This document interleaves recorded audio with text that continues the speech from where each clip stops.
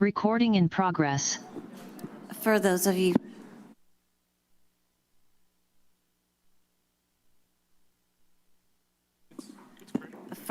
joining us on Zoom, we'll be going live in 2 minutes.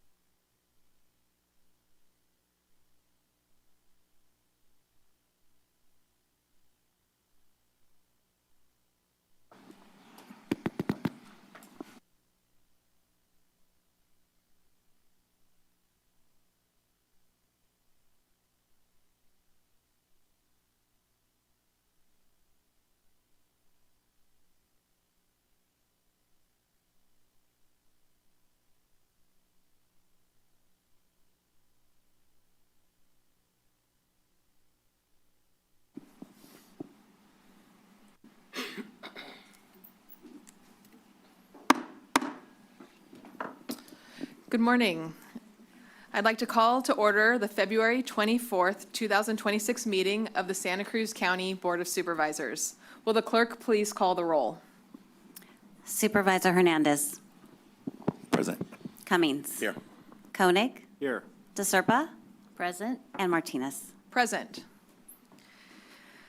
I'd like to start off by sharing that if anybody feels more comfortable participating in this meeting in Spanish, we do have translation available. We hope that Spanish speakers will contact our office beforehand so we can coordinate that with you. You can do that by visiting their office, sending an email to cobstaff@santacruzcountyca.gov, or calling our office at 831-454-2323. But we also have translation available now if that was required. So please do let us know. I'll now move on to a moment of silence. Do any of my colleagues have somebody that they would like to recognize during today's moment of silence? Supervisor Cummings. Thank you, Chair. I'd like to dedicate today's moment of silence for the late Reverend Jesse Jackson, who died on February 17th, 2026. As a civil rights activist and leader, Jesse Jackson spent his life fighting against discrimination and fighting for equality, justice, and equal rights, and for peace in our world. And during a time when many of our civil rights are under threat, it's really important for us to remember and reflect on those individuals who, throughout their lives and throughout history, have fought for civil rights, for justice, peace, and equality. Thank you, Supervisor Cummings. Anybody else? Seeing none, please join me in a moment of silence.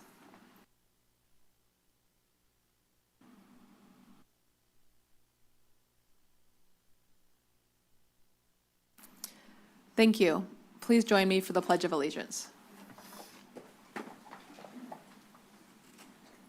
I pledge allegiance To the flag of the United States of America and to the republic for which it stands, one nation, under God, indivisible, with liberty and justice for all.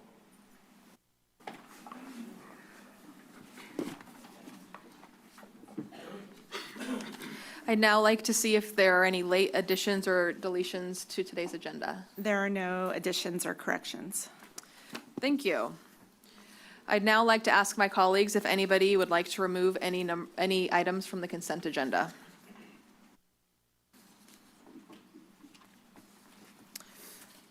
All right, seeing none, we will move on to item number 5, which is general public comment. I'd like to invite the public to make public comment on any items on the consent or closed agenda or any subject matter within the jurisdiction of the board. If you'd like to speak on an item that's on today's regular agenda, we're going to ask that you please hold on to that comment and we will hear it when that agenda item is held. Again, if you'd like to make a comment in Spanish, please let us know and we'll provide translation for you. And with that, I'd like to see how many people are here to speak for our public comment. I'd like to ask you to start a line behind this gentleman so that way we can move through the line. Madam Clerk, how many people are on the call who'd like to speak today? If you're on the call, please use your button to raise your hand or dial *9 if you're on the phone so we can see that you're ready. Chair, we currently have nobody with their hands raised to speak. Thank you. Given that, Madam Clerk, I'd like to set the comment period for 2 minutes. And welcome. Good morning.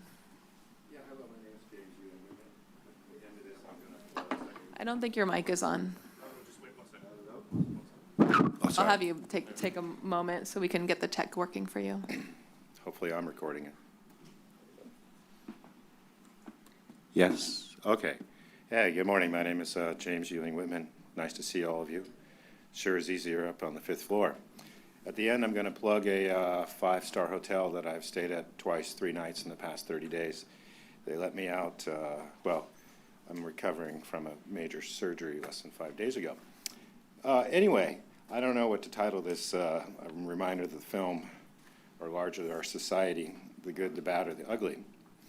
You know, I recently was led to watch a Johnny Carson short, about 25 minutes, with Clint Eastwood, and the title was Why Johnny Carson Wasn't Shaking Clint Eastwood's Hand. The reality was exactly the opposite. It's amazing how deceptive some of our stuff is. Amazing thing. So I just have to wonder what types of individuals make up the Jesuits, the Zionists, the Bolsheviks, or the Nazis, besides at least 60% of our current Congress and Senate. It really is kind of crazy. You look at what happened during the Bolshevik Revolution. Some say 60 million Christians were genocided during that period. What is that, 1917 to 1935? Why have the Christians in the United States forgot that this country was founded on Christian morals? And do they not know history, or they're just not wanting to step up? I don't really know. So I'm actually happy to be here for lots of reasons, and I'm glad to have the recovery that I am. And it's total comedy. I got a call yesterday, and after talking back with Monterey Vascular, they said, you have an appointment tomorrow at 2 p.m. I'm like, wow, that's right when public comments start in the City Council of Santa Cruz.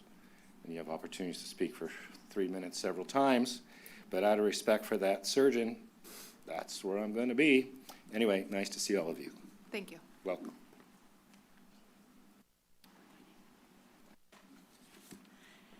Good morning, Board of Supervisors, Chair Martinez. My name is Dana Wagner. I am the Director of Meals on Wheels, a program of Community Bridges. I'm here today to thank this board for the proclamation honoring Meals on Wheels' 50th anniversary. Meals on Wheels started in 1976 as the Golden Age Nutrition Program. In our 50-year history, we have served over 10 million meals to vulnerable seniors in the county. I thank this board for recognition of this milestone, to Supervisor DeSerpa for authoring the proclamation, to Supervisor Hernandez and representatives from Supervisors DeSerpa and Cummings offices for attending our celebration of 50 years at the Chaminade on February 13th, where both former Secretary Leon Panetta and Congressman Jimmy Panetta spoke to acknowledge the importance of this vital safety net program. On behalf of the 1,600 seniors we serve annually, I thank this board for recognizing our contribution to the health of our community. As seniors are the fastest growing segment of our community, the need for programs like Meals on Wheels is ever present. My hope is that Meals on Wheels will be around for another 50 years, having provided another 10 million meals to deserving older adults. I appeal to this board to help me make that possible, and I thank you for your support and acknowledgement. Thank you very much.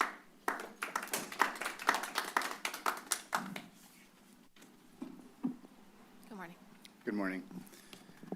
Chair Martinez, Board of Supervisors. My name is Jim Dale.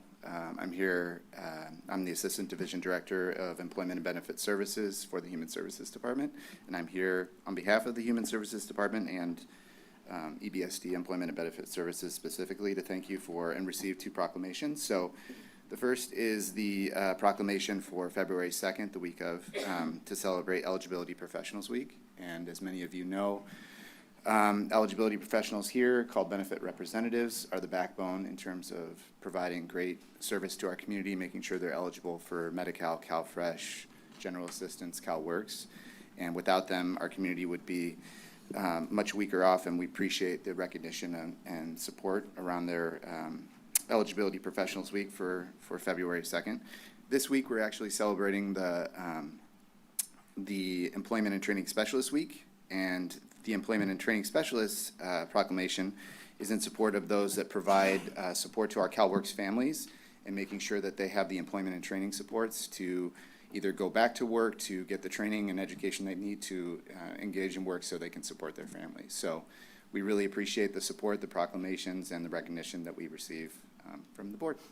And I will say, with my extra time, honor to the Meals on Wheels program. It was my first volunteer experience, and it set me on my path, so congratulations to them on their 50th year.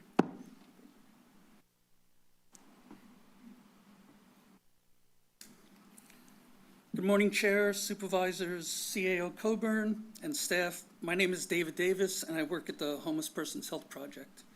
I'm here today to comment on consent agenda item number 36, in which you are scheduled to approve an additional $501,846 to Housing Matters for two existing programs. When will the county stop providing millions of dollars to an organization that is causing harm to so many people? This is $500,000. Another $500,000 from the general fund was given to them to purchase the Santa Cruz Inn to make it a shelter. I do not disagree with the programs being funded, just the choice of recipients. All the while, Housing Matters is removing the most critical services from the homeless population, access to bathrooms, showers, and mail services for around 1,700 people by their own count. At the December meeting, Supervisor Cummings stated the board cannot control how Housing Matters runs their business. However, you do control who receives funding. There are many nonprofits capable of doing the same work as Housing Matters. You can also make providing bathrooms and showers as part and parcel of the additional funding. I do not think you understand everything that potentially can and will happen once these services end. Have you been provided with input from the staff at HPHP, Public Health, and Vector Control on the impact of the human waste that will literally flood the streets as a result of this decision? I know you tasked Housing for Health to come back with recommendations next month, but they've been aware of this issue for over a year and nothing has been decided on. I ask that you delay voting on this matter until you have all the information necessary to make an informed decision so that your constituents, the people who are experiencing homelessness, and all the other nonprofits in the county don't have to pick up the pieces. Thank you.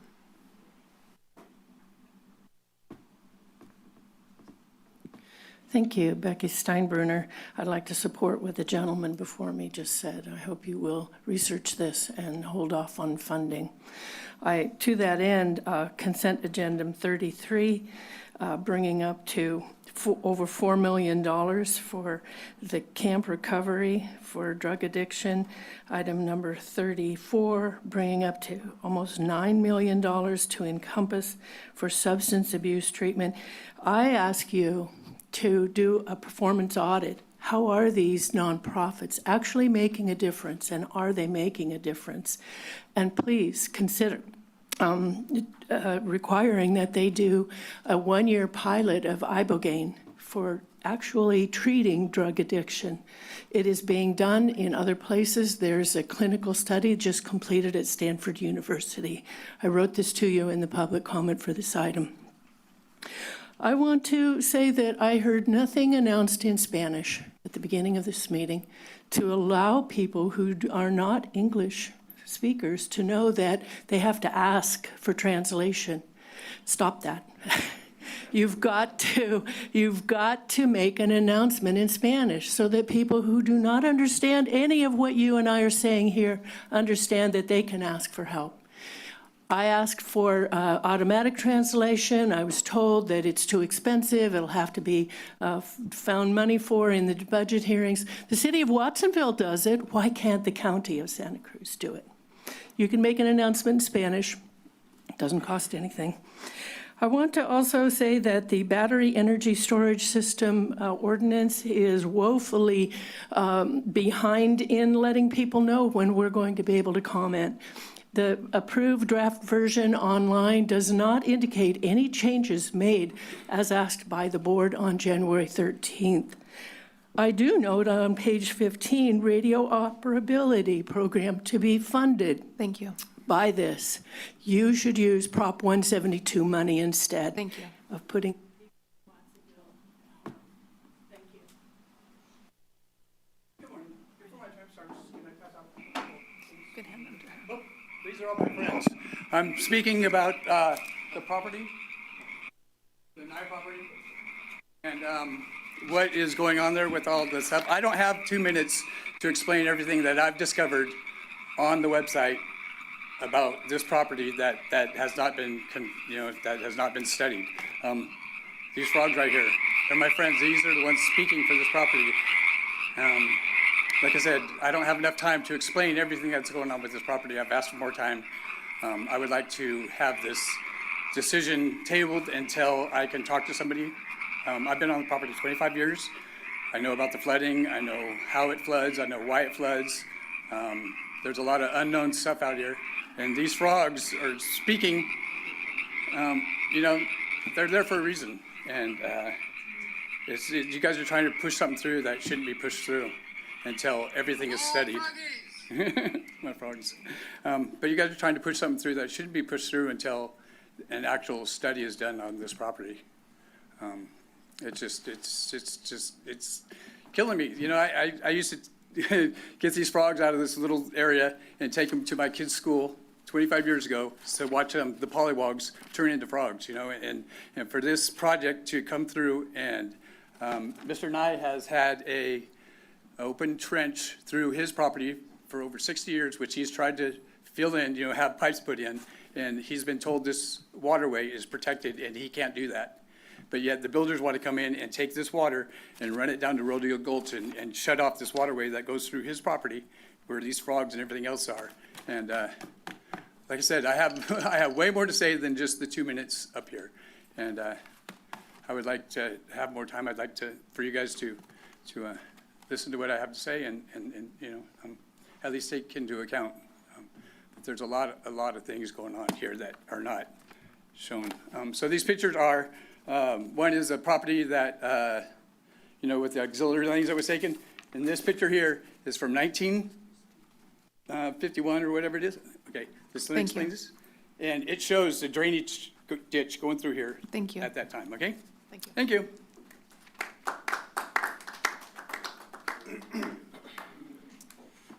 Hi, I'm Sean Doherty, and I'm here to comment on the emergency shelters.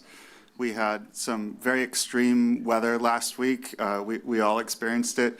It was so cold in the mornings that even when I cranked up all the radiators in my house, my son and I had to put a thick blanket on ourselves when we were sitting on the couch. And there were a lot of people that were outside in that. There were shelters in place. We had staff, and yet those shelters weren't open. I think that we need to relax the criteria for opening them. I think we need to extend the hours. You know, they close at 8 a.m. It's still really cold at 8 a.m. And we need to do a better job of informing the population that needs those shelters, where those shelters are, when they're open. Also, some of them were double booked. There was one shelter that wasn't available because there was a basketball game. So I think we need to look into, I know this probably sounds like I'm asking for a pony, but we got to get some permanent housing for these people. And I know that the state has spent over $24 billion over the course of 5 years to deal with homelessness, and yet our homeless population has increased. I hope that this board is listening to activists within the homeless community, like the Homeless Union, for example, listening to them for ideas on how this problem can be solved in a more cost-effective way. I think our current system of nonprofits that have CEOs making over $200,000 a year and other executives is not the right way forward. It's wasteful. We can't be spending $500,000 to $1 million per unit to house people. We could be doing something for just a fraction of that. Thank you.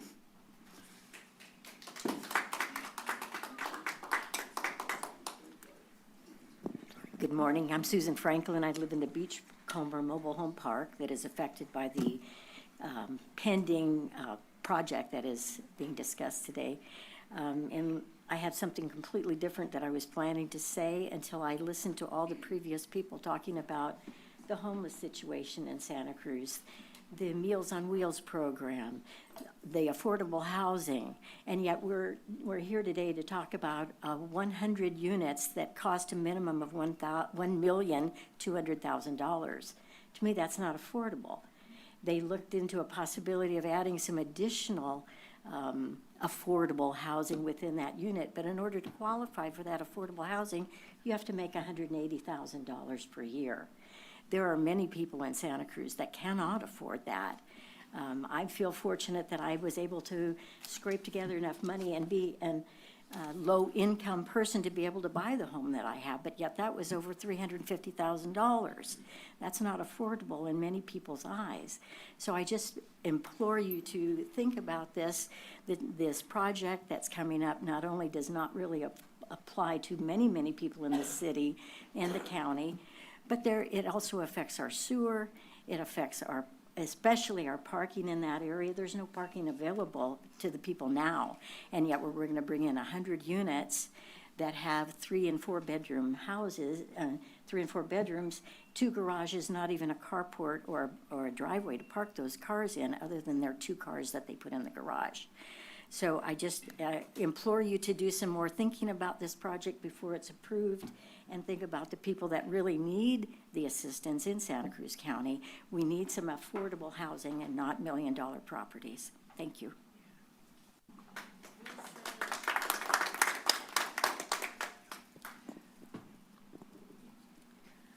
Excuse me, ma'am, are you also here to talk about the same project? Yes. I wanted to let you, as well as the public, know that right now we're hearing comments on the consent agenda, which is everything that's not on the regular agenda. That item we will be hearing. We'll receive a full presentation on it, and there'll be time for public comment. Okay. If you are able to stay for that, I would encourage you to make your comment then. Otherwise, I'd welcome you to make it now as well. No worries. It's okay. It's very confusing. It's not scheduled. Anybody further in the room who'd like to make public comment on the consent agenda or any item that's not on the regular agenda? Seeing none, I'll return it to the clerk to see if there's anybody online. Yes, Chair, we do have callers. Thank you.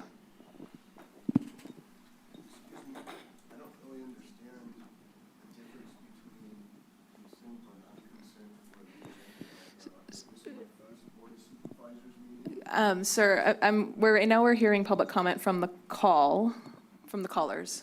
Thank you. Caller 833, your mic is now available.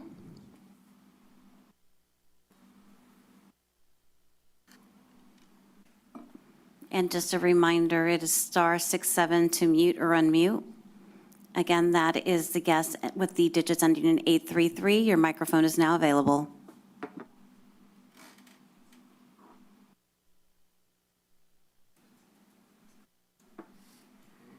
Seems like they're having trouble connecting. I'm going to go on to the next caller.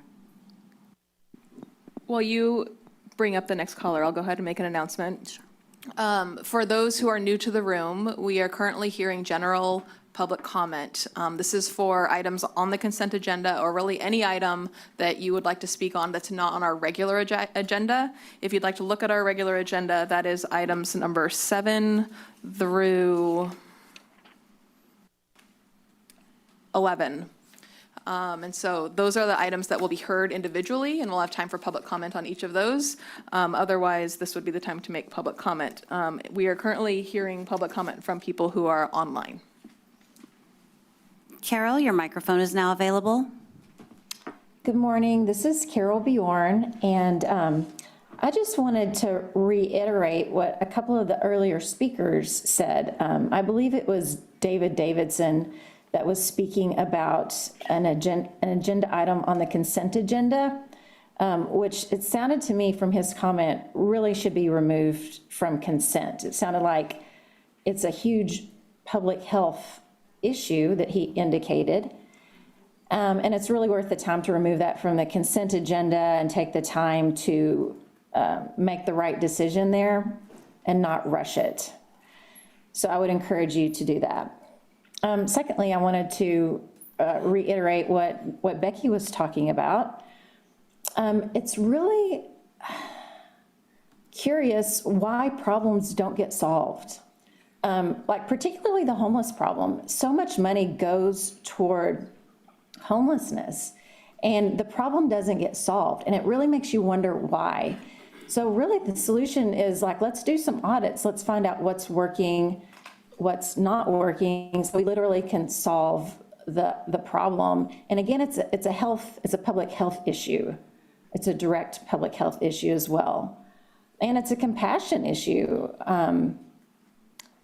It's sad. It's truly sad the way some people are like forced to live. So I would encourage you to do the necessary audits. Let's find out where the money is going, and let's find out the solution. I think everybody here would really support that. Thank you so much. Guest 833, your microphone is now available.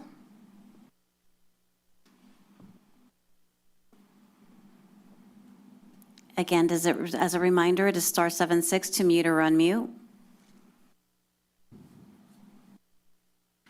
Seems they're having trouble connecting, Chair.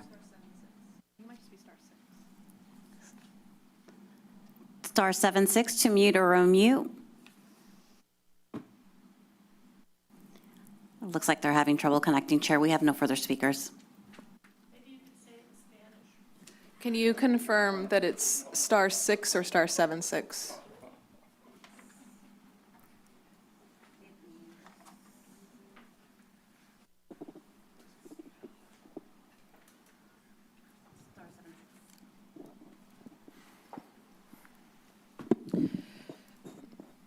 Okay, if we have no further public comment, I'm going to bring it back to the board for comments on the consent agenda. I'll start on my left with Supervisor Koenig. Thank you, Chair. For items 24, 25, and 28, appointing various people to open seats on the Housing Advisory Commission, including Tom Graham, Deputy Director from the Santa Cruz County Housing Authority, who we'll hear from momentarily. I just want to thank everyone who's stepped forward to volunteer for these positions.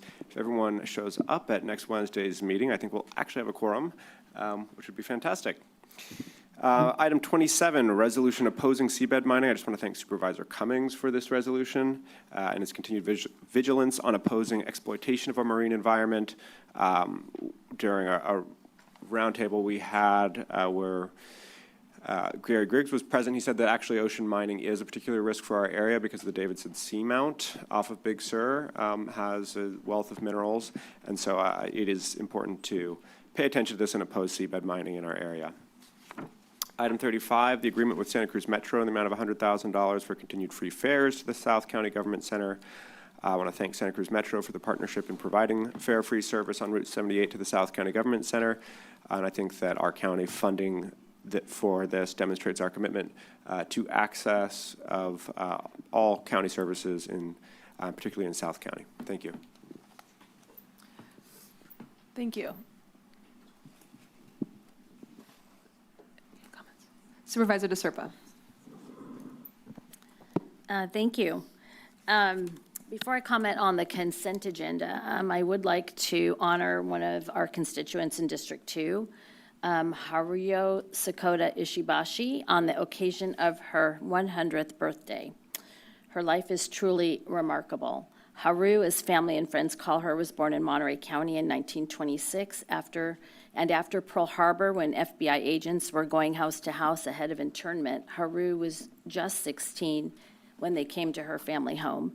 She calmly told them that all the kids had chicken pox and they couldn't come in. And that night, her family drove to Colorado and avoided internment. After the war, she returned to California, settled in Watsonville in the 1950s, and helped build a life in the Pajaro Valley as a strawberry grower, earning respect as a leader in the berry growing community at a time when women growers were rare, and really still are. Through Westview Presbyterian Church, the Japanese American Citizens League, and as the matriarch of a big, loving family, she's left an incredible legacy here, and I'm proud we get to honor her today. Happy birthday, Haru. We have a board proclamation to honor the occasion, and we'll make certain we get that to you in person. Thank you. Thank you for indulging that. On item 26, I appreciate the chance to partner with Supervisor Cummings to support AB 1539, authored by our local Assembly member, Don Addis. At its core, this bill is about making sure presidential and vice presidential nominees meet the constitutional requirements before their names move into the ballot process. So thank you, Supervisor Cummings, for supporting with me. On item 30, approving People First contract to operate shelters. Over the last few weeks, my office, and I'm guessing many of my colleagues here on the board, have received calls and emails from residents concerned about the well-being of unhoused people with the very cold weather. I would like to request a report back on how often shelters are activated, what the usage and capacity looks like, and whether anyone was turned away because those shelters were full. Also, I'd like to review the conditions that have to be met to trigger severe weather shelters. It seems like we could do a better job underneath this framework, so thank you. On item 37, as chair of the System Improvement Partnership Steering Committee, this is for child welfare. I thank staff and partners for the work that went into this and the clear focus for the next 5 years: stronger aftercare planning, better engagement and support for parents with complex needs, and building up the natural and community supports so families have what they need to stay stable and the system steps back from intervening. I would also just, and I will do this in March for Social Work Appreciation Month, but just a shout out to all my social work colleagues that work in child welfare. It's one of the hardest jobs there is, truly. And so thank you for everything that you do and everything that you see. I know that it is important work and very difficult work. There's one, I think that's it for now. Thank you. Thank you, Supervisor DeSerpa. Supervisor Cummings. Thank you, Chair. First, just like to start by thanking Supervisor DeSerpa for item number 26 for bringing this to our attention and asking me to sign on, which I think is very it's timely in terms of the work that Assemblymember Addis is trying to accomplish regarding qualified political parties to certify constitutional eligibility of presidential and vice presidential nominees.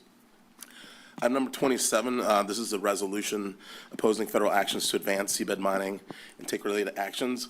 This was actually supposed to just be a cleanup item. When we look back at the first resolution that the board passed, we noticed that for some reason seabed mining wasn't included, and the offshore oil comment that was made, the board took action just for one specific comment, not for multiple comments throughout the duration of the process. And so this item was intended to allow for the chair on behalf of the board to sign off on comments that could be submitted throughout this entire process, and also to have a resolution opposing deep seabed mining. But then yesterday, the Bureau of Ocean Energy Management actually proposes rule changes to support critical mineral exploration and development essential for national security and economic prosperity. So what they announced yesterday was that they proposed revisions to its regulations governing hard mineral resources on the U.S. Outer Continental Shelf, aiming to advance exploration and development of critical minerals essential to national security, economic competitiveness, and technology progress, meaning that they're going to speed up this process for deep seabed mining. And the proposed changes are actually going to be published today. So it's very timely that we have this opposition moving forward, because currently there's a comment period for deep seabed mining off the coast of Alaska. There's a comment period for deep seabed mining off the coast of Virginia. And we know that there are sites off the coast of California that likely will be coming under threat. So just want to thank the board for their support of us continuing to stay on top of protecting our oceans and our natural resources. Item number 30, this is the contract with People First, and I know Dave Reed's here. I have a few questions. I think that were somewhat highlighted by Supervisor DeSerpa. This is related to contracting for winter shelter, and I was wondering if you maybe could just provide some information about the triggers for when winter shelters are open, and also what opportunities there are for us to reopen the conversation around the triggers for winter shelter.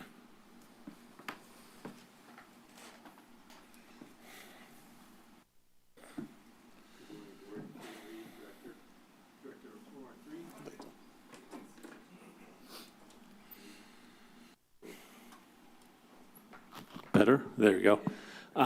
Yeah, good morning, Board. Dave Reed, Director, OR3. So the thresholds to open the shelters is a forecasted temperature of 38 degrees or less for 2 consecutive nights. We use that temperature at this inside the city limits of Santa Cruz and inside the city limits of Watsonville. So when we do a forecast and we work with the National Weather Service, we're looking at the low temperatures in those 2 locations, because we do know that as you get up in elevation, in most situations, it's going to get colder. So a lot of times community members will see that it's going to be 36 degrees or 34 degrees in Boulder Creek or in other parts of the county. But we really are trying to focus on those 2 low temperatures in those 2 locations. So that's one threshold. The second threshold is related to flooding. So if we have a forecasted flooding by the National Weather Service at a certain elevation, there's advisory, warning, or I always forget the 3, but there's tiers of flood advisory. But if we're expecting significant flooding, and then the third is if we are issuing evacuations for anywhere in the county, we would open them. So those are kind of the 3 tiers of criteria. Typically, what we've experienced over the last number of winters is really temperature-based rather than the flooding-based. So those are the criteria. And then one of the drivers for changing that criteria is really around both facility access, staffing resources, and cost. So People First has been a great partner that we've started working with over the last few years. They have staffing capacity issues. They had those last year when we were operating kind of more than 2 or 3 days in a row. And then we do have facility access issues as well. So we typically are opening right now at our 2 vets halls. And so we're trying to work around existing programming to minimize the impacts to the day-to-day operations at those facilities. But there's certainly an opportunity to have more conversation about that with the board. Great. Well, it'd be great to follow up with you, and maybe Supervisor DeSerpa, if you're interested, we can talk with Dave Reed about this, because I think, the other factor is precipitation more so than flooding. If it's heavy rain like we had the other week and it's, 45 degrees out with winds, that can potentially cause hypothermia. And so I think we can maybe consider and think about what further opportunities and whether we can make some shifts to these criteria for opening. But just want to appreciate the work that you all been able to do, and the fact that we were able to get an MOU with the city of Santa Cruz and city of Watsonville to have winter shelters be available. Yeah, thank you. Supervisor Cummings, can I just make a comment? Sure. Is that okay? one tiny comment? Sure, go for it. I'll just say that on behalf of the hospitals in our county, it's very, very difficult to discharge somebody who's been very ill or had surgery or something to the recuperative care center. Like, there needs to be an authorization in place, and that takes sometimes several days. I've talked to CCAH about it, and it hasn't gotten any better. So on these very cold nights when people are being discharged from the hospital, they don't have anywhere to go. So if somebody could help me work on this, because that needs to be a very easy process so that we can get people who are having a medical situation into shelter. Yeah, and I think to not speak on behalf of the other director in the room, Director Randy from HSD, I'd appreciate that any conversation we have, we make sure to include Robert and Randy in that conversation, because some of this work straddles the OR3 purview I get with it. the day-to-day. I just needed to for say sure. it out loud, because I've Absolutely. tried to fix it from behind the scenes and it's not working. Yeah. Thank you. So, last two comments. Item number 36, this is the agreement with Housing Matters, and just want to acknowledge some of the comments that were made earlier. And my hope is that when we get an update on homeless services, that we can get a report back on whether Housing Matters has met their goals in terms of the people that they're trying to serve, just so that we can make sure that the community is aware of how effective these dollars are being spent to help us address homelessness. And then finally, items 46 and 47, these are related to the rail trail. I just want to thank staff for all their hard work. I think that the expectation is that we're going to try to do our best to minimize the amount of trail that goes onto the track, just because of the fact that that's why we accepted that funding in the first place. But knowing that there's a gap, that there's going to be some need to try to get creative with how we're going to make sure that we can make our dollars go as far as they can. So good luck with that endeavor, and look forward to hearing back from you all soon. Just really quick. Supervisor Hernandez.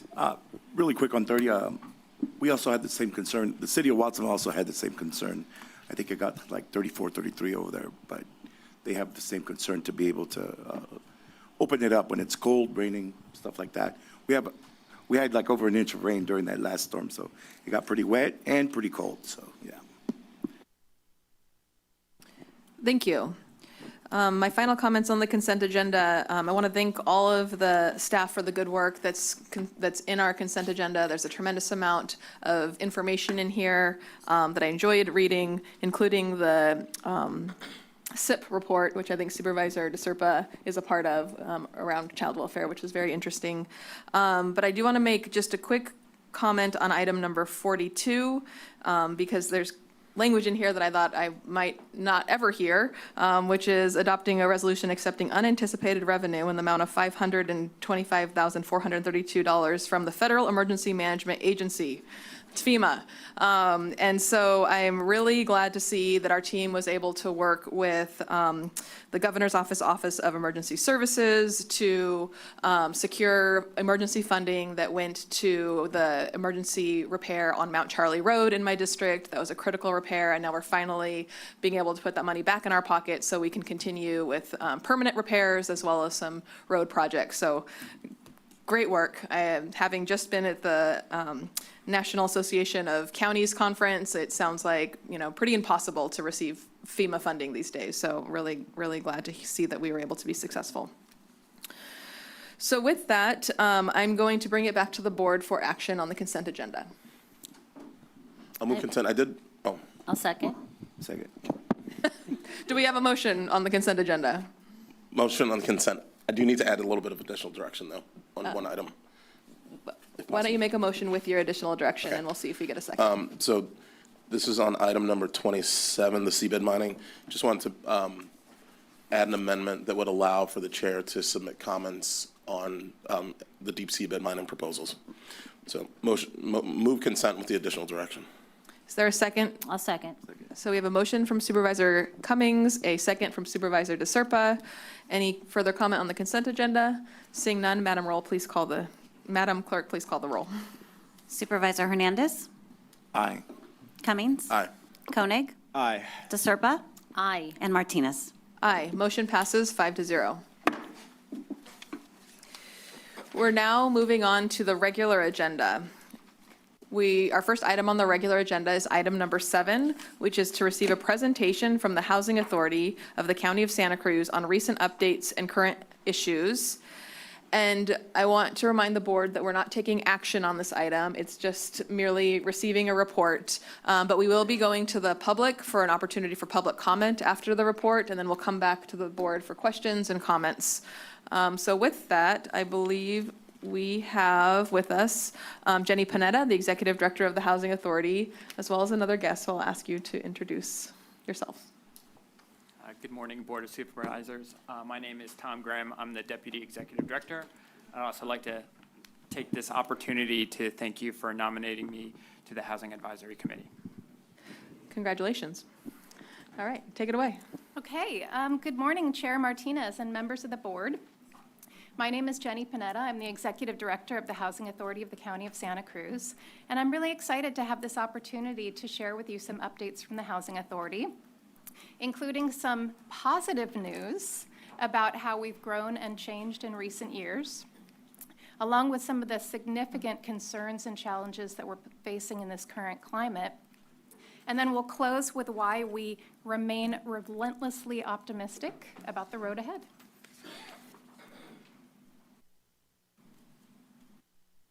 All right, nope, back one. Okay, perfect. Thank you. So the Housing Authority is an independent, mission-driven public agency that administers a mix of federal, state, and local programs. Our largest programs, by a mile, are federally funded rental assistance programs.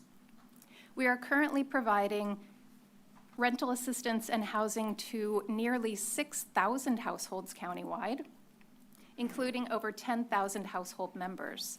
And as you can see from the chart on the slide here, a lot of the families in our program are some of the most vulnerable members of our community.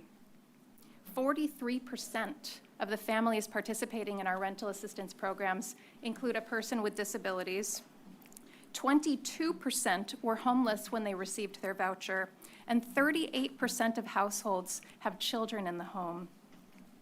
The families that participate in our programs are extremely low-income families with a median household income of just $27,000 a year, which is just barely above the federal poverty level. Rental assistance is at the core of our mission at the Housing Authority, and I'm really proud of our performance here. Our Housing Choice Voucher Program has grown significantly. In the past 5 years, we've increased the size of our Housing Choice Voucher Program by over 20%, which is adding 1,000 additional families to our Housing Choice Voucher Program just in 5 years. We've also increased the size of our budget by $50 million annually. Our project-based voucher program has also grown, which means that we're using our vouchers to support the development of new affordable housing. And so when we commit Housing Choice Vouchers to the project-based voucher program, those vouchers are doing double duty. They're helping families with an affordable income-based rent, but they're also helping new housing to get built. They're helping those projects to be financially viable. We have 25 project-based vouchers that are complete, constructed, and occupied housing families, and we have 21 more projects that are in our pipeline, currently in pre-development or in the construction phase, representing over 1,600 more affordable housing units that will be coming online in the next couple of years. So when you drive around in the community, up and down the county, everywhere you're seeing affordable housing being built, those projects are being partially supported by vouchers. So as I've shared already, this has been a time of real growth and change at the Housing Authority, and I wanted to share a little bit more about that. In the past 5 years alone, we've established our own nonprofit affiliate called New Horizons Affordable Housing and Development. We also repositioned our former public housing stock to local ownership so that our former public housing units are now owned by our nonprofit. And the rental revenue from those units is generating a new non-federal source of revenue available to our nonprofit organization. In addition to that, we've been selected by HUD to participate in a demonstration program called Moving to Work. And the MTW program gives our agency significant financial and administrative flexibility. So in 5 years' time, a new nonprofit, a new source of revenue, and new flexibility. So when you put all of those things together, we've been able to expand on our mission so that we're doing more than housing. And we're trying to use housing as a platform to improve equity and quality of life. To that end, we have developed a suite of resident services. And this is new for us. We have focused on rental assistance alone for decades. Now, through our nonprofit organization, we're providing scholarships, summer camp grants, tutoring, backpacks, metro passes, all of the services on the slide. This is a partial list of the services that we are currently offering to families on our program through our nonprofit organization.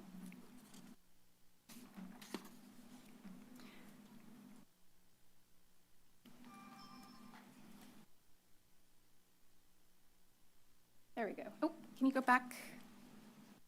Okay. Which leads me to the other new significant activity that we have undertaken as a housing authority.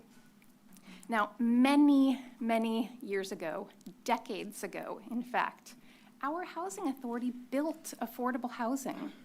But for the past 30 years, as I've shared a few times, we have focused on rental assistance and rental assistance only. I'm really excited and proud to share that for the first time in 30 years, our housing authority is building again. So we've recently completed our first new affordable housing project. It was a 20-studio apartment project on the west side of Santa Cruz. That's Natural Bridge's apartment. And we have a new project in pre-development at 2021 Chanticleer in the unincorporated part of the county. Our new project on Chanticleer will be a family project. We expect at least 60 affordable units, and they will be a mix of studios, 1s, 2s, and 3-bedroom units. We expect to apply for tax credits, and we hope to begin construction next year in 2027. This is an area of growth for us, so we are also actively seeking new opportunities, particularly seeking opportunities and partnerships that will help our agency build tax credit experience. Okay, now I want to kind of pivot to share some of the concerns and challenges that we're facing right now in this current funding and political climate. I'll begin with the situation with our emergency housing voucher program, which I think you may be aware of. The emergency housing voucher program, I'll just call them EHVs, was a brand new program that Congress passed during the pandemic with the American Rescue Plan Act.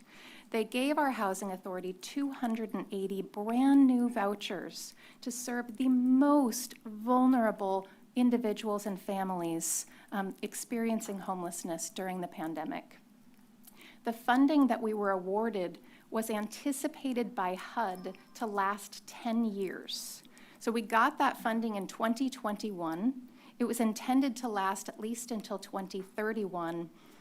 But the costs of the program, HUD went through the money faster than they anticipated going through the money. And unfortunately, both Congress and HUD have made a decision not to allocate more funding for the emergency housing voucher program. So they have communicated to housing authorities, when you run out of funding, your program is over and rental assistance will end for all of the families on your emergency housing voucher program. We currently have 250 families receiving rental assistance through the emergency housing voucher program. And our housing authority is committed to doing absolutely everything we can possibly do to ensure that we can provide continued rental assistance to these households. So to that end, what we have done is placed everybody that has an EHV voucher onto our regular Housing Choice Voucher waiting list, and we've created a preference on that waiting list for people that have an EHV voucher. Additionally, we have prioritized EHV households for every single one of the units that our housing authority owns and operates. So anytime we have a vacancy, that unit is going to an EHV family so that we can connect them to a stable rental assistance program. And then beyond that, all of those 25 project-based voucher developments that I shared are completed and occupied. Anytime there is a vacancy at any PBV unit, and anytime there's a new project-based voucher property that's coming online before the EHV program ends, EHVs will be prioritized for those units. So importantly, Harvey West Studios and also Pacific Station North, which are both anticipated to open in the coming months, those will be significant opportunities for EHV households as well. It's not enough. It's not enough. So even though we're concentrating all of our project-based voucher and housing authority unit capacity to EHV households, it's not going to be enough. And there will still be households in the EHV program when funding for that program comes to an end at the end of 2026. The only viable option for providing continued rental assistance for EHV households is to provide every single one of those households with a regular housing choice voucher. And that is exactly what we plan to do if funding in the voucher program allows for it. So unfortunately, here we are at the end of February, and we still don't have information about our funding for the Housing Choice Voucher Program for calendar year 2026. Congress finally passed a budget back in the end of February, but HUD has 60 days after that to provide individual housing authorities with our agency-specific funding, so we won't know for sure what our funding is until the end of March. Right now, the best information that we have available to us, and please keep in mind these are projections, we expect that the voucher program will be funded at a 99% proration.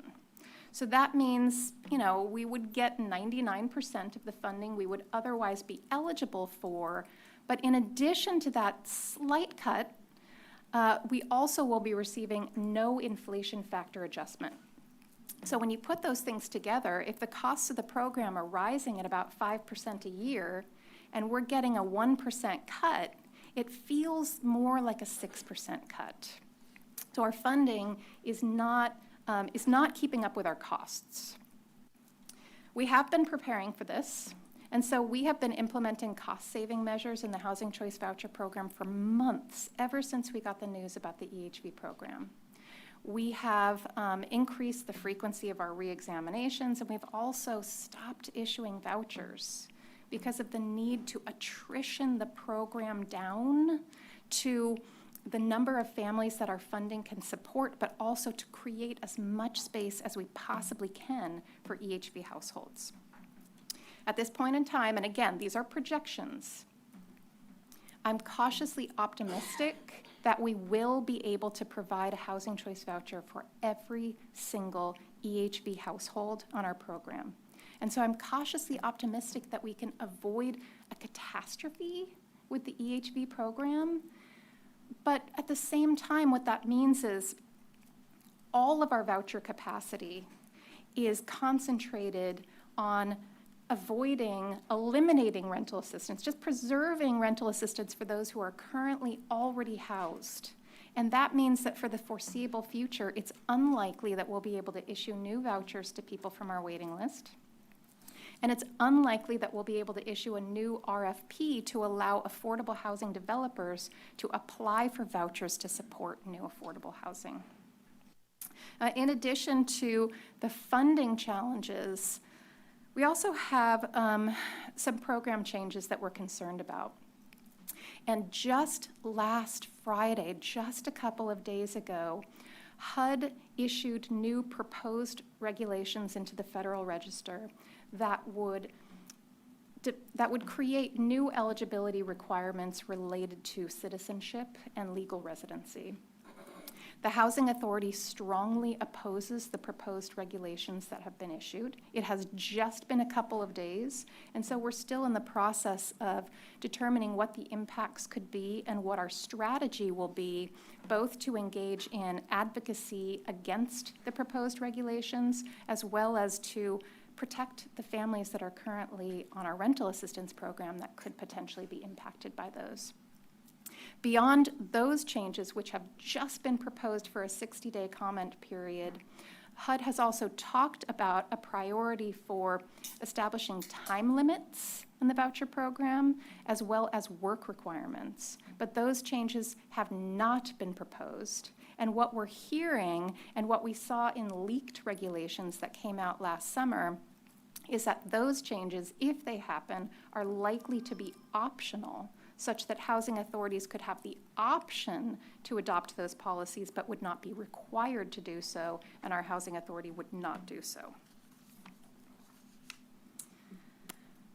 So, despite these setbacks and concerns, like I shared, I wanted to end on a positive note because I really do remain relentlessly optimistic. I believe that we are stronger than we've ever been as an agency. We have new administrative and funding flexibility that gives us room to innovate and come up with local solutions. We have 50 years of experience at administering this program, and so as a reminder, we've been through this before. We've been through changes in the program, changes in administration, we've been through funding cuts, and we have always come back stronger. I'm confident we're going to do that again. So with that, I just wanted to close by thanking the board and staff, not just for the opportunity to present to you today, but also for your unwavering partnership and support for our agency, the Housing Authority, the programs that we administer, and for the families that we serve. Thank you, and we welcome your questions.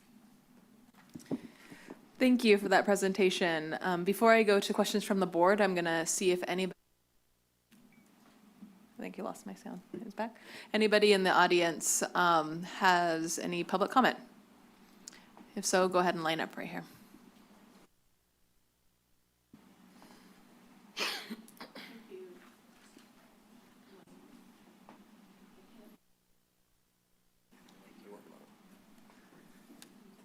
Is it on now? Thank you.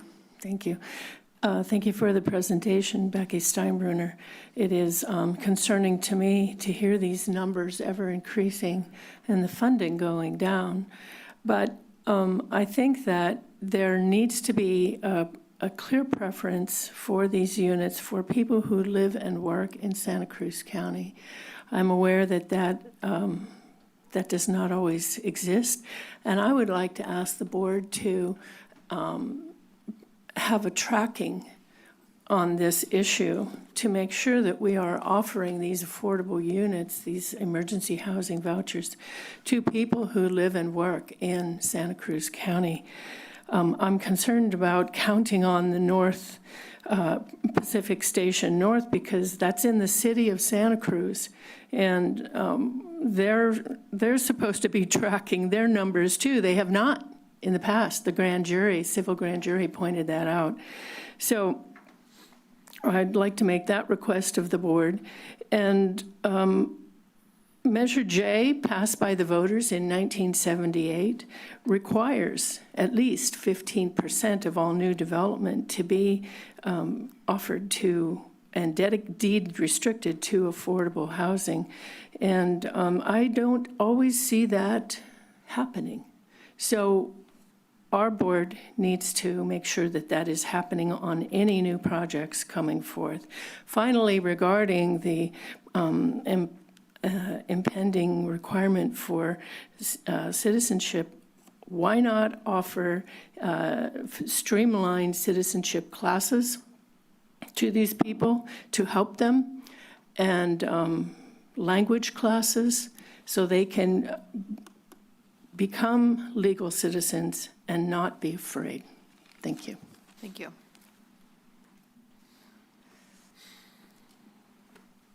Welcome. Thank you. I'm Randy Morris, the county's Human Services Director, and it's very nice to meet you, Jenny. Jenny works very closely with the Housing for Health Division, Dr. Robert Ratner, and I just want to make sure to connect a dot. That is probably well known by the board and the community, but if not, it's the marriage and the partnership between the Housing Authority and the board standing up a Housing for Health Division that did not exist 5 years ago. I've been in the field 35 years. Only 5 years have I overseen a homeless office, and the one thing I've learned is until somebody can help bridge the distance between rent and people's income, all the state funding, all efforts at local government level are limited.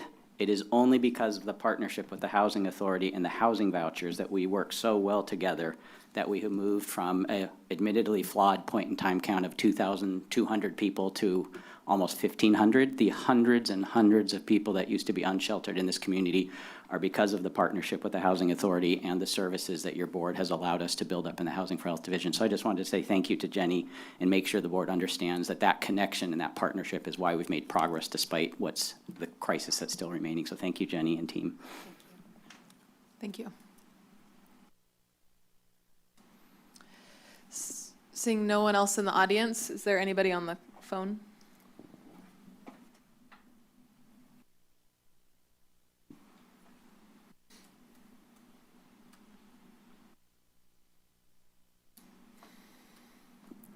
We have no callers online, Chair. Thank you. I'll bring it back to the board for questions or discussion. Supervisor DeSerpa. Thank you. Thank you to the Housing Authority for being here today. I'm not on any of the committees that have to do with Housing for Health or housing, and so I had heard that the emergency vouchers were going away, and I was very, very concerned about that. And I needed to know like what the pathway forward was for all of these families that are currently housed to secure their housing. And I feel very satisfied today after hearing your presentation. Thank you so much. Can you just, if you would, just indulge me a couple of questions?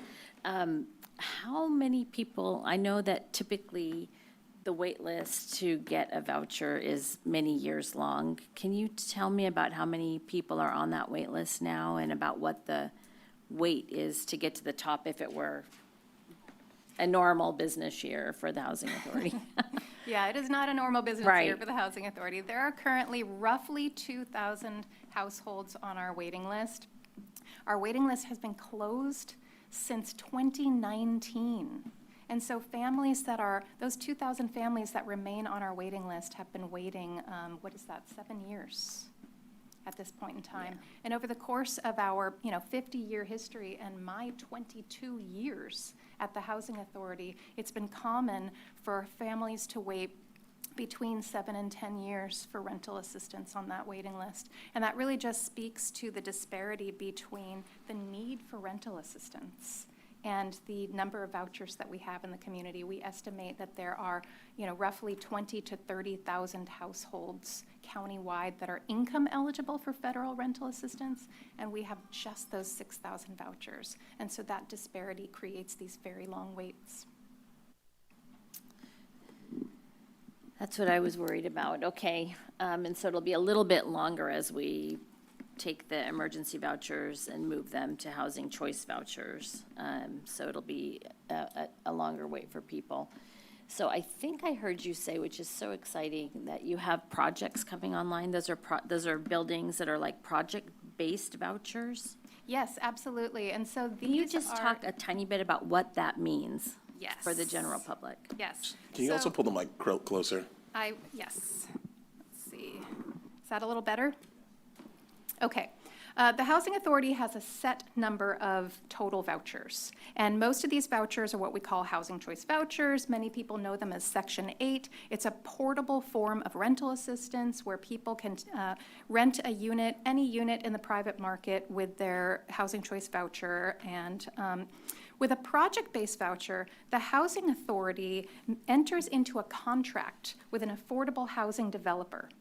And these are long-term contracts, usually a 20-year period, where affordable housing developers will apply for some number of vouchers. They'll say, we're building this 100-unit affordable housing development, and we need help funding it. So they'll apply for some number of vouchers, and let's say we award them 25 vouchers. That means that in this affordable housing development, some percentage of those units, let's say 25% of them, are supported by a project-based voucher. So that means there's 25 new units that are exclusively available to households that have a voucher, which is helpful because historically, households that have a voucher have struggled to find units in the private rental market with landlords that sometimes are reluctant to accept a voucher. So it's helping families because there's more units that are exclusively available to households with a voucher, but it's also helping those programs pencil out. Because if a affordable housing project has an award of project-based vouchers, they're more competitive when they apply for tax credits. And they also have, they have market rate rents coming into those particular units. So it's helping the projects get additional funding, and it's helping them to pencil out, essentially. Jenny, you know me because we've worked together in the Yes. past to house many people, including people with pretty serious and severe disabilities. So my next question, and maybe you won't know how to answer this right now, but how many of the units coming online would be accessible for people with disabilities? When you say accessible, do you mean wheelchair accessible, Yeah. like ADA accessible? I don't have that information okay. at my fingertips. It's certainly something that we can provide to you. Thank you. And regarding the new concerns regarding citizenship, because I've gone through this process with many patients and clients over my career, there always were, it seems like there was always requirements that you had to be a U.S. citizen in order to receive a voucher. So the new citizenship rules, are they trying to mandate that everyone in the household is a citizen, or what are the changes? Yeah, that's exactly right, and I'll summarize it. Currently, with the Housing Choice Voucher Program, which is a federally funded program, at least one household member must be a citizen or legal resident for that household to receive rental assistance. At least one household member. And that one household member does not need to be the head of household, does not even need to be an adult. And so what happens is if you have a household that has what HUD would call mixed eligibility status, so some members of the household are citizens or legal residents, and some members of the household are not, then that family will receive prorated rental assistance. So if 75% of the household members have eligible immigration status, then that family will receive 75% of the assistance that they would ordinarily be eligible for. If only 25% of the household members have eligible immigration status, then they're only going to receive 25% of the rental assistance. So that's how it currently works. Right now, HUD is proposing a change that would require all household members to be citizens or legal residents. And they are not proposing that this change be applicable to prospective new families only. What they are saying is even for the families that are currently receiving rental assistance, and in our program, of our 6,000 families that we're providing rental assistance to, about 270 households are what HUD would call a mixed eligibility status household. If these regulations are implemented, then households would be required to either remove household members or the entire household would lose their rental assistance. Thank you. Well, thank you, Tom and Jenny, for the presentation today.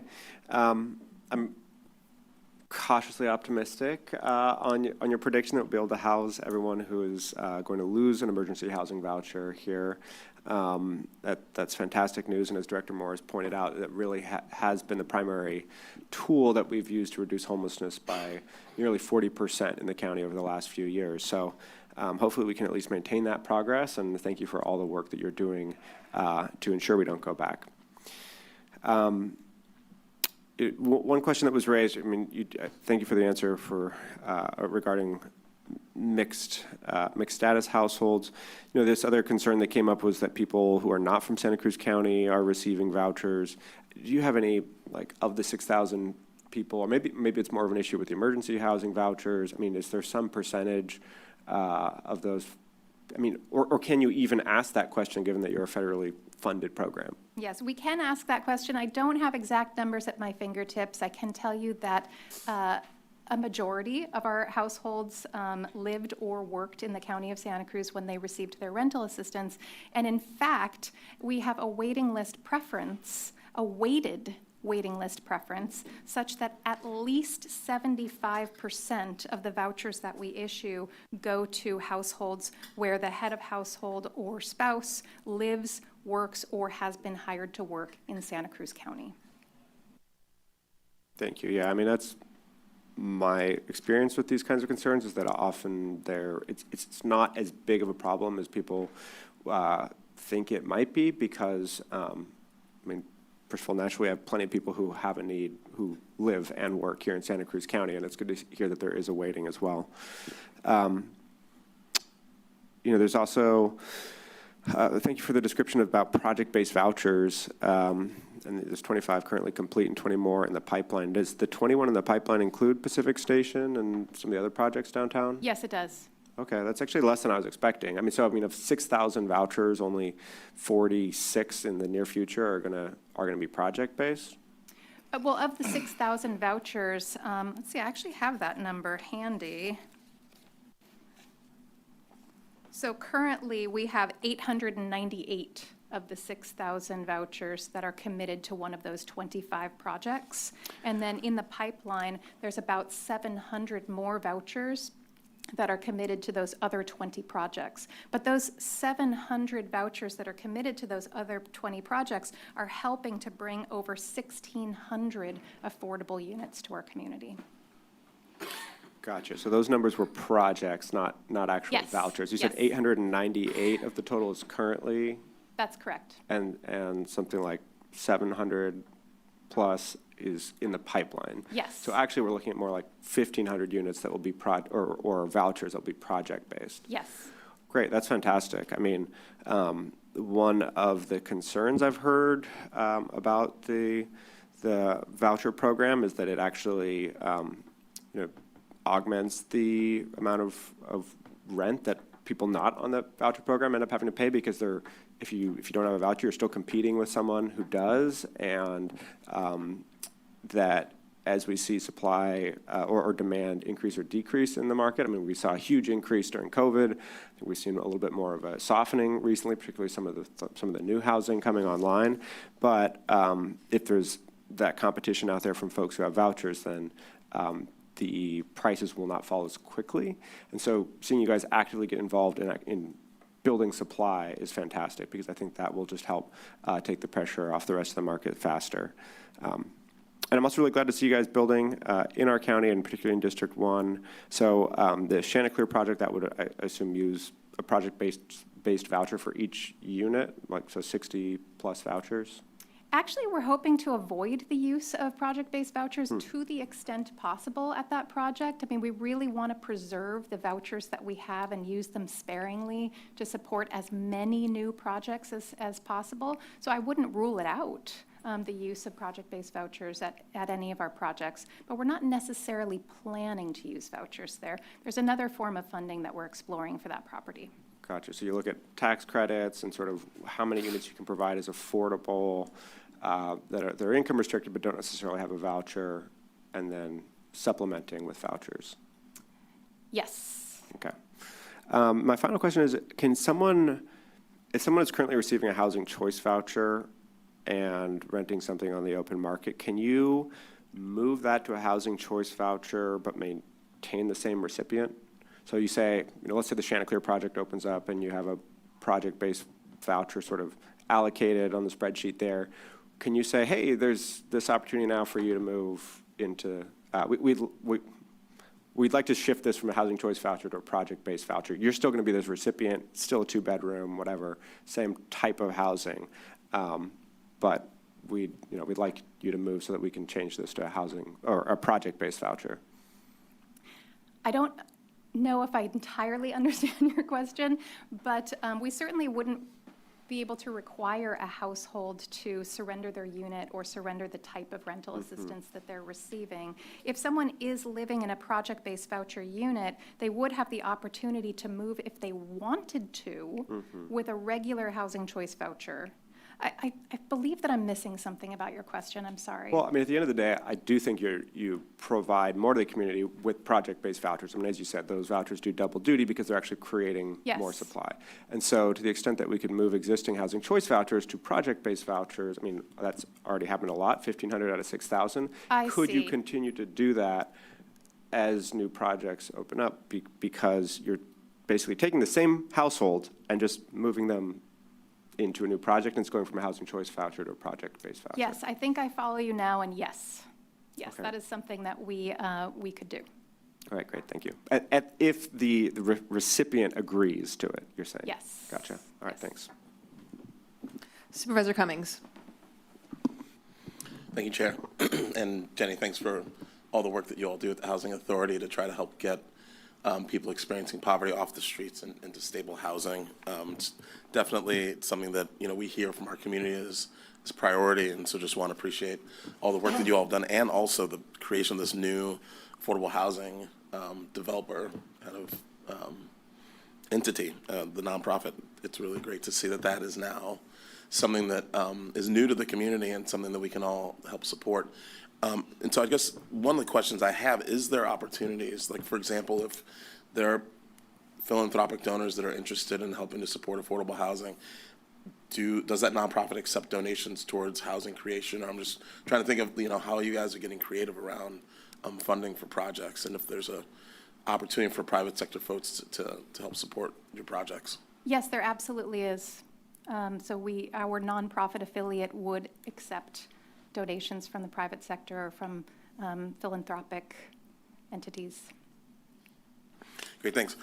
Going back to the kind of, the folks that are on the wait list, they receive a housing voucher, and kind of the process that people have to go through to find housing. I wonder if you can just speak to that a little bit, and like how much time people have to kind of find a secure location where they can rent.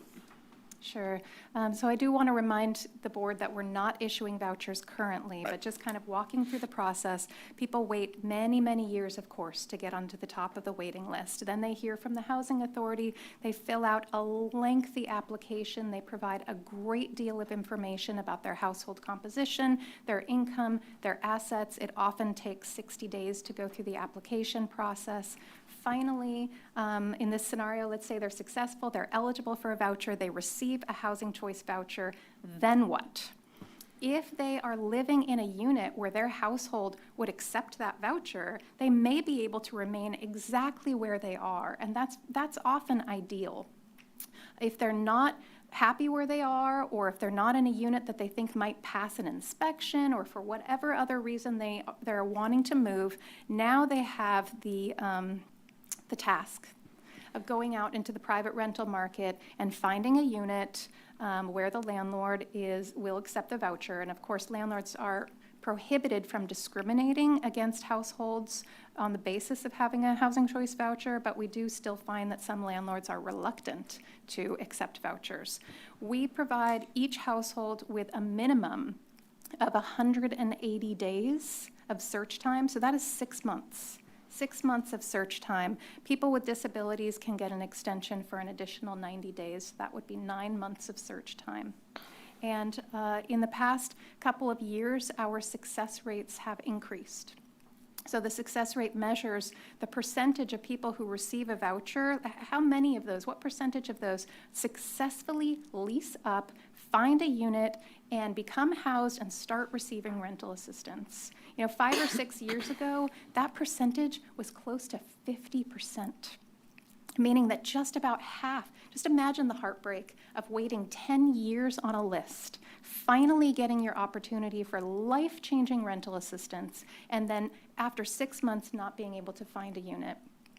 We've improved our success rate. It's about 77% now, and so it is going in the right direction. We attribute that to conducting FMR studies that help keep our voucher payment standards in line with the actual rising costs of market rents. It makes each one of those vouchers more marketable in the rental market.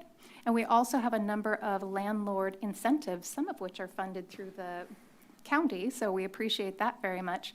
And all of these interventions have been somewhat successful in helping connect people that have a voucher to a unit.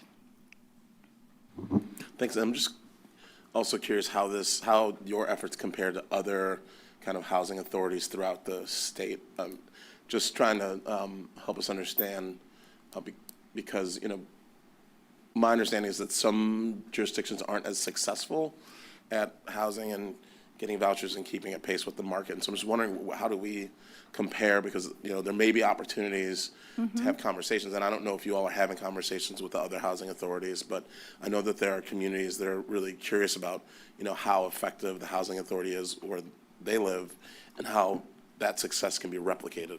Yes, we participate in housing authority industry groups. We're a member of the California Association of Housing Authorities, and we're happy to engage in more conversations. I'm really proud of our track record on this. So first of all, if you look at our program utilization, we are using 99% of our vouchers and 100% of our dollars.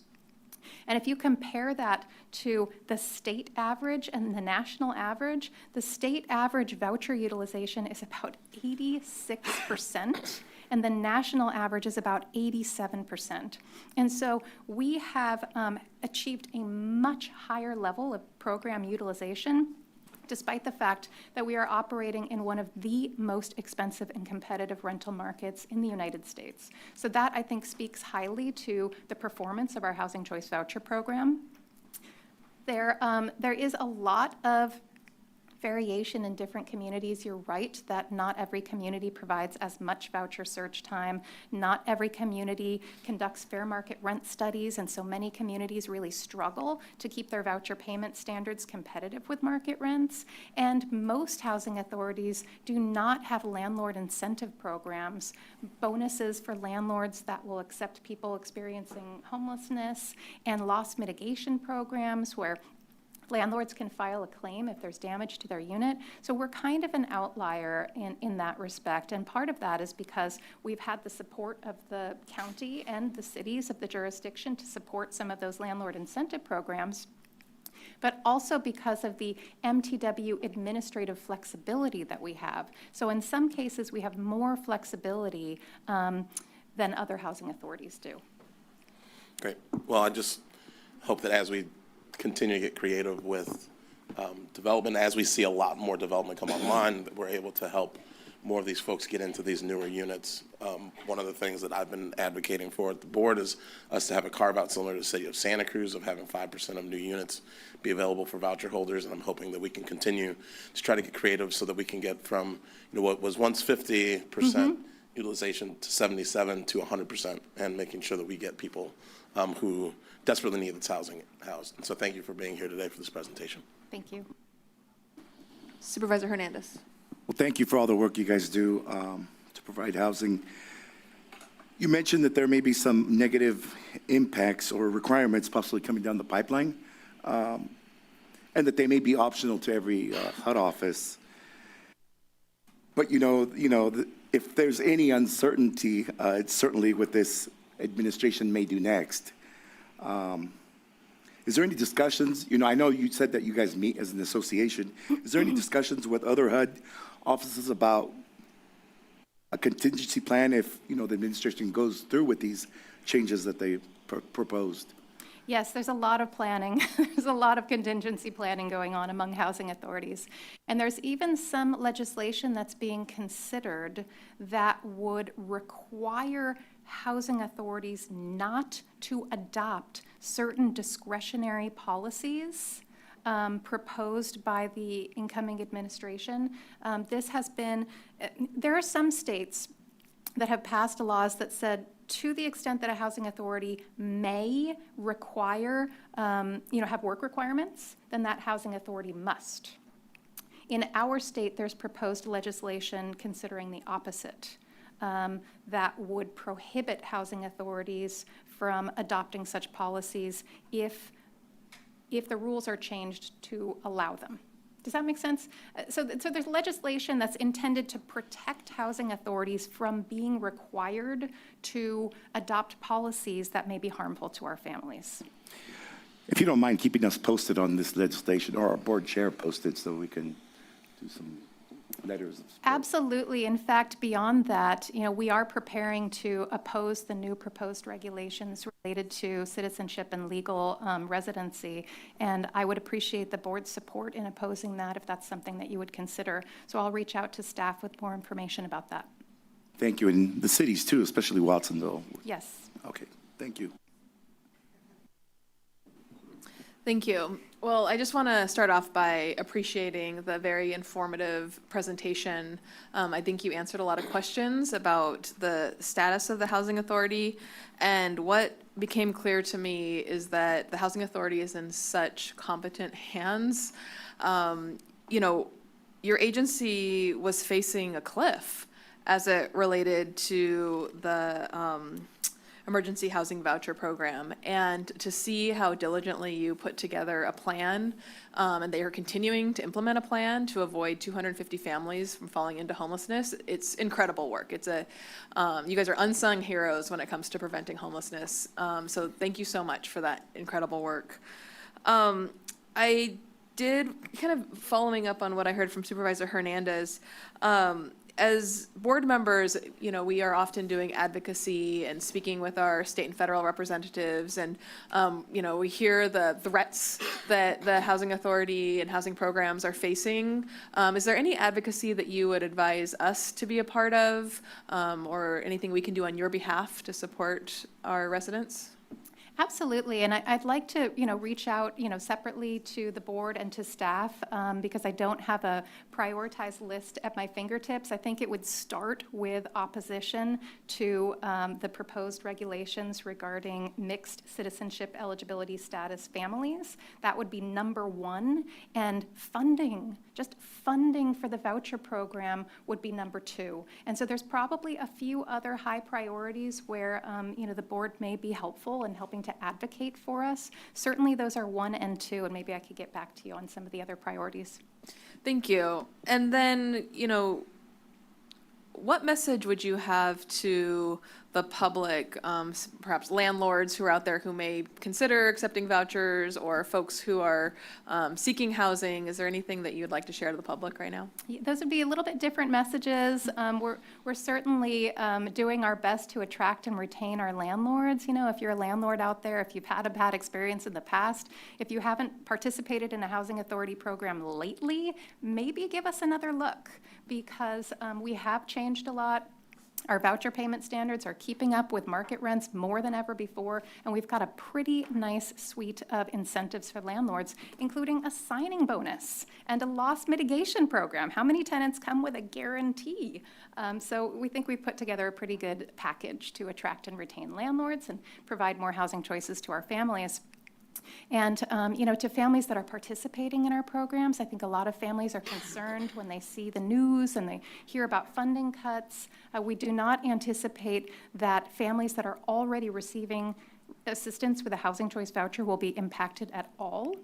And so it's really just a matter of, can we provide enough funding to give a voucher to every single emergency housing voucher recipient? And for the many thousands of families that are on our waiting list, or that aren't even on our waiting list because our waiting list is closed and they're waiting for an opportunity just to wait. We ask for your patience and also continued advocacy, but also please don't give up. And if you have not subscribed to Housing Authority updates, you can go to our website and you can sign up to receive alerts so that you will find out the minute our waiting list opens and you can jump on it right away. Thank you so much. Well, we really appreciate the presentation and all the good work that you're doing in the community. Keep up the good work, and we really appreciate the opportunity to partner with you. Thank you. So going back to today's agenda, we have a scheduled item at 10:45 that'll be we anticipate will be very brief. And we also have agenda item number 9 on the regular agenda that we anticipate will be brief as well. So what I'd like to do is call agenda item number 9. Then if there's time, we'll take a 5-minute break or so, come back for the 10:45 scheduled item, and immediately following that, we'll go to item number 8, which I expect might take a little bit longer. So I think that'll be probably around 10:50. So with that, I'm going to introduce item number 9, which is consider approving in concept an ordinance amending sections 2.37.030 and 2.37.040 of the Santa Cruz County Code purchasing procedures and take related actions. And today we have a presentation from our Director of GSD, Ms. Finley. Good morning, Chair and members of the board. My name is Kimberly Finley. I'm the Director of General Services.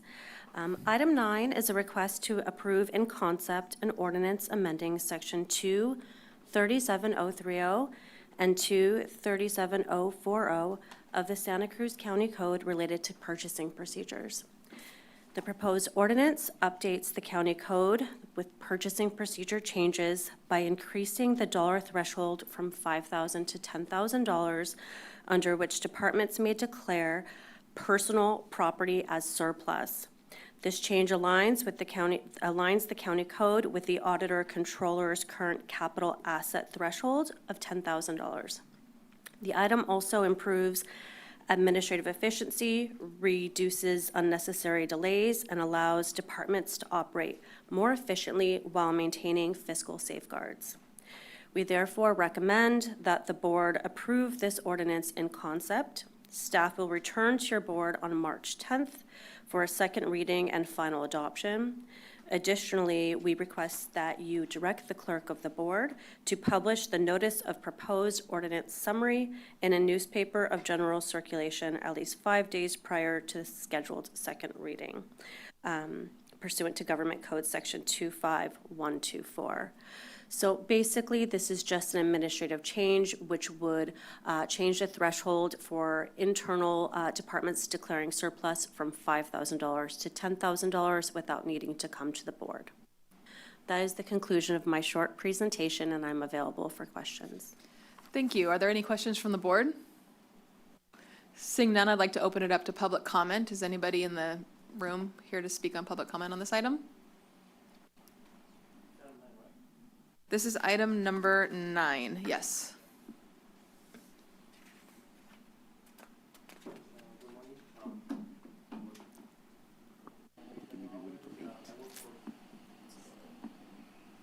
Let's give a moment and we'll start the clock once your mic works. problem. All right. 100 units? No, my bad. Are you here to speak on a housing project? Okay, that will be around 10:50 or so. Thank you. Any comments on item number 9? Anybody on the phone? We have no callers online, Chair. So moved, Chair. Thank you. We have what's that? We have a motion from Supervisor Hernandez. That was quick. Second. And we have a second from Supervisor Cummings. Madam Clerk, will you please call the roll? Supervisor Hernandez. Aye. Cummings. Aye. Koenig. Aye. DeSerpa. Aye. And Martinez. Aye. Motion passes 5-0. So we will now take a 10-minute recess and return at 10:45 for our scheduled item. And following that, we will return to item number 8, which is the public hearing related to 5940 Soquel Avenue. Thank you.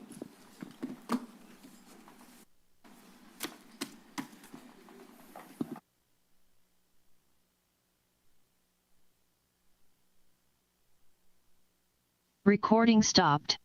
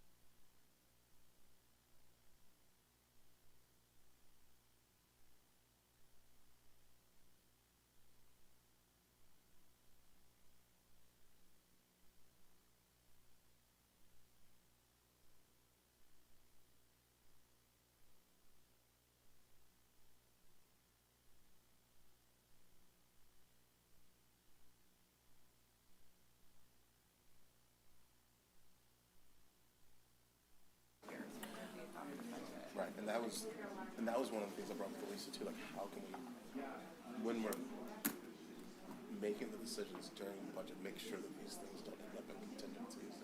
You know, if it's like, like each of our offices gets, you know, an allocation.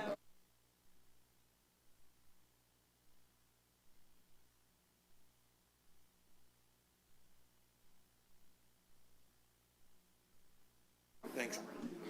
I'll now bring us back from recess. Recording in progress.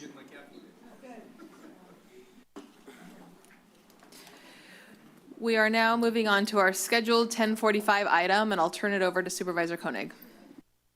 Thank you, Chair Martinez. I will now call to order the regular meeting of the County of Santa Cruz Flood Control and Water Conservation District, Zone 5. Could we have a roll call, please? Director Koenig? Here. DeSerpa? Present. Hernandez? Present. Cummings? Here. Martinez? Present. Balboni? Clark?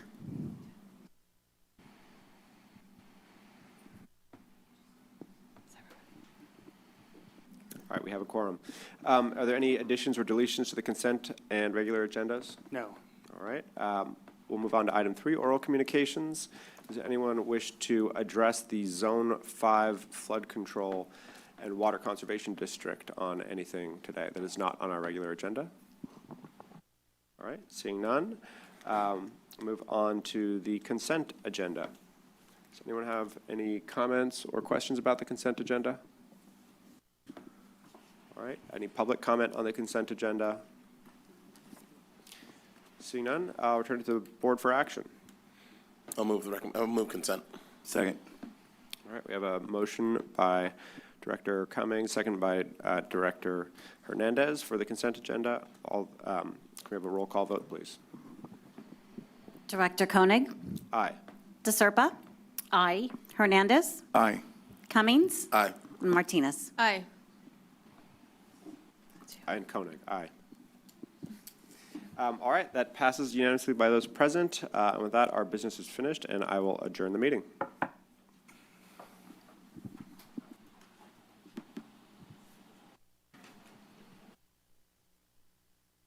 Back to you, Chair Martinez. That was on the consent. Excellent. Okay, back to me. That was record time, Supervisor Koenig. We are now returning to item number 8. We will be holding a public hearing to consider application number 241488, a proposal to subdivide an existing parcel to create 100 condominium parcels and to construct 100 residential units within 17 three-story buildings at 5940 SoCal Avenue.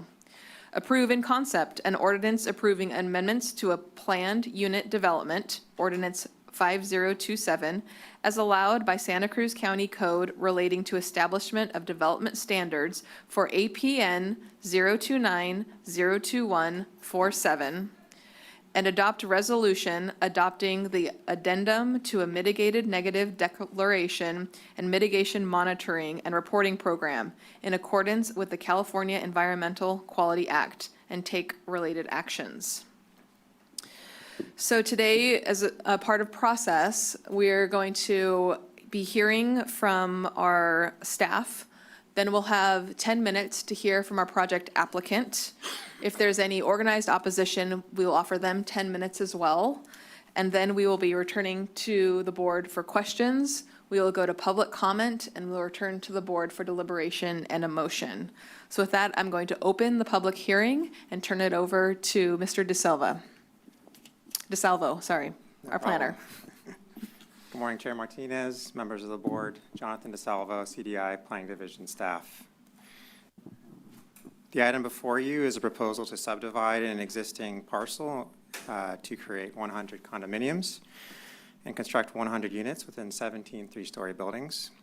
The project requires approval by the Board of Supervisors of amendments to Planned Unit Development, or PUD, Ordinance 5027, a land division, a site development permit with design review, and to adopt an addendum to a mitigated negative declaration pursuant to the requirements of the California Environmental Quality Act, or CEQA.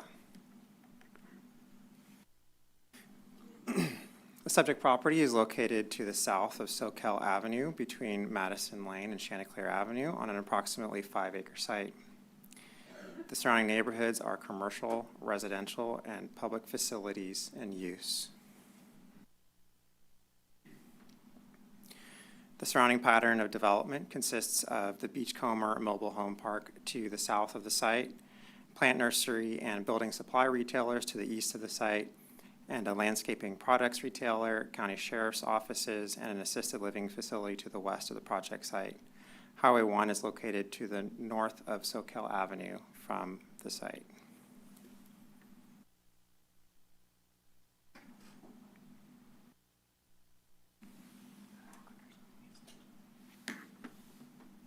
Next slide, please. Thank you. The subject property is located in the multifamily residential 2,000 square feet per dwelling unit regional housing need R combining district, or RM2R zone district.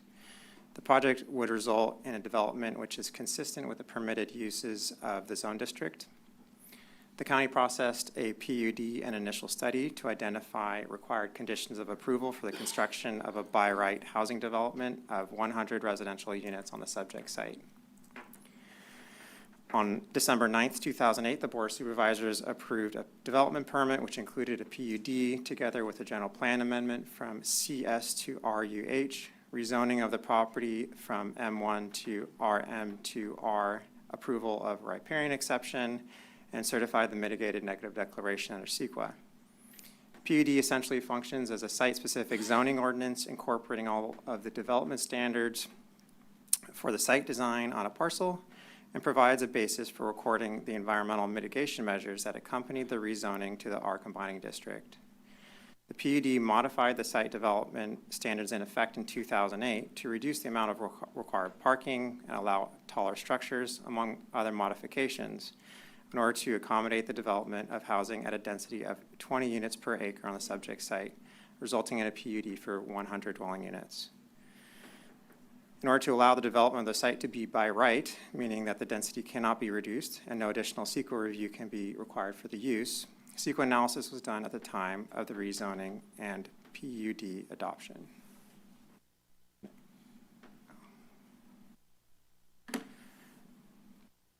The project site is located within the RUH, or Urban High Density Residential General Plan designation. Surrounding properties are located within the RUM, or Urban Medium Density Residential General Plan designation, CS, or Service Commercial Light Industrial designation, and the P, or Public Facilities designation. Oh, so we jumped ahead one slide.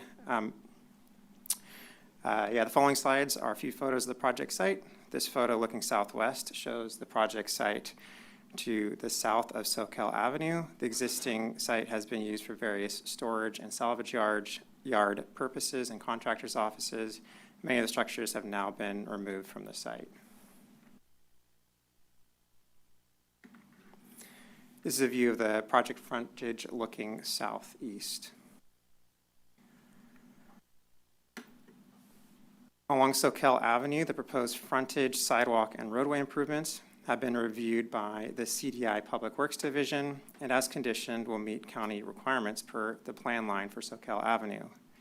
Additionally, in conformance with the PUD, a sidewalk would be constructed off-site across the adjacent parcel to the west of the project site, currently containing a landscaping supply business, Ewing Outdoor Supply, and would connect to the existing sidewalk fronting the sheriff's property at 5300 Soquel Avenue. Construction of this off-site sidewalk would allow for continuous pedestrian connection along Soquel Avenue from the project site to the sidewalk network to the west of the site, including the new bicycle and pedestrian Highway 1 overcrossing at Chanticleer Avenue.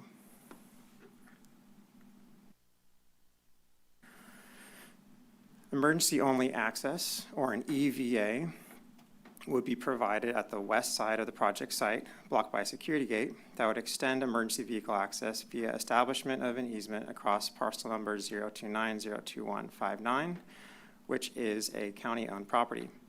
As conditioned, the easement must be executed prior to final map approval.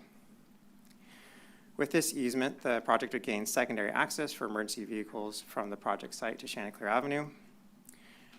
The building massing would follow a linear arrangement, which is typical for townhome developments, and will essentially be mirrored on either side of interior roadways containing a width of 24 feet, with several segments such as alleys in the EVA containing a minimum width of 20 feet. The interior roadways provide access extending from Soquel Avenue to all units throughout the project site.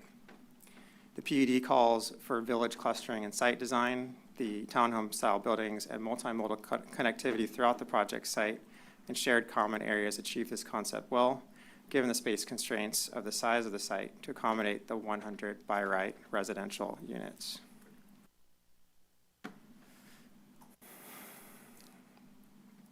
The proposed sewer layout includes a new sewer collector on the adjacent county-owned parcel via recordation of an easement. A will-serve letter from the County Sanitation District has been issued for the project. As far as stormwater design, the proposal includes on-site drainage facilities that will capture and treat all on-site stormwater runoff, and a biofiltration facility outlined in green at the center of the development. After treatment, runoff will be routed to a new storm drain system located within the Soquel Avenue right-of-way. The project will construct a new storm drain system in Soquel Avenue that will route runoff from the site and from upstream of the site down Soquel Avenue, approximately 1,600 feet eastward to Rodeo Creek Gulch. The new drainage system will be sized in conformance with county design criteria requirements to accommodate existing and future build-out of the watershed considering current zoning. This drainage system will address existing drainage concerns in the project vicinity. The project will connect to water supply from the existing network on Soquel Avenue and has also received a will-serve letter from the City of Santa Cruz Water Department.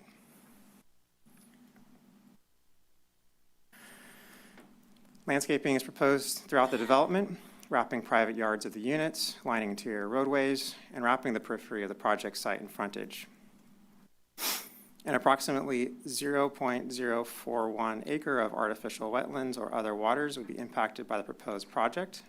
The permanent loss of waters of the U.S. or state would be avoided through creation of a 0.1 acre seasonal wetland at the northwest corner of the project site. As conditioned, the wetland will be seeded with native wetland vegetation and monitored via a wetland monitoring plan. Between buildings 3 and 4 at the northwestern portion of the site, a large common usable open space, including a picnic area and a children's play area with climbing logs, is proposed. Per the request of the Planning Commission at the project's hearing on December 10th, 2025, the applicant added additional trees and taller fencing along the rear property line at the south side of the project site as circled in red on this slide. As mentioned with the prior slide, the Plan Commission requested additional screening along the southern property line. In addition to adding trees, the applicant also revised the fence design to an overall height of 10 feet from the base of the retaining wall to the top of the fence lattice in conformance with the request of the Planning Commission. It's indicated in the fence detail on the left and the brown dashed line on the site plan on the right.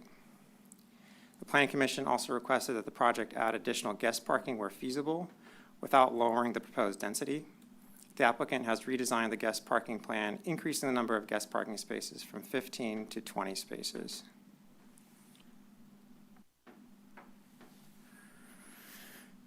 The proposed 3-story homes would contain 3 bedrooms and internal garages for 2 cars.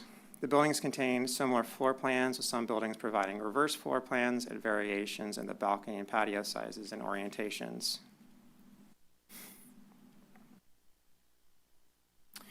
The existing PUD allows for buildings to extend to 35 feet in height for 3-story structures, and the proposed buildings measure about 34 feet 4 inches in height. The exteriors of the buildings would consist of a mix of plaster, board and batten siding, and balconies with metal railings. A mix of 3-tone coloring would be used on all facades of the buildings. Under the existing PUD, the project site is currently entitled for a total of 100 units, and the current application has been made for the 100 units allowed. as the original PUD was not reviewed by any design team to assess the feasibility of designing and fitting 100 units on the site, the applicant is requesting amendments to the PUD to provide a project that meets real-world conditions, current codes, and the present-day cost environment for multifamily housing. The PUD amendments as proposed by the applicant are identified in the staff report. Environmental review was conducted, an initial study was prepared for the adoption of the existing PUD, and the mitigated negative declaration was certified by the Board of Supervisors on December 9th, 2008. The mitigation measures were also integrated into the PUD. An addendum to the initial study and mitigated negative declaration, or ISMND, was prepared for the proposed project.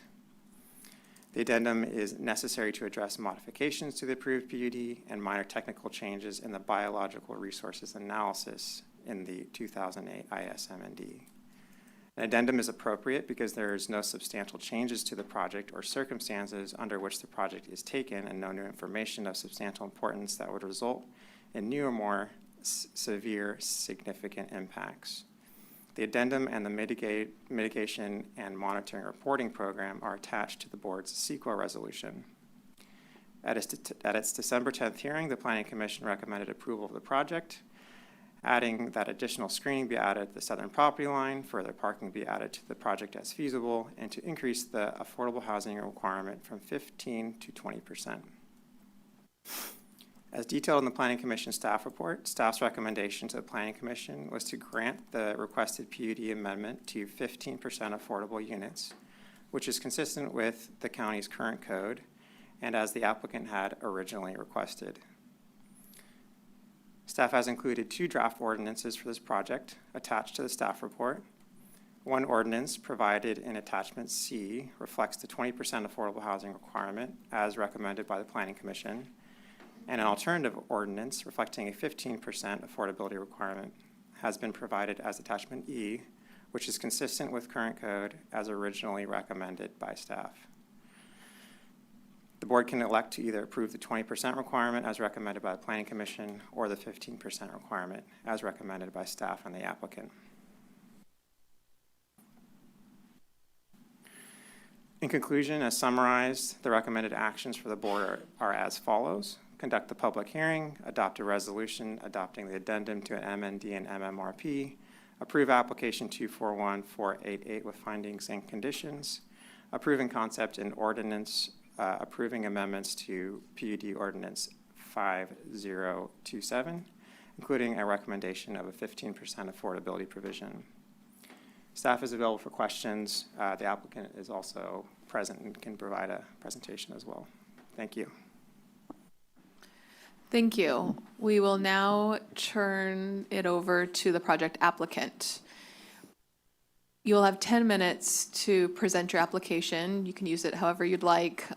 If you would like an opportunity to rebuttal, actually, let me just ask, is there an organized opposition group in the room or just people who are here to speak on public comment? I don't believe we do. So this will be your 10 minutes. You won't be rebuttaling anything.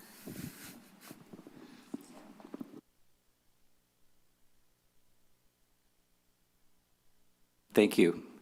My name is Jeff McMullen. I'm with the KB Home. So thank you, Chairman and Board of Supervisors. We've been working on this project for a little over 2 years. Our application's been in the with the county for a little over a year. We've had some good discussions and gone through all the departments with the county. So I'd like to thank them for that. It's been a hard work and really appreciate getting us to this point. I have our architect today with us and our engineer, should there be any questions. I'm just going to give you a quick briefing on some of the key issues here. Our project is exactly 100 units, consistent with the original PUD. Not 1 unit more, not 1 unit less. It's exactly 100. We've designed it to be townhomes, which Jonathan showed you. Those plot at exactly 20 to the acre. This is a 5-acre site, so that density fits this site exactly. These are for sale townhomes. These will be sold to the public. They are 3-story, 3 and 4 bedroom, 2-car garage, And they are, I think, the perfect product for this, because the average price of a home in Santa Cruz is about $1.3 million. These are targeted to be below that price point. So it's a good entry-level home, new home for people to be able to create home ownership in the county. This project will provide 15 affordable units.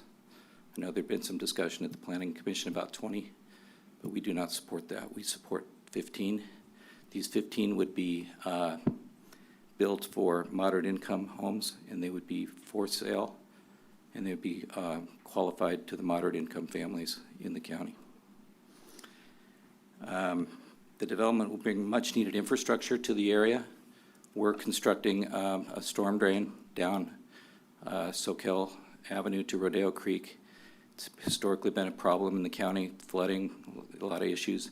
This storm drain reaches beyond this property. It's not just for this property. It extends to the community and the surrounding community. And I think it helps solve an issue that's been there for years. Also, we're building the streets and the frontage road, the sewer lines, a lot of infrastructure. Finally, we're planting over 190 trees. So I think I'll give our architect a chance to show you the site plan, but I just wanted to thank you for hearing us and to look forward to your approval. Thank you. Good morning, Chair and members. I'll go through this briefly. I know Jonathan gave a really in-depth overview of the project, but I just want to highlight a few more things for you. Am I able to advance the slides, or?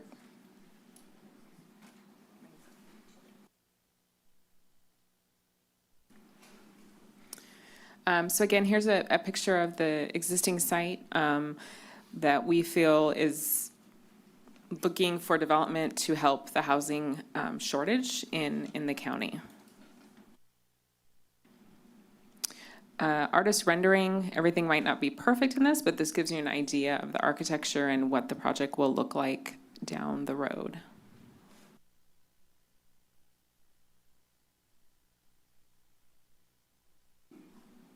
Here's our site plan. As Jonathan mentioned, we have addressed some additional landscaping at the south side of the project. And then on the left side, you'll see the screen detail where we have our 3-foot retaining wall, 6-foot good neighbor, typical wood fence, and lattice of 1 foot tall on the side there. And then that was based on discussion at the Planning Commission meeting and input from adjacent neighbors. Here's our overall site plan showing the BMR locations. So again, these are same units that occur through the project. You won't be able to tell that they were the affordable units once they are fully developed and finished. I'll just skip through this one. We kind of went over the utility connections already. This one does highlight in green, circled in the red, that the additional parking spaces that we added based on discussion during the Planning Commission meeting. Again, we weren't able to look at adding further based on the density of the site. Just a quick note on the storm drain that Jeff just mentioned. You can see a picture there on the left that we took during one of the recent storms, so that you get a picture of what we're trying to help mitigate here.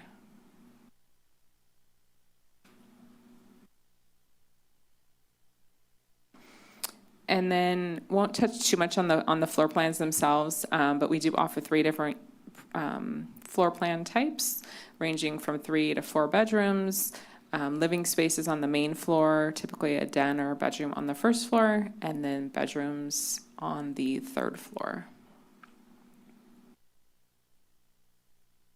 Here's a typical building, a 6-unit building, so the units are repeated within the different buildings on the site. And then our architecture, we feel with the mix of siding, horizontal, vertical, and stucco lends itself to a more industrial feel for that area.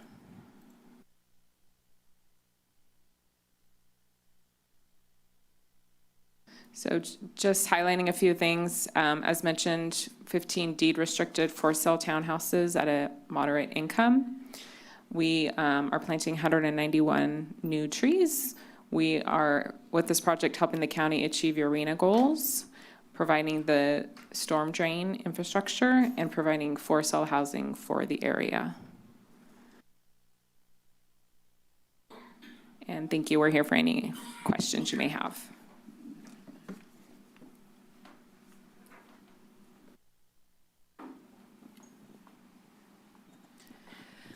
Thank you. That concludes your presentation. I will now open to public comment. So if you are here to speak on this item, we're going to ask that you line up here. We will be giving 2 minutes for public comment per person. If you already spoke on this item during the previous public comment period, you are not able to address us again. And with that, I open the floor.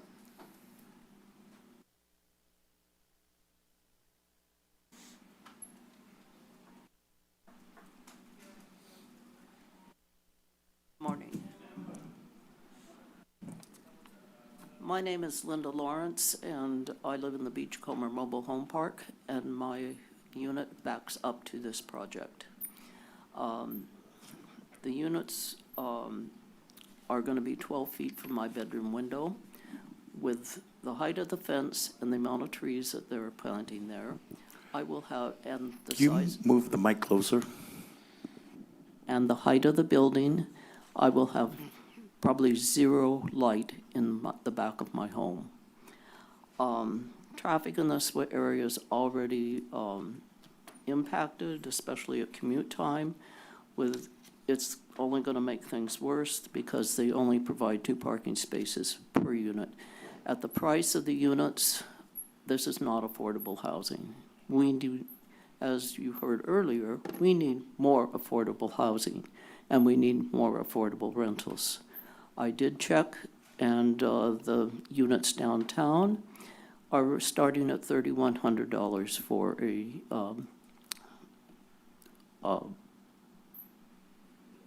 less than 2-bedroom apartment. And for the amount of contamination that's probably on that property is great. I've lived in this area my whole life. I'm in that area and lived in that area, and I know of all the storage that's been there. There's been tow companies, private people, cars have obviously leaked and leaked and leaked into that area. So I am not in favor of this project at all. I think if this project had passed, they have not taken into consideration the residents of this county.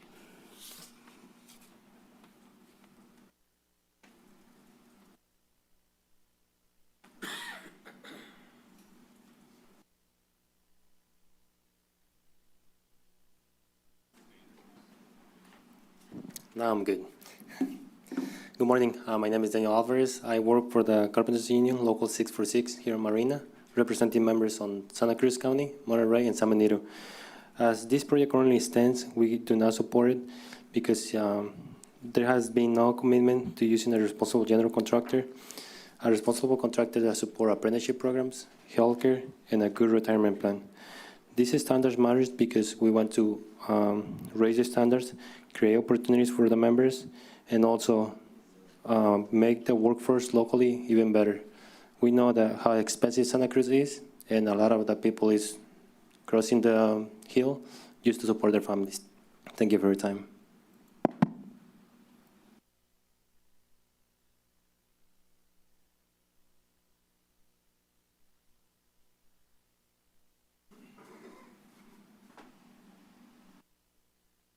My name's Sam Nye. I own the property that's just south of this project. I had no intention of speaking this morning. The guy that was going to do it had to go to work, so I'm really not very well prepared for this. I do have one question. It's my understanding that eventually the drive-in theater is going to be developed. But right now, the drive-in theater is right across the freeway from our property. and there's a pipe that goes under the freeway and brings all that runoff over around my property. My main concern is the runoff, the way it's being handled, is it enough to keep us from flooding? I don't want to flood. Now, I understand they're going to go down Soquel Avenue to the next ravine and dump it all down there. And the question is, how do we know when the drive-in theater develops into who knows how many condominiums or whatever, how is it going to be enough to handle that? And I guess that'd be a question for the engineers, if there are any engineers here. That's basically all I have, all that I can think of at this point. So thank you for your time. Thank you.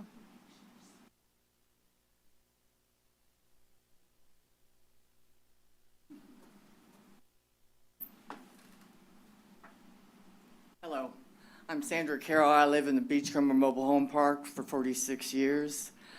I do have an issue with the emergency exit for Mr. DeSalvo mentioned. He said it's county-owned property. That's the sheriff's department. I find that real estate developers using the sheriff's department as their emergency exit is not very commendable. I think that's questionable. I think this project is very expensive housing. It is not what we're used to in that neighborhood. And they're bringing in a lot of trees. They're also destroying 70-year-old redwood and eucalyptus to put in their 17 units. I think this project is too big for that spot, and they have not taken in consideration the parking or the vehicles. Every project that has come in to our area has immediately turned that street that used to be our homes access into a parking lot. When I moved into Madison Lane, it wasn't a parking lot until they developed the land with houses and with duplexes.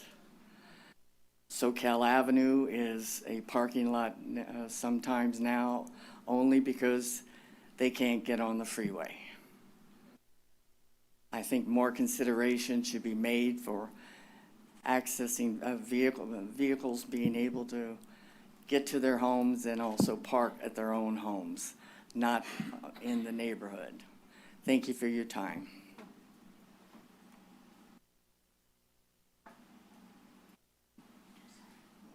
I would like to encourage you to pass this. We need more housing. If you don't put it where this is proposed, then where are you going to put it? This is an empty lot, so it's a good place to develop something. We do need more affordable housing, so if you could pass it at the higher level, that would be awesome. I understand why the builder doesn't want to do that. And I don't know what studies have been done to ensure that the drainage and so forth that they were talking about will actually be enough, not just for that development, but the surrounding area. I couldn't find where that information was, but thank you. Hi, I'm Carla Nye, married to the man that owns the adjacent property, and we fought that situation our whole life. They're flooding. That is one of the issues. Do you want to give me the pictures? We want these pictures of the flooding. There's pictures for all of you.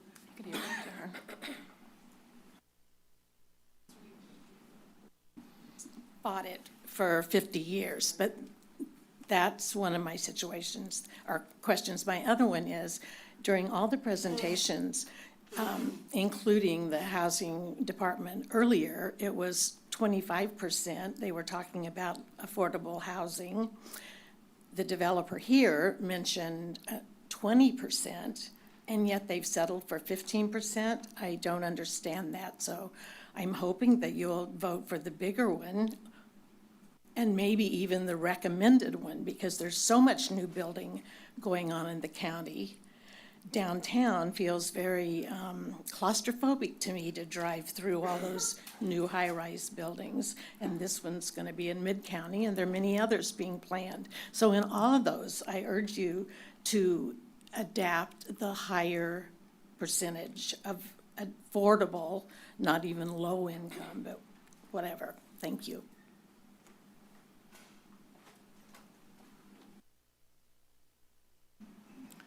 Thank you, Becky Steinbrunner. I've been watching this piece of property for a long time. I used to work at Far West Nursery for a few years. That's the Petrakis property that's adjacent. And regularly in heavy winter rains, the whole back of the nursery would flood.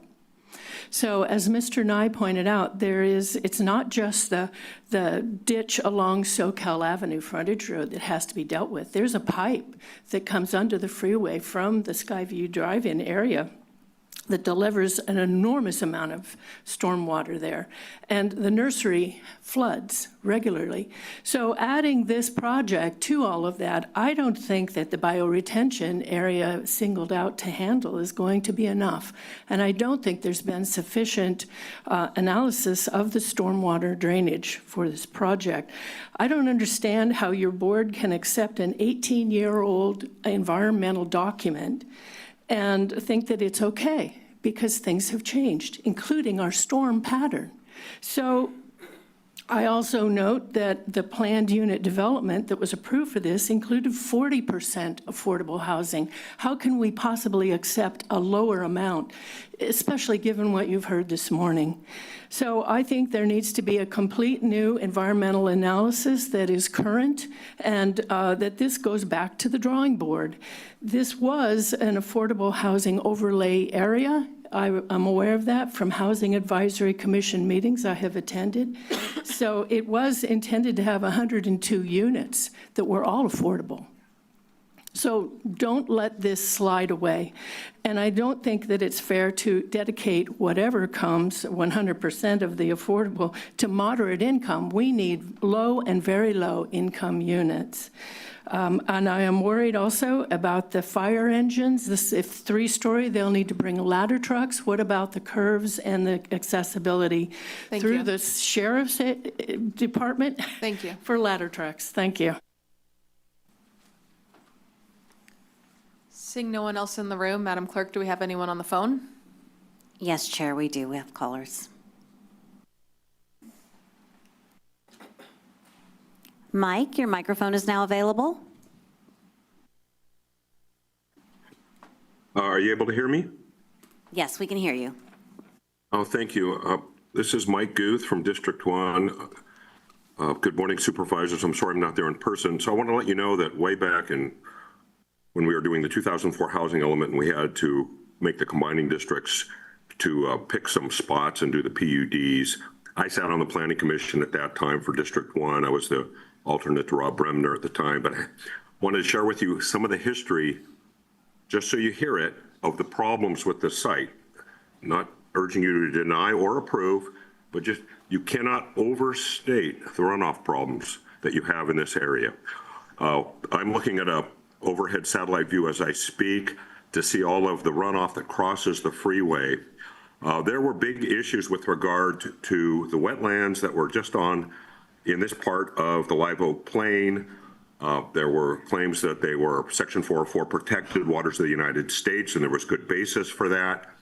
And then the county, it interfered with development in these areas, but you could starve the wetlands by putting in a pipe along the highway on the frontage road, divert all the water, dry them out. That's actually legal, crazily enough. But there's no way that the pipes that they're planning along SoCal Frontage Road to go over to Rodeo Gulch are able to handle what's coming when you have a big year. Although the big years are low probability per year, over time, it's 100% that they're going to come back. The drainage areas in the Live Oak Plain are enormous. This area is especially heightened, and I just need to like you to hear that there are going to be big flooding problems in this area. It was recognized when we were doing these hearings way back then, and we're not taking the approaches back then that were sort of promised that would be used. I wish I had more time to go into that. Last thing that I'll say is, It was also brought up in those hearings that putting high-density housing next to the highway, that's the lowest air quality place. That's not where you want to raise kids. Thank you for your attention. Thank you.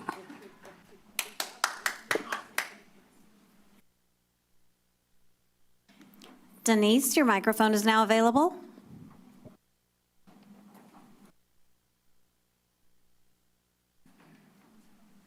Denise, your microphone is now available.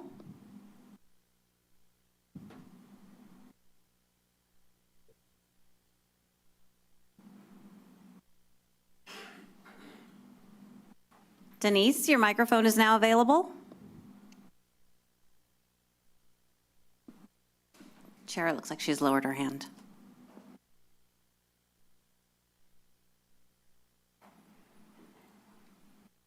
We have no further callers. Thank you. I'll now close our public comment period and return it to the board for questions and deliberation and action. Supervisor Koenig. Yes, thank you, Chair. I'll begin by pointing out that this is a site that the county designated for housing nearly 20 years ago. And so I'm grateful to KB Home that you're coming in and finally proposing to build exactly the homes that we asked for 20 years ago. I mean, we asked for 100 homes and you're proposing to build 100 homes. And so I don't think that we can really argue with that. It also, I believe that this does a good job of maximizing the utilization of the site. I mean, as was pointed out, the townhomes, 3-story townhomes are really the perfect product or the perfect housing to build here in that it's not 5, 6 stories type construction, and at the same time, it's it's something that you can actually that will pencil out and that you can actually afford to build.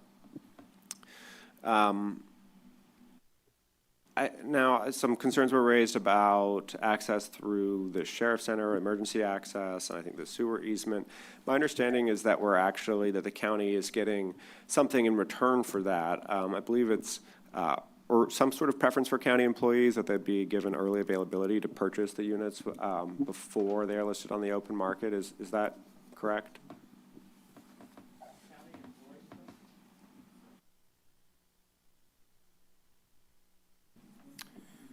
There's a memorandum of understanding prior to recordation of any easement on that property that was executed between between real property and the applicant, sort of to set expectations that those easements across that sheriff's property could be established, the EVA, the utilities easement.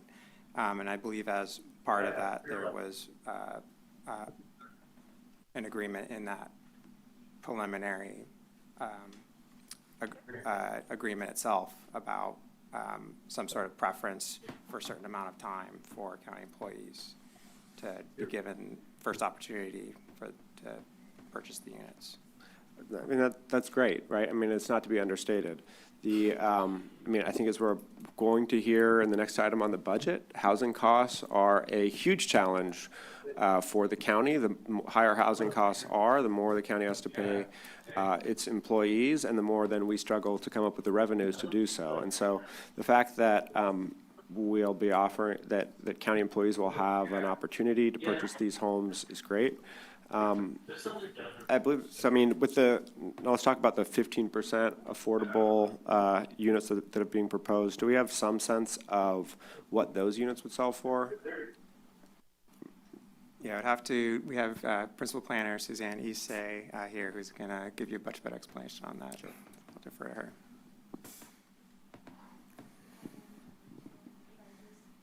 So the affordable prices change over time. It's a dynamic formula that we plug in the prevailing interest rate at the time. We use an annual index from Freddie Mac.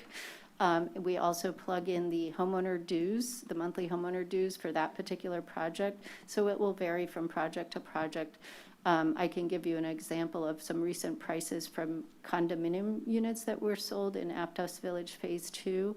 The 3 bedrooms there, I believe, were around like 423,000. So in this case, it would be 3-bedroom units. The pricing there will depend on the 3 primary factors that go into our formula. One is the prevailing interest rates, 2 is the dues, and the third one is the annual income limits that the state publishes. They publish a median income amount. And so those 3 factors, typically the median income either stays flat from year to year. It could go up a little bit. It generally doesn't go down. So if they're building out, let's say they're completing 2 years from now, it might be flat or it might be a little bit higher. Interest rates, we don't really know where they're going. They could go up or down. And HOA dues, I would imagine on this project, they'll probably be a little bit lower than they are in Aptos Village just because of the different housing type. So lower dues means the price could be a little bit higher. So I hope that answers your question. Yeah, that's helpful. I mean, so the comp to Aptos Village at around, I think you said $420,000. For the 3-bedroom. For a 3-bedroom, so $420,000, $500,000. I mean, that is extremely affordable for a 3-bedroom unit. I mean, a 3-bedroom, 2.5 bath home. I mean, I think it was pointed out by one of the folks from the public that even a mobile home today costs, I mean, someone started, I think, about $300,000 that they paid for it. I mean, most mobile homes today cost more like $500,000. So you're really talking about a townhome with 3 bedrooms, 2+ baths for the same amount. I mean, that is very affordable and deeply discounted from the market rate, which would be over $1 million. So I don't think that we should poo-poo that as, nothing. I mean, of course, we'd always like more affordable housing. Of course, 20% would be great. 40% sounds great. But we have to recognize that if we ask for too much, we could end up with nothing. And I mean, that is what affordable housing looks like today. I mean, folks are saying, well, build different kinds of affordable housing. I mean, you've got to understand, I mean, I think, again, the mobile home park is a good comparison. We have actually put such strict rent control provisions in place for mobile home parks that no one is actually interested in building more mobile home parks. So that is not an option. This is really the only kind of thing that it makes sense to build, and we're getting 15 deeply discounted units as a result. And I'd rather take 15% of 100 rather than 20% at 0. So I'm ultimately supportive of the 15% rate because it's going to mean we get these 15 affordable homes. I do appreciate the work that's been done in response to the Planning Commission's suggestion to improve the screen between the homes to the south, including the mobile home park, as well as and others, both in terms of the 10-foot fence and the additional trees. I think that will really help, respect the privacy of neighbors. I also want to point out that this project is to the north, so it's not going to be blocking anyone's sun. The sun is to the south. And so if you're, I mean, yes, it's possible your backyard is north facing, but this is not going to mean less sun.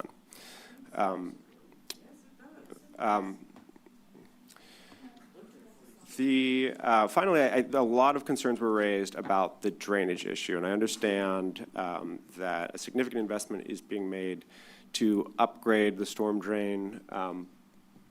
Could staff speak to, what figures were used as far as calculating, a 25-year event, 50-year event, 100-year event, whether the property to the north, the drive-in site was considered, future development of that and potential inflows from that property as well?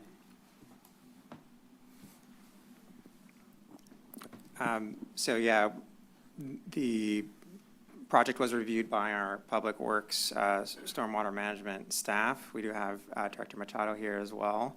And did you want to speak on this item? Sure. Good morning, everybody. Matt Machado, Director of CDI. I appreciate the question and the opportunity to share on it.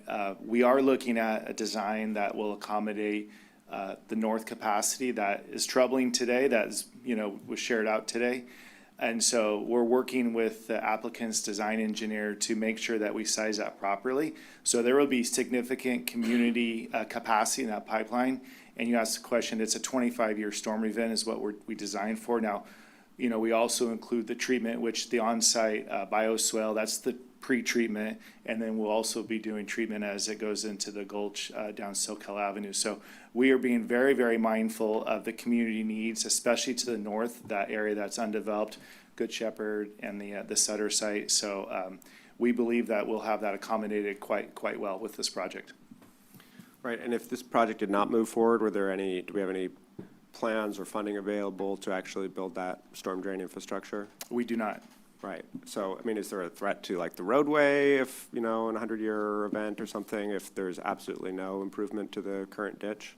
Right. No, I mean, this solves a pretty significant community problem that we have. So this is a real win for the area and the community as a whole.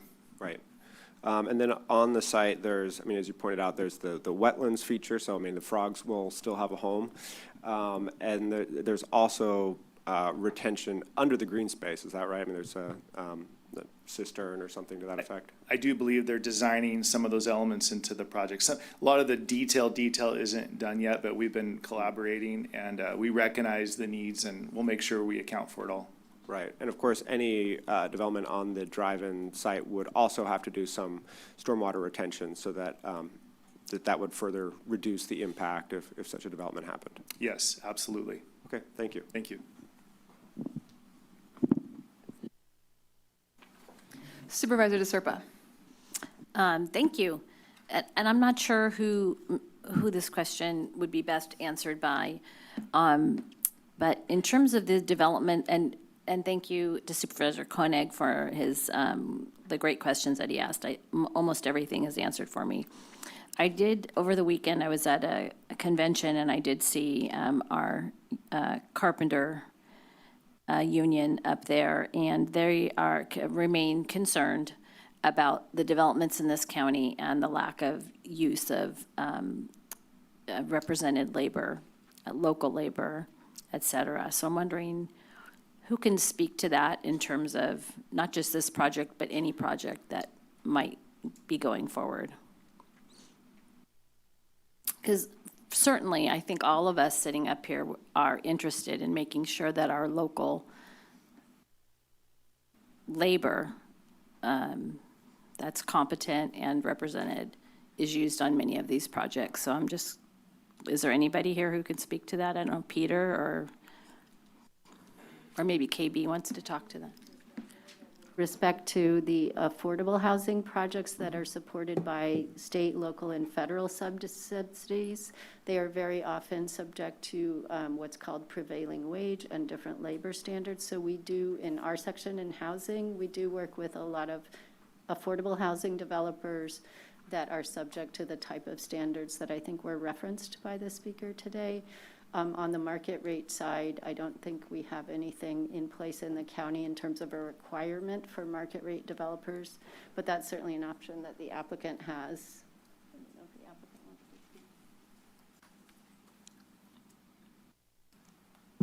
speak. We've used contractors, subcontractors. KB is our own general contractor.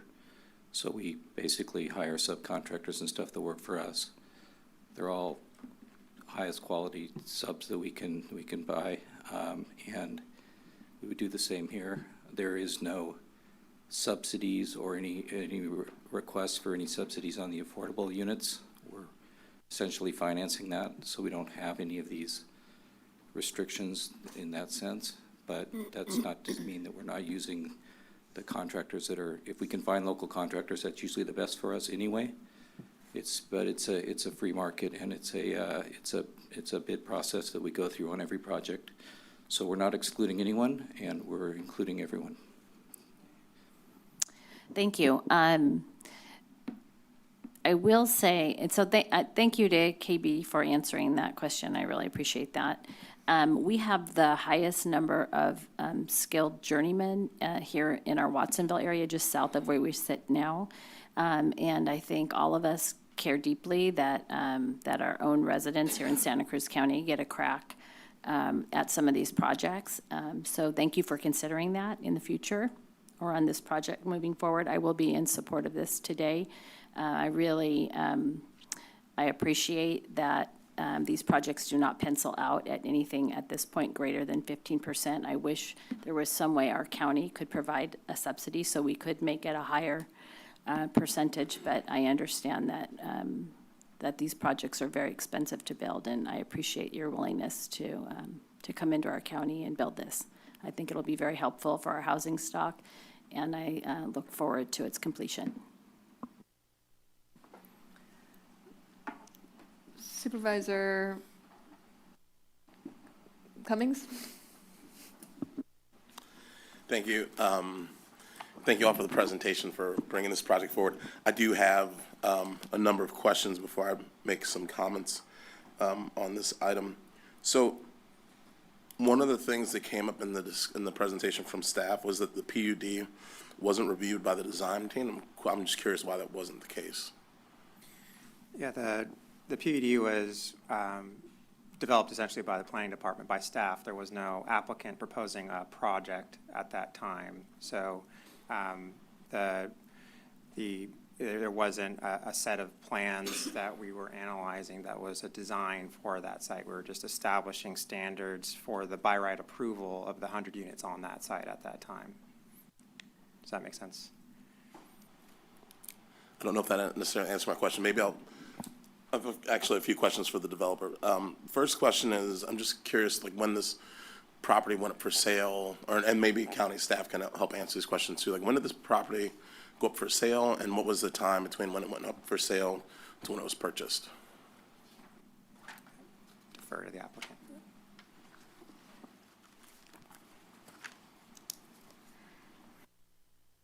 Do not own the property at this time, and we're in contract to purchase it, and we entered into that contract about 2 years ago.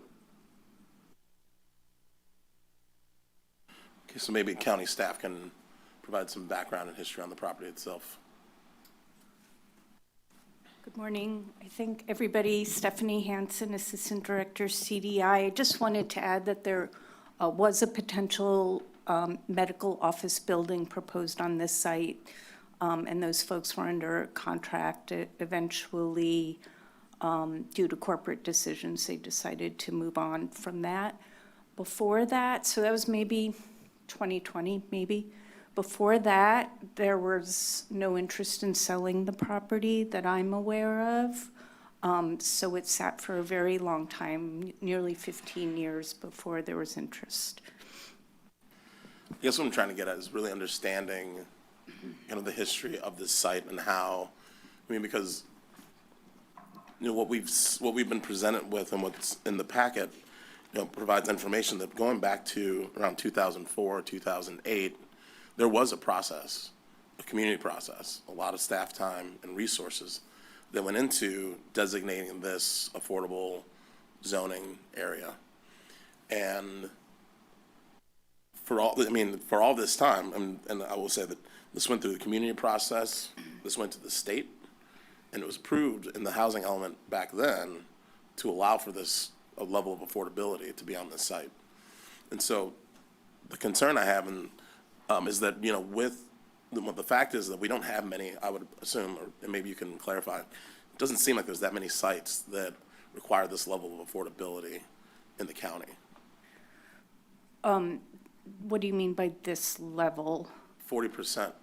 There were approximately 5 sites that received the RM2 zoning, which was the RHNA, Regional Housing Needs Allocation Overlay Zoning.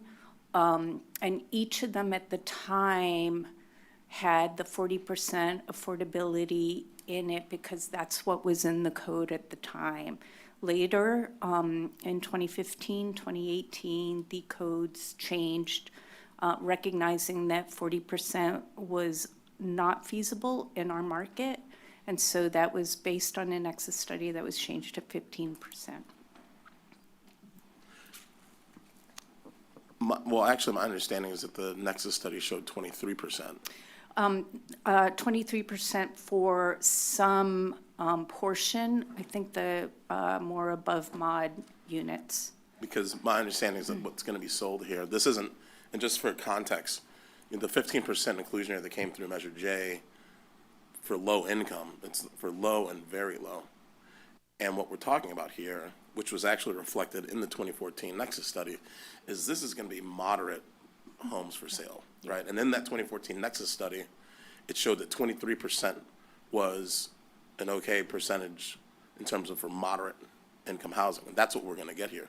So I understand that the 40%, maybe that's too high, we need to make an adjustment. But what the study showed from 2014 is that 23% is actually feasible for moderate income households. And that's what we're talking about here today, as opposed to low and very low. I mean, that's a concern that I have, is that we're now dropping our standards below what was even brought up in the Nexus study for what will be moderate income housing. And this is the missing middle that we constantly talk about. So that's one of the biggest concerns that I have with us dropping it to 15, because this isn't low and very low income housing. This is, 120% of area median income. That's like, a little bit more than what we're making. And that's consistent with our code at this time. Right. So that's one of the biggest concerns that I have really with this project, is that, we are conceding a lot by going against what even the state signed off on in terms of affordability, and trying to understand who the owner was, I think for me is important, because, I guess why all of a sudden is a developer coming in and we're making changes to accommodate this land use when, it was signed off on by the state that 40% for affordability was something that we should aim towards. And we know that that's the housing that we desperately need in our community. I mean, we had a presentation from our housing authority who outlined that, there's an opportunity for them to be able to build more affordable housing. This is one of the few sites where we could actually get the housing achieved. And so while I understand that there's some concern with the developer, and I actually was hoping to meet with the developer, but unfortunately they went on a ski trip and canceled our meeting. But, I really want to try to understand how we can make this work, because I will also say that while these, and maybe this is another question for the developer, how will we be able, you mentioned in the presentation that these are going to be below a market rate, or the average cost of our home, which is 1.2 million. How are we going to guarantee that?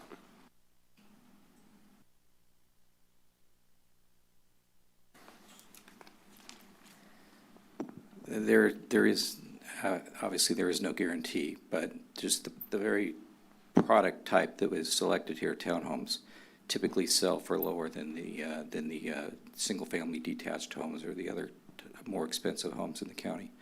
So my point is that by approving this type of product, these type of townhomes, you're approving something that should sell at a price point at the market rate that's actually below the average in the county. Well, I think that, one of the concerns I have too is that these units will be subject to market pressures, and it will be whatever the market will bear will determine the price of these units. When it comes to the affordable units being at 120% of area median income, it would seem to me that we would try to maximize that middle missing income housing. And I think that, as Supervisor Koenig pointed out, we're going to have a presentation on our mid-year budget. And what it's going to show is that recruiting and retaining people in this community is one of our biggest challenges as it pertains to housing. And that missing middle is something that I think that we need to be maximizing in order for us to also meet those RHNA goals, which we are not achieving. So, I think that what the Planning Commission recommended is actually reasonable, given that we're reducing the affordability percentage. And, I think we really need to be fighting for that kind of housing. If there needs to be some further conversations, I think that's, that would be important for us to have. And also, I guess the question for the county is, we've allocated funding towards Measure K. Is there any opportunity, or where's our affordable housing fund at in terms of how much money we have and the opportunity to help subsidize, if necessary, for the preserving and having more affordable housing? About our current housing special revenue funds for our locally available funds. You may recall on a recent board agenda, we did request your approval for a notice of funding availability. Available approximately 1.5 million for new affordable rental housing and also housing rehabilitation of affordable housing. That's pretty much using up the available balance that we could put to those uses at this time. Additionally, there was a sort of policy document adopted by the board years ago when that Affordable Housing Impact Fee Fund was established that set up priorities for use of that fund, and it really prioritizes using those funds for assisting affordable rental housing with an emphasis on very low, low, and extremely low. So we haven't historically used those funds for supporting a market rate development to do, you know, additional for sale units.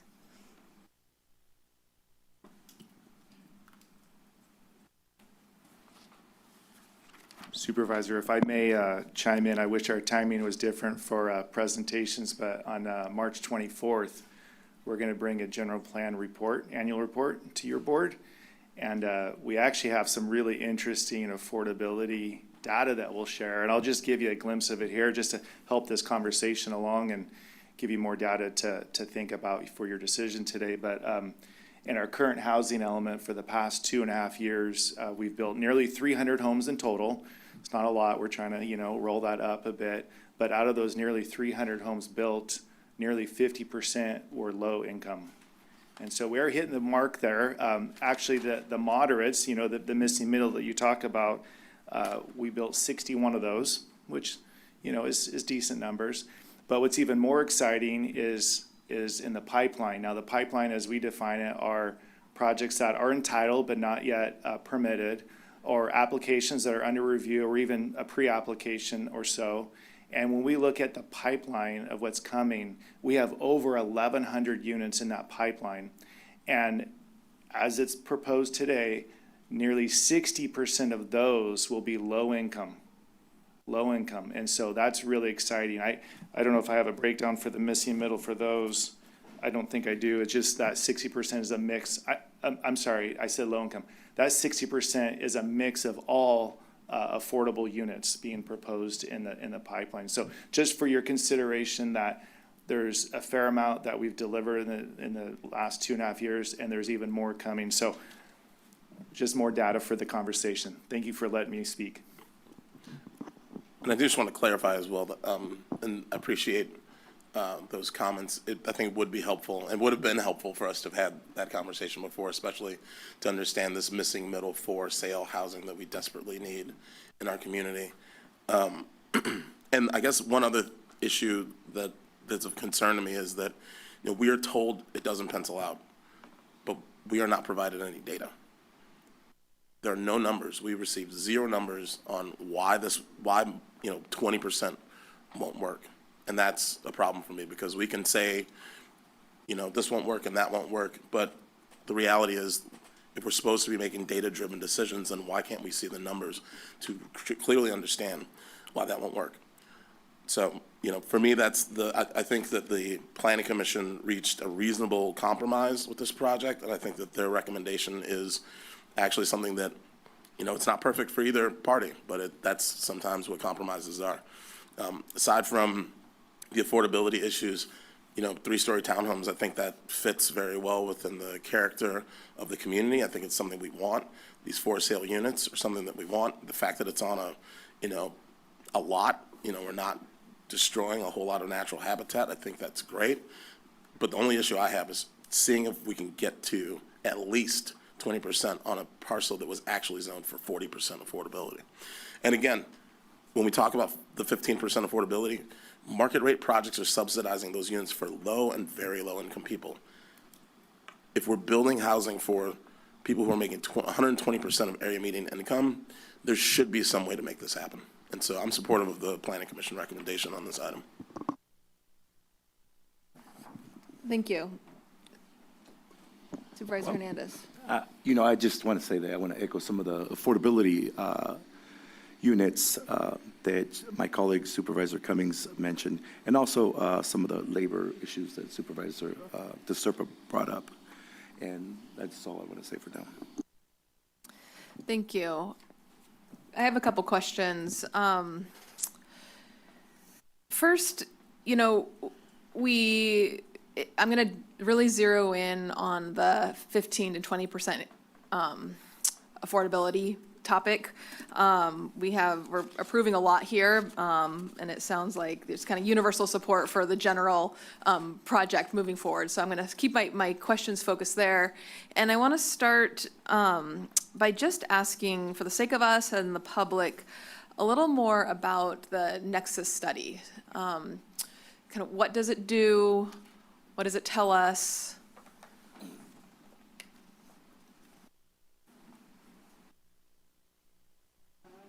Thank you, Stephanie Henson, CDI. Are you referring to the last Nexus study or the upcoming Nexus study? The upcoming Nexus study. Okay, yeah. So the upcoming Nexus study is largely a market analysis that will look at the inclusionary rate, currently at 15%, and whether that's appropriate or whether it could be, in our case, raised. And it will also look at the level of the affordable housing impact fee and whether that's appropriately at the appropriate level to fund the affordable housing that we need, or if the market will bear more than it will. So it's largely a market analysis of where we are now. And was it a Nexus study that got us to the current inclusionary rate of 15%? That's correct. And what do we do with that? Do we share it with the state, or does it become our code? Where does the 15% Yeah, sit? it's in our code. Importantly for us, it's also in Measure J. So that ends up becoming kind of a floor for us. It's a voter initiative. It would be very difficult for us to go below that. And so if we were to insist that a project couldn't move forward without meeting something above our inclusionary rate, does that come with any risks or consequences? This might be actually a county council question. Yeah, it does. I mean, that's the very short answer to your question. I mean, there's two risks involved. One risk is that a developer pulls out because they can't make it pencil out and they just leave. The second risk is that in certain situations, it's possible for a developer to file an inverse condemnation lawsuit involving a regulatory taking. I'm not that concerned about that happening here, frankly, from all of the information I've seen. It's possible, but I don't believe probable. And, but if that risk does eventuate, that could come with a hefty bill. At the end of the day, if the county were to lose that lawsuit, it's uninsured money that would come from the general fund to pay whatever damages would be at issue, as well as attorney's fees. So it's possible. Thank you. And this is a question well, actually, before I move on, in previous board decisions over the last several months, we have been kind of deferring to the Nexus study, and we're trying not to make kind of one-off decisions about projects without having a universal direction for future projects. Can you share just, is that something that you'd continue to recommend? We're being asked, we're being given a couple options, and one is kind of very specific to this project versus sticking to what we decided previously or what the code says. Just how would you advise us? The staff's recommendation was to stick with the 15% because that's what's in our ordinance. That's what this particular developer has been planning for. There was staff support for this amount. There's probably additional risk too that the board in going higher could be taking actions to thwart the approval of housing development under the Housing Accountability Act. So our staff recommendation remains to stick to the 15%. Thank you. And then I do have a question for the developer now. We did receive a letter on your behalf, and it says really clearly here, the Planning Commission's recommendation would render the project economically infeasible. Can you just speak a little bit more to that? It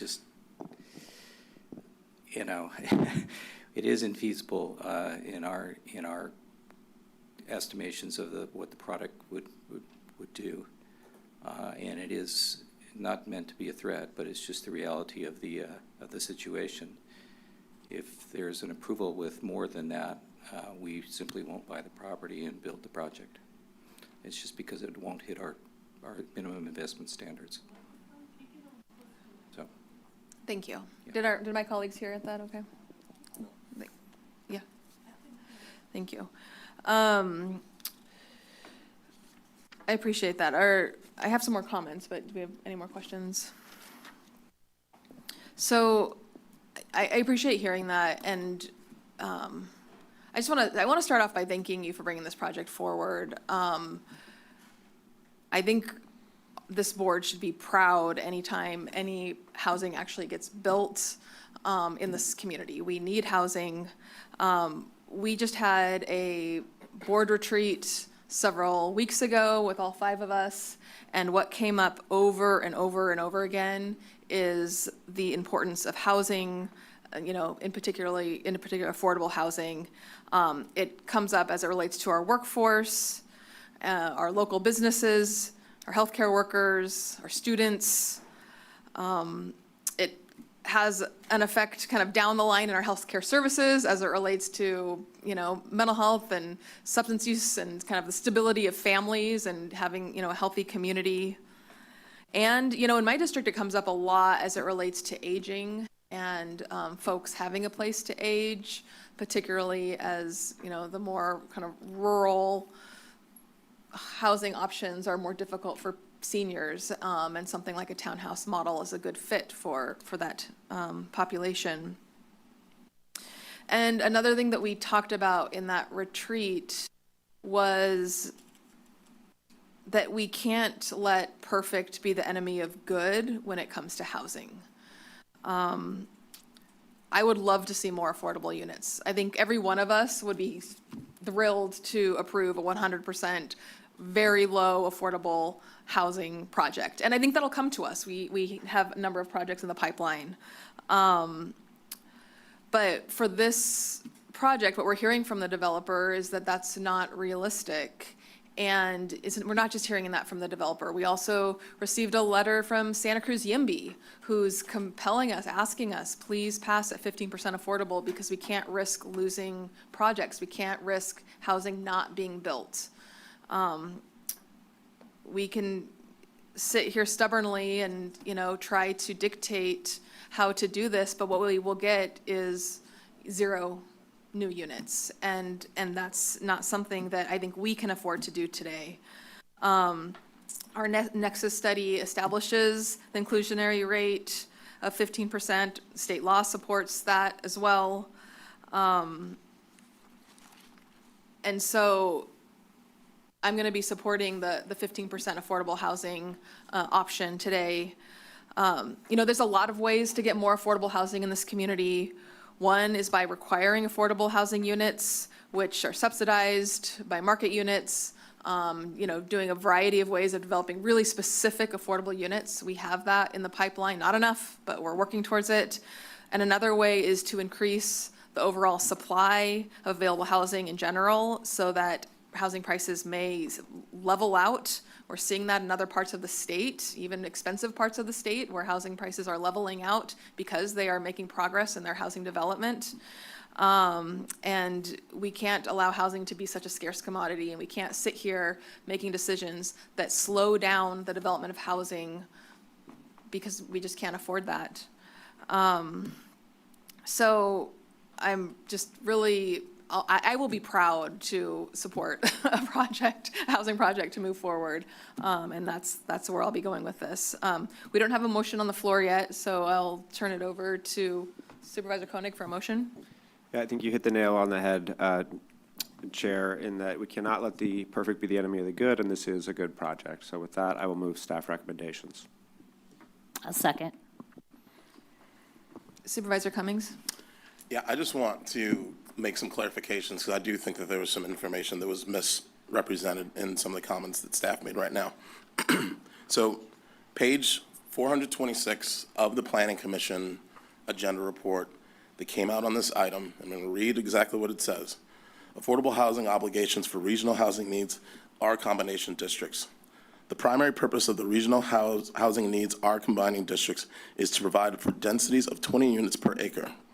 These districts and densities are needed in order for the county to meet its regional housing needs assessment obligations. The 40% inclusionary obligation that applies to these districts addresses a policy objective but is not required to meet the county's housing element obligations. The finding of the nexus analysis support, on average, a maximum inclusionary obligation through 150% of AMI of approximately 23%.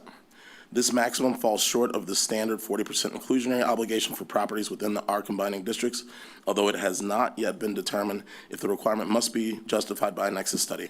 Additionally, the financial feasibility analysis indicates that the 40% inclusionary requirement is not financially feasible without county subsidies. What I really want to highlight there is obviously the 40% is not feasible, but the 2014 nexus study, which has been completed, that we have, and we can reference, because we can't reference something that hasn't been done yet. That nexus study says that on average, a maximum inclusionary obligation of approximately 23%, that is feasible. And that is the housing that we're creating. 15% applies to low and very low. We're talking about moderate income housing. That's the missing middle. That's what we need. I'm going to move that we, based on that, which was taken from our 2014 nexus study, and based on what was presented to the Planning Commission and the Planning Commission's willingness to compromise, I'm going to move the Planning Commission recommendation for the 20% affordability. Can we just 1 second? I'll second it. Okay, because there's a second on the substitute motion, so the substitute motion will be heard first. However, I think that the original motion needs to be amended before your substitute motion was heard, and I think that it just needs to be amended for the record. Your motion will still be heard first. I believe what County Council is referring to is that we need clarification that in the motion that I made and Supervisor DeSerpa seconded, it was for the 15% affordable. Yes, what I think what you meant to say is accept staff recommendation with the 15% affordable rate. Is that right? That's correct, yes. Okay, so now that that's clear, the substitute motion for accepting staff recommendation with the 20% inclusionary rate will be heard first.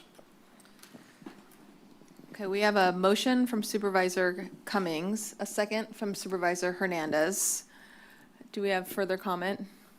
I'll just say respectfully, 2014 was 12 years ago, and the price of a home in Santa Cruz County at that time was $665,000 on average, so less than half of what the median sale price is today. I respectfully believe that that data is no longer relevant. I will plan to vote no on this motion. I will also, excuse me, we're not going to do any shouting from the public. Thank you. So I will also be voting no, because unfortunately, what the five of us have inherited are decades of decisions trying to be perfect in housing development, which has meant no new housing. And today, we have an urgent need to develop new housing in this community. We hear it every single day. It's the number one issue in this community. We're with many of our affordable housing partners who are urging us to support the 15% rate. So I will be voting no on the motion as well. We have no further comments. Madam Clerk, will you call the roll? Supervisor Hernandez. Aye. Cummings. Aye. Koenig. No. DeSerpa. No. Martinez. No. Motion fails 2-3. We're now going to move on to the previous motion, which was made by Supervisor Koenig and seconded by Supervisor DeSerpa. Is there any further comment on the motion? I will just say one thing, which is that, and I hear Supervisor Koenig's concern with the Nexus study being from 2014, and that's, about 12 years old. I will say that that is what staff also used to make their recommendation that we reduce the affordability from 40% to 15%. So it's just one of these things. I think this is a conversation that we need to have with staff, because I feel like there are times when policies are picked and choose, and we use things to justify, certain things, and then other times we say, well, we have, that's too old and it's outdated, and we have to do something new, or we have to rely on a new study to make certain decisions. That being said, obviously we tried to support the Planning Commission and their objectives, and I think that we should be maximizing, although at the same time, I'm not going to vote against a project that's going to bring at least 15 units of for sale middle income housing online. So I'll be supporting the motion, and just hope that we can meaningfully try to meet some of the goals and standards that we set for ourselves in the past as it relates to making sure that we have all forms of housing coming online. Very low, moderate is what this community needs, and we need to maximize that to the great extent feasible. Madam Clerk, will you call the roll? Supervisor Hernandez. Aye. Cummings. Aye. Koenig. Aye. DeSerpa. Aye. And Martinez. Aye. Motion passes 5-0. So with that, we are going to take recess for a lunch period in closed session. Do we have anything reportable for closed session? No. All right, and we will return at 1:30. Recording stopped.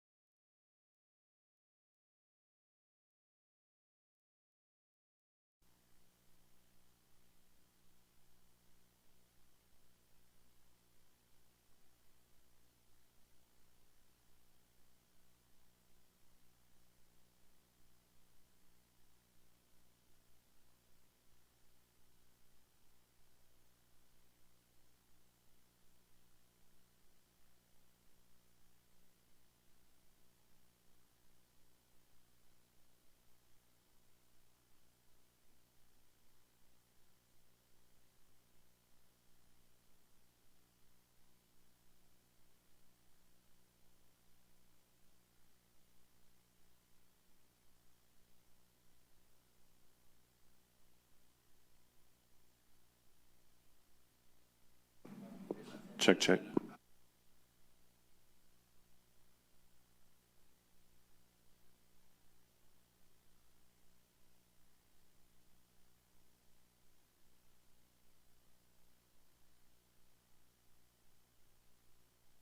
Recording in progress.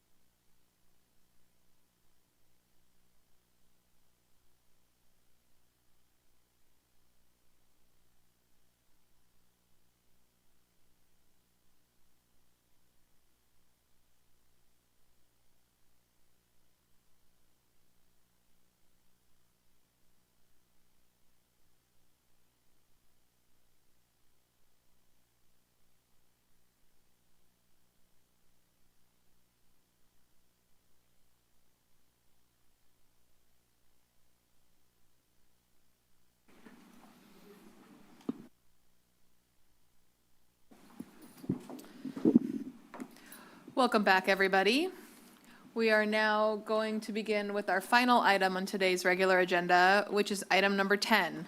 Consider the general fund mid-year budget report with updated estimates for fiscal year 2025-26 and updated general fund forecast. Schedule public hearings for the proposed fiscal year 2026-27 budget, beginning on May 5th, 2026, continuing to June 10th, 2026, and June 11, 2026, and concluding on June 24th, 2026. Schedule June 24th, 2026 as the date to consider amendments to the county's unified fee schedule and take related actions. With that, we're going to begin with a staff presentation. It looks like our staff's already joining us. Welcome. I think we're going to start off with CEO Coburn. Yeah, thank you, Chair, members of the board. I'm Nicole Coburn, County Executive Officer. Today I'm joined by Elisa Benson, my Assistant County Executive Officer, and Marcus Pimentel, the County Budget Manager. I want to acknowledge Ryan Friedwork worked very closely on this staff report and presentation with us, but due to the length of time we've been spending on items, we've consolidated the number of presenters. But I did want to acknowledge Ryan's hard work. So next slide. So today, the objectives today, we're going to provide you with an outlook on the upcoming budget for fiscal year 2026-27 and beyond. And as part of this, I want to note that this is not your normal routine mid-year budget update. In the past years, these updates were what I felt were very technical and informational. What we're going to present to you today is an attempt to have more of a discussion around the budget, to think strategically and engage with you, which is different from what we've done in the past. I do want to note that we have a number of recommendations in the staff report. Because this is a lot of information to take in today, I want to at the outset say that we are recommending all of the recommendations, but withdraw number 2 related to having the robust discussion on the foundational principles. We're going to cover that today, but we want you to listen and to think about it, and then we will come back on March 10th to really engage further on those principal budget the foundational principles that we're using to craft this new proposed budget. Also today, we're going to talk about all of the risks that the county is facing with regard to the upcoming budget and the status of our reserves.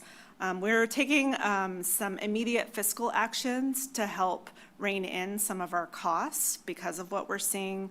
So we're going to go through that. And like I mentioned, we're going to discuss the principles that would guide budget development, but return on March 10th with a further discussion and potentially direction from the board.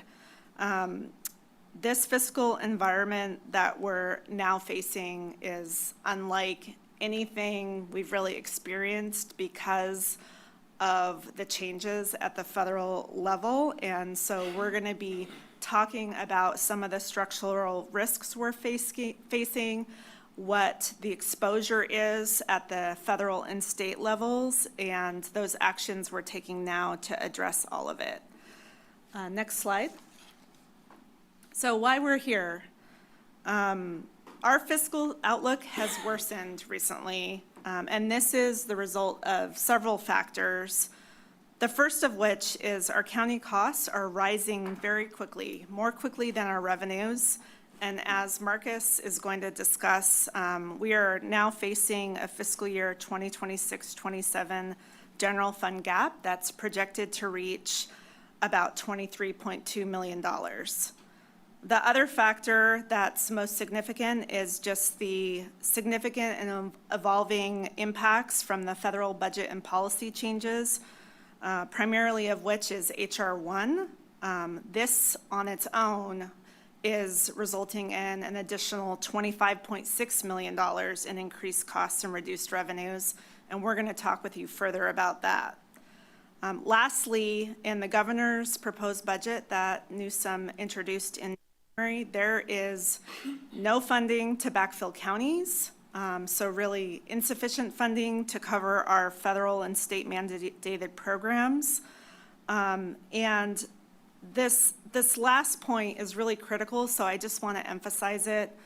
The state of California is the entity designated to administer these state and federal mandates. They have delegated responsibility for that administration to counties, and we as a county, with our other counties that we are members of through the CSAC, the California State Association of Counties, feel very strongly that the state of California needs to step up and provide a long-term funding solution for these realigned mandated services that have shifted to counties. Our realignment revenues are just not enough to sustain these services. And so we are working closely with CSAC and our partner counties to try to figure out what it is that we're going to be asking of the state of California to help us solve this problem.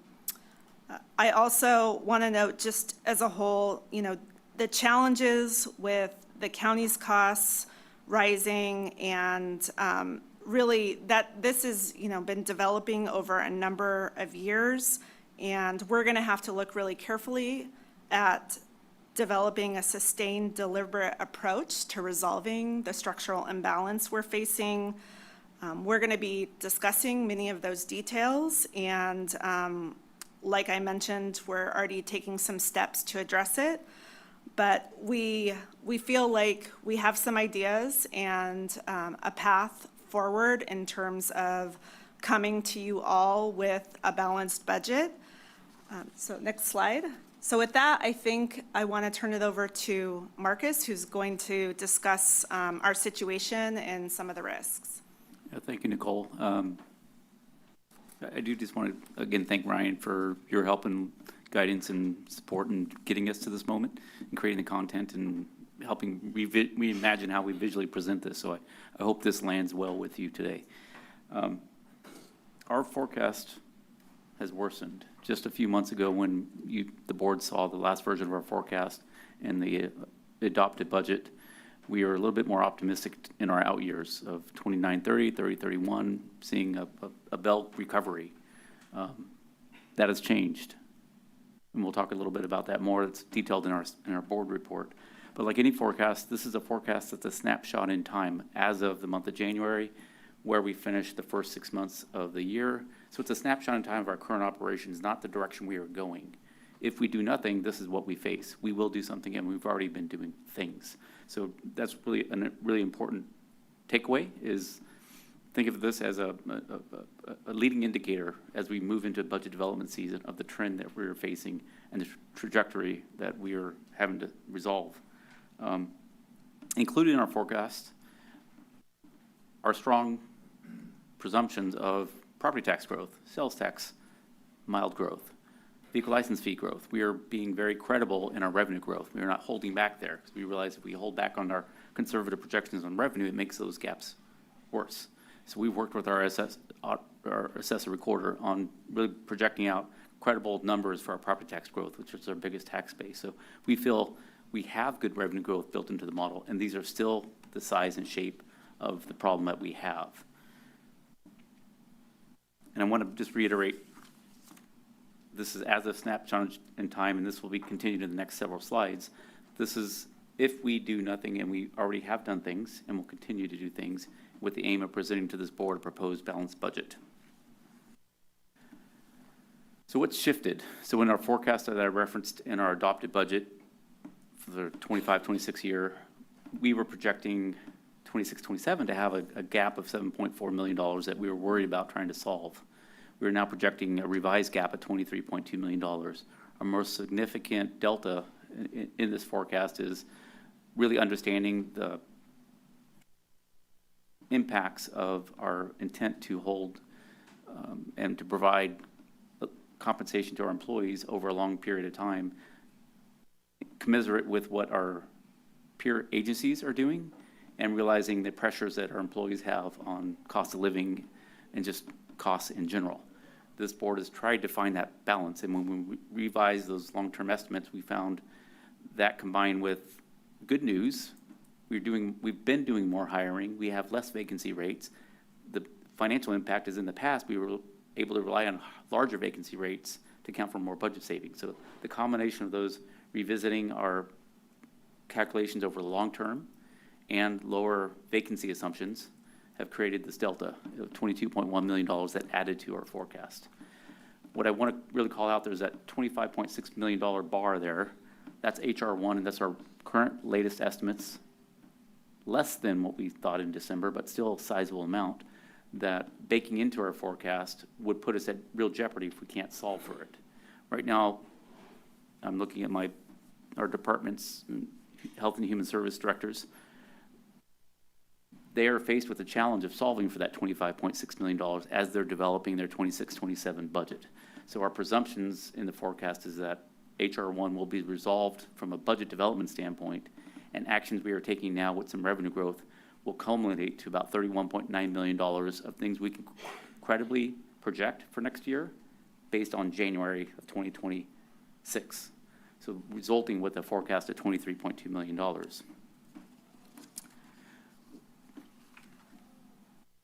Say it once, say it twice, say it three times.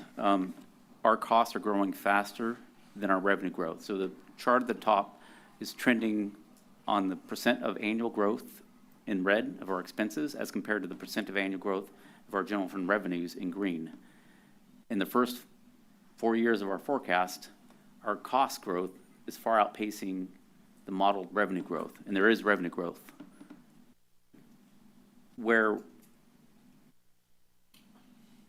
this becomes a problem, of course, is the bar chart down below, which is projecting out our deficits, our revised deficits. And this is a moment of time where if you go back to our adopted budget for 25-26, you would see 29-30, 30-31, 32, 33, start seeing green bars in those years in our prior forecast. The cumulative effect of less vacancies, of the impact of multi-year agreements has really shifted our economic outlook in our forecast, where a $67 million deficit is persistent throughout the remainder of this forecast. Again, this is if we do nothing and we do things. We will do things. We are doing things now. So I'll let Elisa and Nicole really kind of talk to that as we wrap this up. What I want to reiterate here is the elements that we go into a forecast. We begin with a kind of a rear view mirror look of what's been going on in our actual results every year, dating back to 2019, 2020. We look through 6 years of actual results. We look for the trend data indicating the direction we're going. We look at this current year in the direction it's going with first 6 months of live data, and then compare that first 6 months to every prior 6 month period in the prior 6 years. We can kind of estimate historically the trend line of those first 6 months where it results out. We then compare that to budget. We then compare that to state and national data. We compare that to local data. We get information from our partners who help us model sales tax and get information for our assessor recorder on property tax. We take all those data points and we validate that against our forecast. And that's what we end up giving is a really what we believe to be a confident general fund wide forecast that's indicative of the direction we are going. Again, this is a snapshot in time that really helps us shape what we have to do going forward. With the risk that if we are unable to solve for HR1, if we are unable to solve for the $25 million at risk, that forecast will get worse. That $67 million plus 25, we're north of $100 million. So that's our concern, and that's what we're working towards now, and that's why this moment is bigger than these typical mid-years have been in the past. And with that, I'll pass it on to Elisa. Oh, me. I had a note to myself to pass it on, and this is me. So the risks we are facing moving forward include federal, state, and our own local economic. The impacts from HR1, as this board has been frequently updated, last December 16th, we had a preliminary estimate of an exposure up to $50 million. We've refined those estimates, and we're now looking at a $25 million credible impact from HR1. If you look in the staff report, you'll see some variation of some of our costs in HSD or some of our risks in Human Services departments have gone down, but our risks with CalFresh have gone up. So we've had some winners in our evaluation and some losers, still with a persistent $25 million at risk from the impacts of HR1, as Nicole mentioned, because of the state's actions to shift their responsibilities down to us. We now bear the brunt of those costs, and the governor's budget failed to include any funding to meet the mandates that they require of us. From an economic standpoint, I'll stay in the state lane for a little bit because we do want to talk about, we've talked about in the past, property tax and sales tax allocation, where our property tax, we're getting 13 cents on the dollar, 13.4 cents. And we've documented that, and we've compared it where we sit amongst all of our other county peers, and we're near the bottom of that chart. You know, we are systematically disadvantaged from the allocation model on property tax. We are also systematically disadvantaged in how sales tax is allocated. And we've been able to estimate over the last 6 months, credibly, that there's about $10 million annually that's lost out of our general fund. $10 million of sales tax that our residents in the unincorporated area are buying and paying through online acquisitions are not coming back to us because of the state's allocation model based on the 1950s when delivery trucks would show up and drop things at commercial doorsteps. Those models are outdated. The state has the data about where the package is being delivered. The state has the data about where it's being purchased, but the allocation models haven't caught up with that.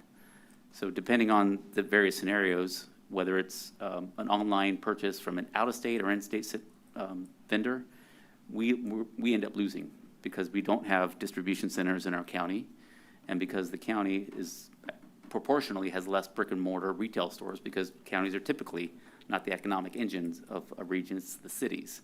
So because of those structural deficits, the state ends up allocating sales tax based on our proportionality of sales tax that we generate in our brick and mortar. And so that hurts us all across the board. And so this is our problem with our flawed allocation models, both on property tax and sales tax. And sales tax is closer to considering reforms. Property tax is a longer challenge. I'll say from an economic standpoint, we just want to highlight things we already know. As I mentioned with the way our county, typical counties are designed, small population centers, all the commercial, all the retail, all that economic is typically in the cities. In our county, half the population abnormally as compared to our peers lives in the unincorporated county, half the population. Our peers are like 20%. Some counties are as low as 4%. So with that, we do not have the commensurate centers of economic that you might expect with having half the population there. And part of that is just geology. Where's the predominant amount of our land and where do people live in the unincorporated areas. It's in places where you're not going to develop retail centers in the mountains, in the foothills, or in the farmlands. So we have some economic limitations that cause us the inability to quickly turn on, let's develop this project. Let's bring a warehouse here. No, that doesn't fit with our environment, either politically or physically. So we have our own challenges in that space. I'm going to move on to a little bit about HR 1. As this board knows, we continue to be concerned with the unprecedented level of the shift of federal policy change quickly and frequently. That's both at a policy level and at a staff level. I think our peers in Health Services Agency and Human Services Department and other county departments can talk to the change in tone that we're getting not only at the staff level, as well to match the congressional presidential office. So we're starting to see a lot of unfortunate outcomes of that in relating to the impacts of HR 1 and the changes that are flowing downhill to us. Because the state has shifted their responsibility to this county and all counties, we bear the brunt of mandated services or responding to new federal requirements to elevate our amount of work to keep people on Medi-Cal, for example. This has proven to be a systematically disadvantaged moment for counties where we have the mandates. The state's governor released in January did not provide the funding to continue those mandates, putting the onus on counties across the state to backfill that through cuts or other actions. This is a moment where politically, I think Nicole correctly framed this moment that we're in. I would finish with, we are delegating and asking the Human Services Department and Health Services Agency to partner with us in this moment and help us understand what are the impacts of absorbing this level of a reduction of this funding increase or funding decrease or staffing increase. And we'll be communicating that more clearly in our proposed budget.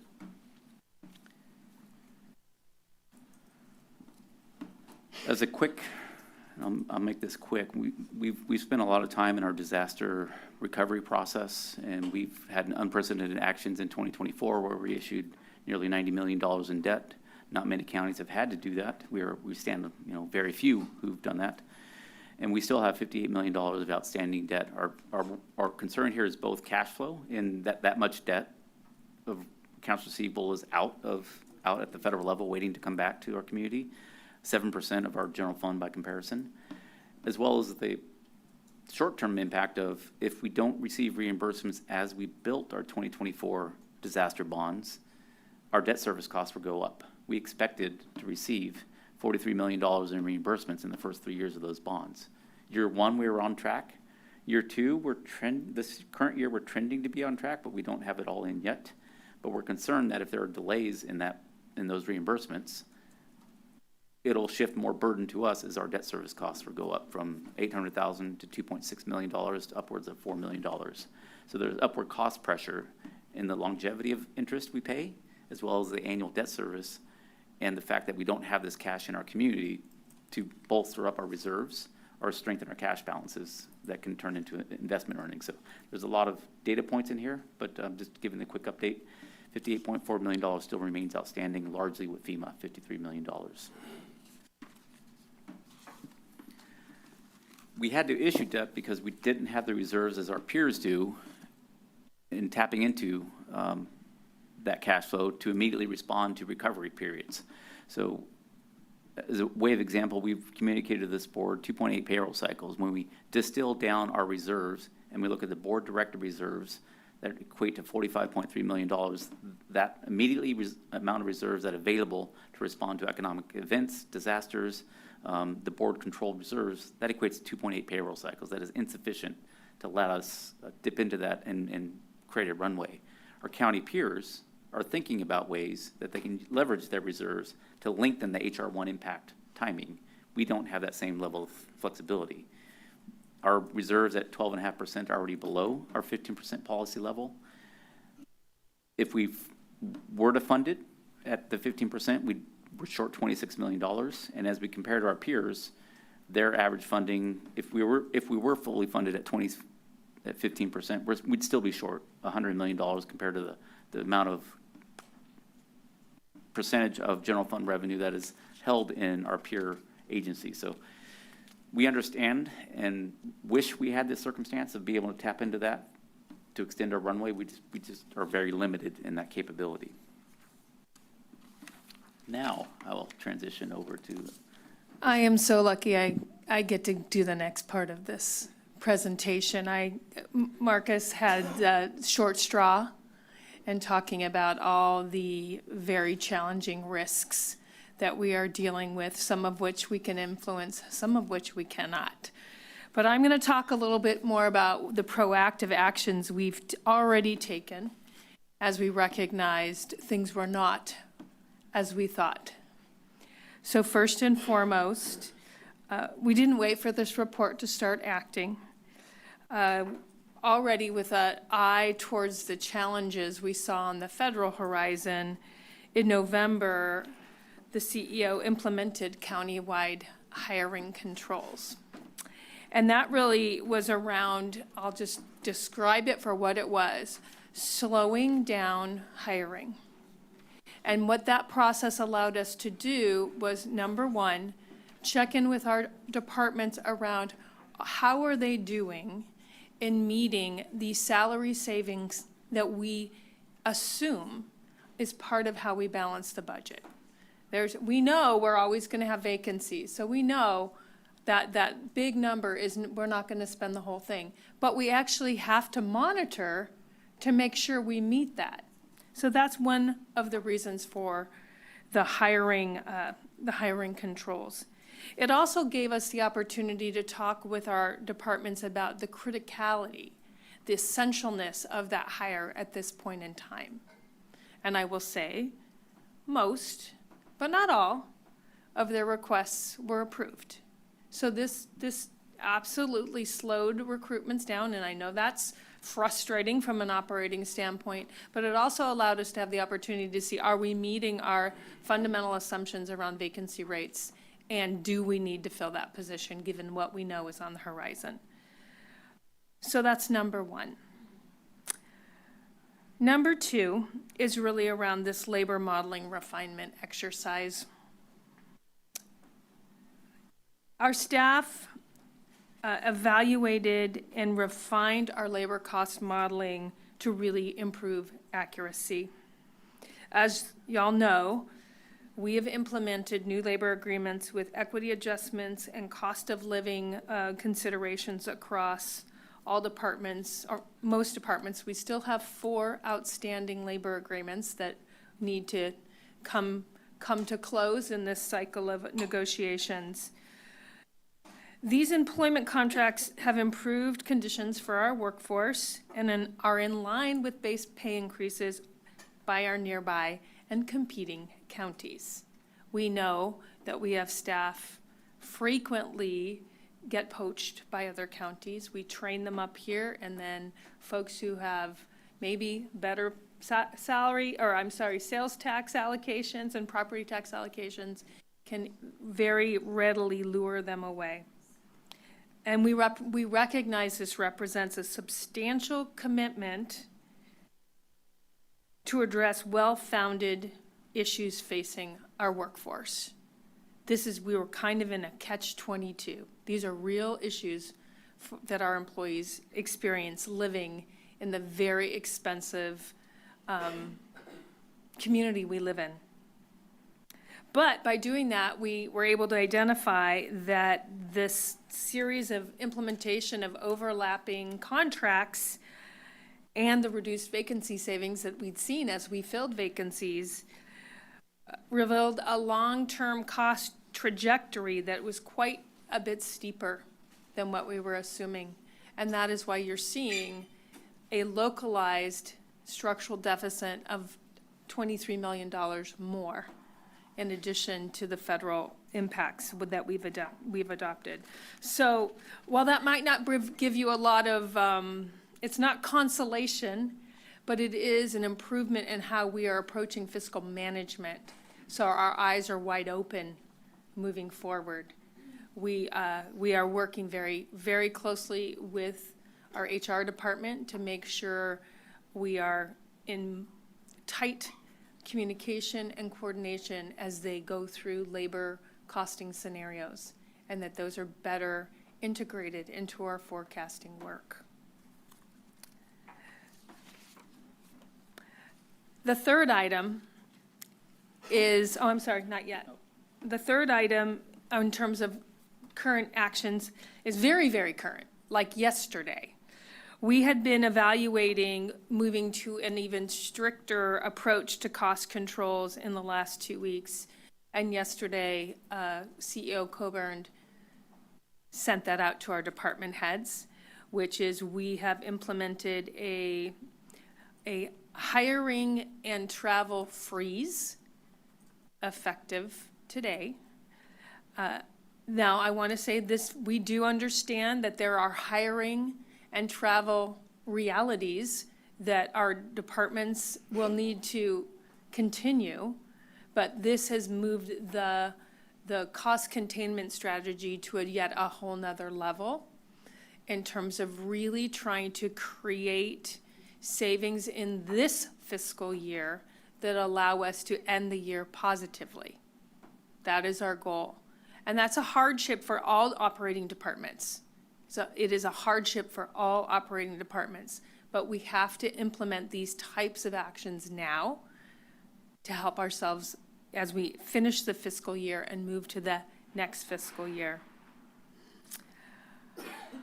The last part I want to talk about is as part of the fiscal year 27 budget development, the CEO has been proactive in providing departments directions that they were going to have to do some very difficult budgeting work for fiscal year 27 based on what we understood our deficits would look like.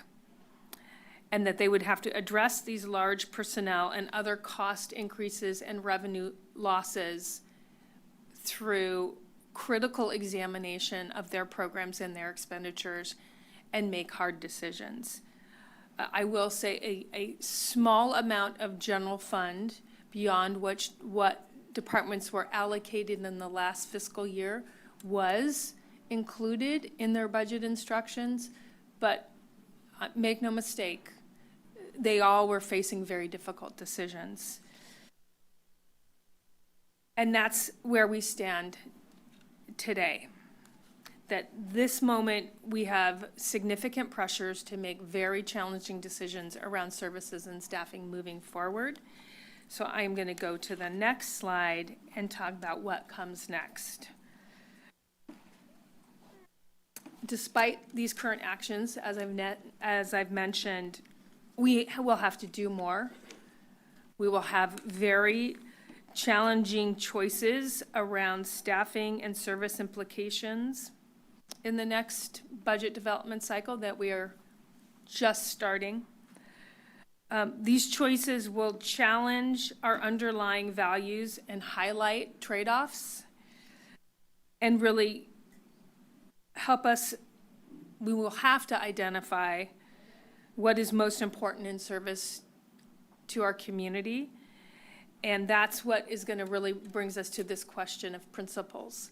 Before I pass it back to Nicole, I want to just give a little bit of a preview of the work ahead in the next 3 months. All right, so just to remind everyone, what happens now after this mid-year report is, and as we've said, this is a little bit different from many of the last years. It's going to require more from all of us. Departments are doing very challenging work, have submitted their proposals to balance to the CEO, and now we take that along with priorities and trade-offs and conversations we've had with all of you to evaluate those proposals and determine what to recommend forward to you in early May. So the conversations that you start today and continue at the next meeting around principles, priorities, and trade-offs will inform the CEO in working through those proposals that are on the table right now. I do want to remind folks, again, this is a little bit of a different approach. We do have our second community convening with our community partners around federal impacts this Friday. So there's no question in our minds, this will come up at that conversation as well.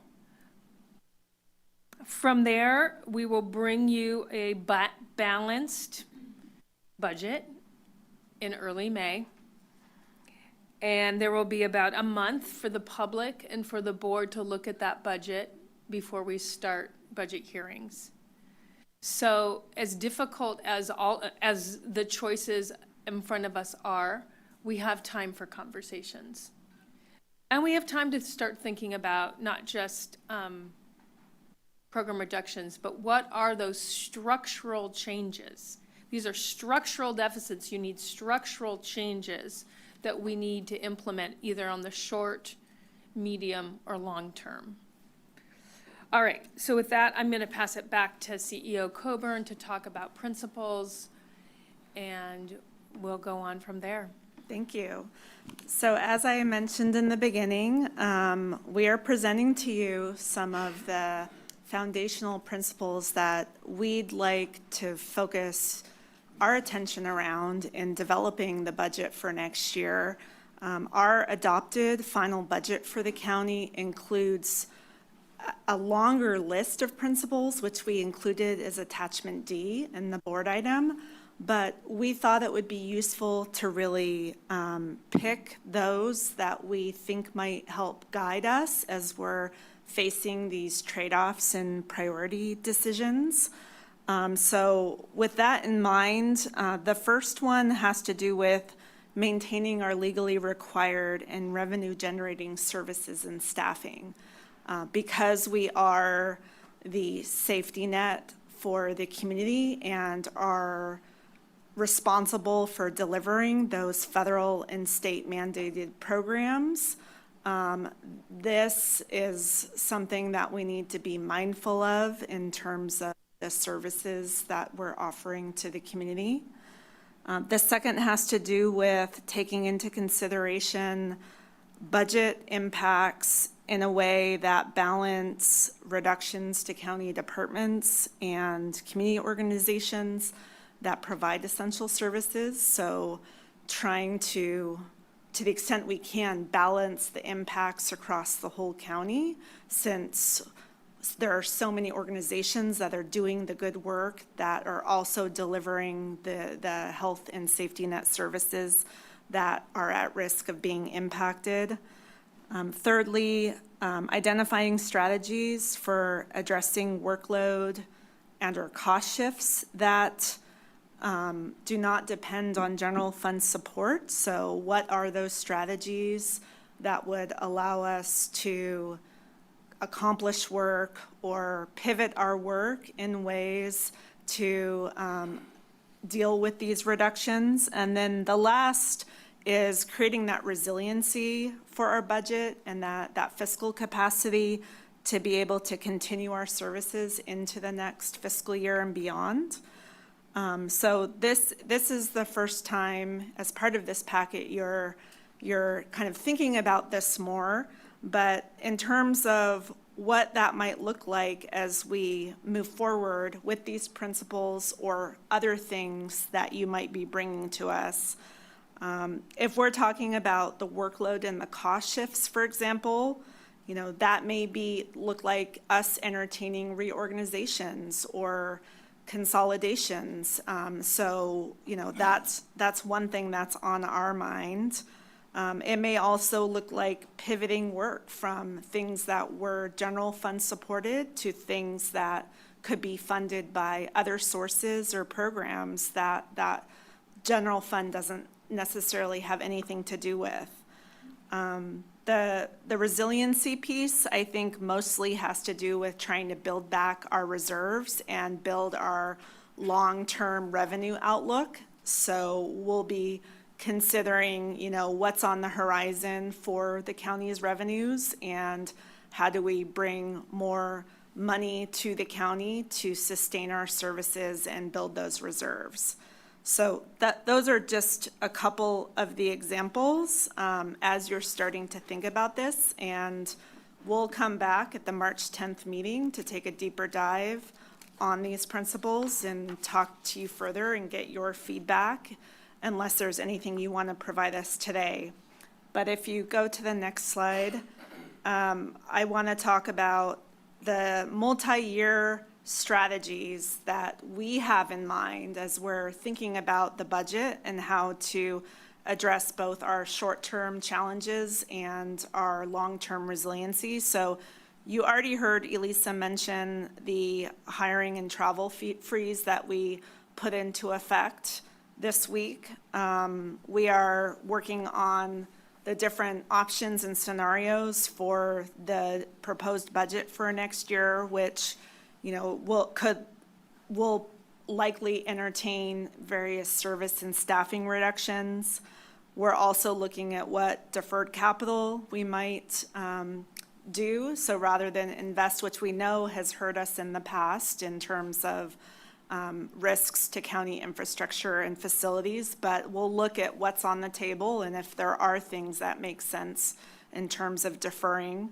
Then medium term, I think one of the most critical components of this is really that state advocacy piece, with needing to push the state very hard on trying to get us funding to help with our federal and state mandates. If the counties, and not just us, if counties are left holding the impacts of what's happening, there's going to be dramatic effects across not only our county, but the whole state. So it's really, you know, up to the state to help us in meeting those federal and state mandates. And I had mentioned restructurings, which I know there have been some that have already been directed by the board for staff to look at, and some of those will take a little bit of time, but we're thinking through what might be possible sooner. Revenue enhancements, which I already mentioned, you know, if there's anything else we can bring to help support county services and the funding that is at stake, and that will be disappearing from our budgets. Sales tax reform that Marcus had mentioned. You heard about all the money leaving our county. The League of Cities has been working on this for quite some time. They have actually a proposal that some cities really want to try to push forward, and that I think we're on board with. But the problem is there's only one pool of money, so they're winners and losers. And so a lot of cities who would stand to lose, you know, aren't happy with that. But to the extent we can try to push that effort forward, would be good for us. And then long term, you know, again, looking at our revenues and our reserves and trying to build those up, trying to address the deferred maintenance. The good news is that through pension reform, in the next decade, we should start to see some of our costs starting to go down. And so that is going to help alleviate our rising costs for other salary and benefits and, you know, contracts or wherever else we're seeing increases. So that pension reform is really going to help us out. Longer term is addressing our property tax base and trying to come up with an idea to reform that, because that is where we only get 13.5 cents on the dollar, as I know we've talked about many times, and trying to come up with some sort of methodology or approach to changing that would be appetizing to people to try to get that over the finish line is critical. And then just addressing the disaster costs and financing and figuring out through FEMA reform and just everything else going on related to that, how do we get money in the door more quickly to cover our costs so that we're not left holding the bag on that, is very important. So this is a critical moment. You know, we're up for the challenge. You know, this is going to involve both, you know, as you heard, short-term, medium-term, and long-term solutions. But, you know, we have done this before. We've gotten through difficult times, the Great Recession, the financial housing collapse, COVID-19, we can figure this out and get through this period of time and come out stronger on the other side. So with that, the last slide is just our recommended actions. Like I mentioned in the beginning, we would like you to approve all of them with the exception of number 2, which we'll put back on the agenda on our next meeting to have a further discussion with you and bring back some additional information. We have a lot of recommendations in here that are very administrative in terms of realignments and shifting money around within our budget and accepting monies that are new to us into the budget. And other than that, we're asking you to set the public hearing dates for the budget hearings coming up in June. We're happy to take any questions you have or answer, have a discussion with you today. Thank you so much for that report. I'm going to start by seeing if my colleagues have questions for the staff. Then I'll go to public comment, and then I'll bring it back for discussion and direction. Would anyone like to start with their questions? Sometimes I feel like a teacher. Everybody looks down. Don't call on me. Anybody? Sure. Supervisor Koenig. All right, well, thank you for a good report, if not good news. My first question is about, I guess it's recommended action 8, which is to basically defer a feasibility study on creating a unified health and human services agency. And I think this was one of the actions that came out of the last budget cycle. My understanding is we could be facing double-digit layoffs in one or both of these departments. It seems to me prudent to look at opportunities for synergies before those happen. I mean, even just the way this is phrased is like a feasibility study. I don't think that the intention was saying we want the two departments necessarily completely combined, right? I mean, where are there synergies? Could they share a contracting department, for example? Or are there other positions that they could share? If anything, this tells me, like, just the way this is phrased, exactly what does need to change in our approach to things, right? I mean, a feasibility study, like, we don't need a 30-page document on this, right? We need the departments to talk to each other and say, hey, these are the positions we might have to lay off. These are positions we might have to lay off. Are there any way that we can combine the workload here and actually save some folks? And so that's where I'd like to see a little bit more engagement in this budget cycle rather than putting this off for a whole nother year. I guess there wasn't exactly a question in there, but I mean, does anyone want to speak to that? Yeah, and so we have an objective around coming out of the original direction, Supervisor Koenig, around looking at creating a unified health and human services agency, which is a really big deal. If that work is associated with this recommendation, obviously we're looking at all options to achieve efficiencies, create synergies. And so I think we'll be doing that lighter touch work that you're speaking to, but we wanted to be responsive to also the idea of, does it make sense to have a unified health and human services agency? And there's a lot of considerations there. We're probably going to need some help to look at that. The funding sources are different, the types of services are different, and so combining them takes some analysis. And so that's just what we're asking to defer, is that bigger analysis for the huge unification. But obviously, smaller things, easier wins, we'll take any of those into consideration with this budget. Okay, I'm glad to hear that. I think that was always the intention, is to look at incremental options first, rather than necessarily, any idealized form of what the result should be.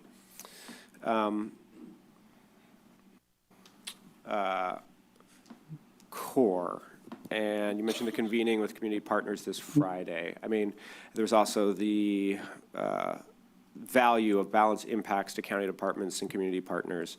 I mean, core has been the one area where we have a lot of discretion, where we're not dealing with state or federal mandates.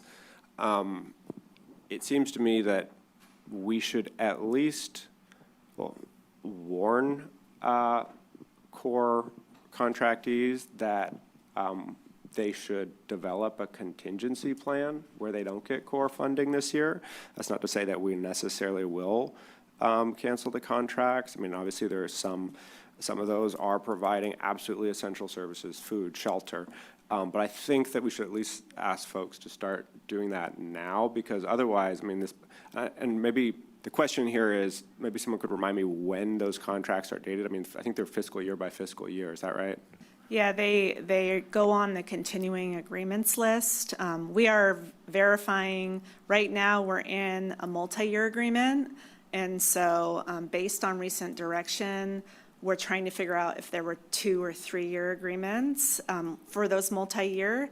The last time, most recently, we looked at it, and the board may have decided to scale back to 2 years. And so, but they're on a year-by-year basis and go on a continuing agreements list. And of course, we have an out clause in all of our agreements. So potentially, if we would need to get out of them, we could give notice. Right. Okay, good. That was my understanding, is that we basically did renew them every year, and so every year was an opportunity to reassess. I mean, it's basically the end of February, you know, we're talking about the end of June. I think it would be helpful, again, not desirable, but helpful if our board gave some indication that those will be assessed today, so that recipients have 3 months to at least do some contingency planning the way that we're having to do. I think it's roughly $600,000 for the housing initiative in the CEO's office. Could someone provide just a little bit more color on what that particular initiative is? Yeah, so you might recall part of our Measure K spending plan included funding, setting aside $1 million for housing-related projects. We have been using part of that funding over in the Health Services Agency for Room and Care Board Room and Care. And so last fiscal year, we spent out everything except for $400,000. It went to a variety of, what we did spend went to a variety of buckets in HSD and HSA. It ended up not getting moved last fiscal year for that remaining $400,000, so it fell into our contingency. We are asking to bring it back out, to set it aside. There's also $200,000 remaining in this fiscal year budget for the Measure K housing bucket. And so in total, that's $600,000. We have some studies we're likely going to have to do here at 701 as part of the housing viability project. And so we may need some of those funds to support that effort, which is, the goal of that is to bring affordable and workforce housing here to our 701 campus.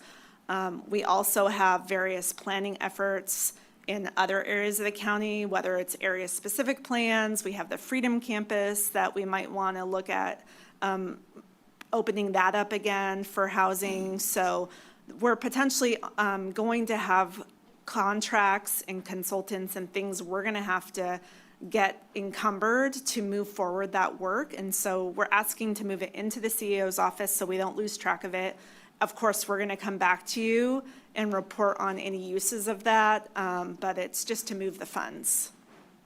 All right, so some of that 600,000 would be for, you said, room and shelter type activities? No. Or it's all for potential? It's all for consultant housing, our housing work. The room and board costs are already in the health services budget.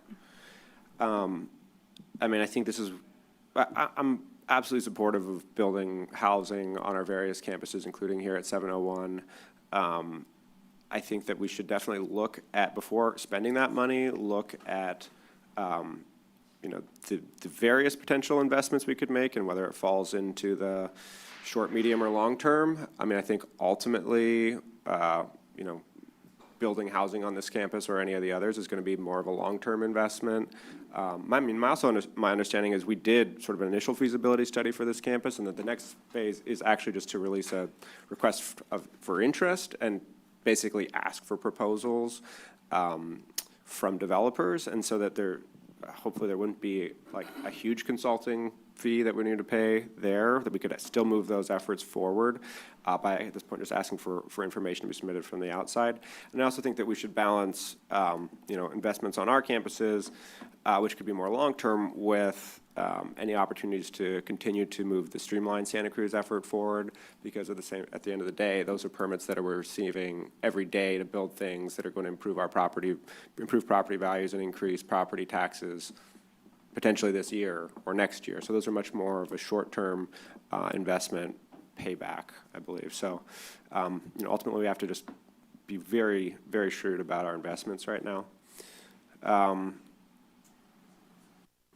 Building fiscal capacity and resilience was mentioned, and yeah, I mean, I think it was highlighted that we are looking at what is it, $2.9 million towards disaster debt payments, rising to up to $6.4 million in 2030, depending on how much we actually get paid back from FEMA. I mean, there's room to be hopeful still. The year is young. I think what was not really discussed very much is that just the precarious situation our infrastructure is in today, because we've basically financed so much of the services we provide over decades by deferring maintenance and infrastructure.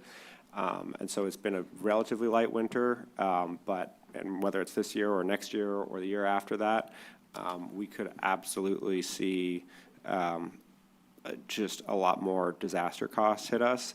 And so we have to consider that. Are we looking at building into our reserves that 2.9 going up to $6.4 million that we might have to pay towards disaster debt, or are we building that into the budget in some other way? That would come in the form of the budget. So if we saw an escalation in cost, you'd see it in a budget proposal. In terms of like increasing our contingency budget or reserves budget, or would it just be when the bill comes, yeah, we're going to budget for it? We are unable to renegotiate debt service costs. We have a legal obligation to bondholders. So if we're not able to meet our pay down expectations from FEMA, those obligations still exist. So we would just see a budget adjustment of pushing those costs upwards, and then there'll have to be a downward offset somewhere else. Right. Okay. I think the more proactive we could be about saving for that, the better, especially because there's other kinds of disaster impacts that I don't know if we're planning enough for. And finally, there was some mention of potential revenue enhancements. Not a lot of color given to those, but would love to hear anyone discuss what some of those ideas look like from your side. Yeah, I mean, at a high level, we still have an ability to go after some additional sales tax. So that might be, we're currently at 9.5 cents. The county on its own has 1/4 cent left. At some point, we could look at going for that. We've also talked with you, and we've gotten some information on trying to figure out on the road side, what we should be doing, and if it makes sense to form small CSAs, create additional zones, or what would be appropriate to bring in additional road funding that's dedicated and would actually get road projects done on a timely basis. So there's that. And then obviously we're constantly trying to engage with our associations and hear about what other counties are doing, to learn from them. There are always ideas that pop up that potentially we could pursue. It just is a matter of whether it's a priority for the board and an interest in pursuing them. Okay, thank you. Supervisor DeSerpa. Thank you. So I think many of us up here have talked to our state legislators and assembly people about the property tax reimbursement that we get, which is 13.4 cents on the dollar, as not being fair whatsoever to our county. And is there a chance that we would ever either get together with other small counties that find themselves in a similar position and sue the state about this? Because I have asked, I mean, we have sat with the best, legislators that we have, and John Laird, Robert Rivas, the answer is no, we're not changing anything. Right, and so, you know, and I think Manu in particular, Supervisor Koenig, has really tried to figure out a way to make this happen, to get these changes in place that would actually bring some parity here. And to date, we have been not unsuccessful at doing that because there is not the will to make the changes. So would we ever consider suing the state over this matter? Because I think I had heard, and I think I found this online somewhere, that Orange County actually had done that when they were looking at bankruptcy at one point, and they were able to move their reimbursement higher than it was. Yeah, what Orange County did, there's a really more complicated story behind that. I actually talked with one of the attorneys that was involved with that, and it's not as it's being Simple, represented to you. Yeah, it's not as it's being represented to you. I mean, fundamentally, in order to sue somebody, you have to have a cause of action in order to sue somebody. We are, as a county, we are a subdivision of the state of California. We sit underneath the state of California. I'm hard pressed at the moment to know what cause of action that our county would have to sue the state, what basis we would have, what claim we would make. Agreed that it's very unfair. But once we start talking about unfair or what's fair, we're talking more about policy concerns than we're talking about legal concerns, unless someone can point to me a law that restricts the legislators from doing what they're doing. And it may fundamentally be something that's more appropriate for the ballot box and for folks to be selecting to send legislators to the state who are going to fight for a different calculation. Okay. Santa Clara gets 55 cents on the dollar. San Francisco gets 65. I think Monterey gets, what, 19 or something? Do you remember? 16 or 17. But it like translates into millions more dollars to their general fund. So it's just not fair. Okay, so, you know, I'm going to repeat some of the same things Supervisor Koenig just said. You know, streamline Santa Cruz is very, very important because it will increase property tax. If we can get things built quickly, efficiently, it'll bring more revenue in. If there's anywhere we could build a distribution center in the county, we should be looking at that. Like there might be industrial areas. There's some in SoCal. There's some in the unincorporated areas of Watsonville that there's warehouses on there right now or sort of dilapidated industrial areas that could be raised and we could build something. So I think we need to look at something like that to bring more revenue, bring that $10 million of sales tax revenue back into our county coffer. Of course, grants, earmarks. There's been a lot of media recently about earmarks and local project requests coming in from our federal lawmakers, which is really important. In fact, I was on a webinar yesterday, and we've got two deadlines coming up, March 6th and March 11th. And so if we've got projects where we need money, now's the time to get those requests in. I understand we've got, you know, investments, and we don't have generous reserves right now, but I think we could do better on the investments that we have, and I understand there are guardrails regarding that, but I do think we could be doing better potentially than what we are now. Again, economic development to bring in revenue is really important, as you know to me, and I don't see that being moved forward in any rapid way. And so I would like more focus on economic development in our unincorporated area.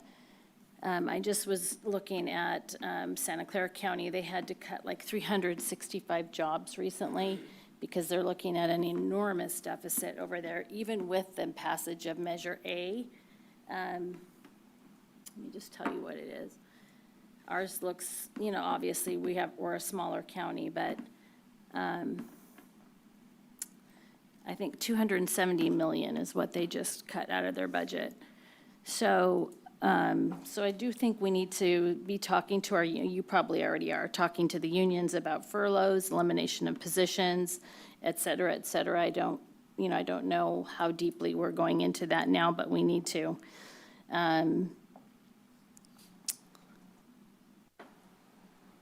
I am very concerned about our disaster bond payments that will come due in 2027 if we can't get that $53 million paid down. Marcus, can you tell me exactly what that payment might be? I know the interest rates may change, et cetera, but what are we looking at in terms of payment out of the general fund for that bond obligation? We've got 800,000 is our amount currently for next fiscal year. It'll jump up to 2.6 million in the out years, and I can get you the rest of the details. I think it'll reach $4.1 million at its high point in the 2030s. But we have been successful with getting the reimbursement, so there's no indication that we won't, other than everything's uncertain when it comes to the federal decision-making. Yeah, it's come down about 30 million, right? 30-something million. In terms of our FEMA reimbursement and our, Yes, we've had wonderful success and advocacy over the last several years. That started to slow down. We're not seeing that same level of. Sure. But we are still seeing the trickle in of payments. Okay. And then the other thing, of course, I worry about is just some of the new programs that we've put into place, which are wonderful, but are going to cost our county money that we were not on the hook for, not on the hook, but weren't responsible for before, like the Children's Crisis Center, which I understand will be about $5 million or more, will come right out of our general fund to operate that unit. Yeah, yes, so we're trying to, one, draw down as much federal funding we can for that center for children who become patients there. And then two, we obviously want to have that center not have empty beds. So we're going to be trying to fill it with children from outside our county to make sure that we're not at a loss. So there's been some delays in getting the licenses to open that center, but once we're fully up and operational, hopefully we'll get a sense of where things stabilize in terms of patients from our county, patients from outside the county, and what our revenues look like. Okay, thank you. I think that's it for me now. Supervisor Hernandez? I'm not sure if you're controlling the screen, but the screen with the 4 pillars. Oh, okay. Sorry.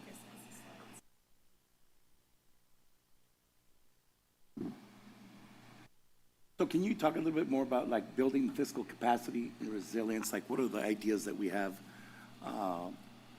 for that? Building fiscal capacity and resilience were the new revenue options enhancements that I mentioned.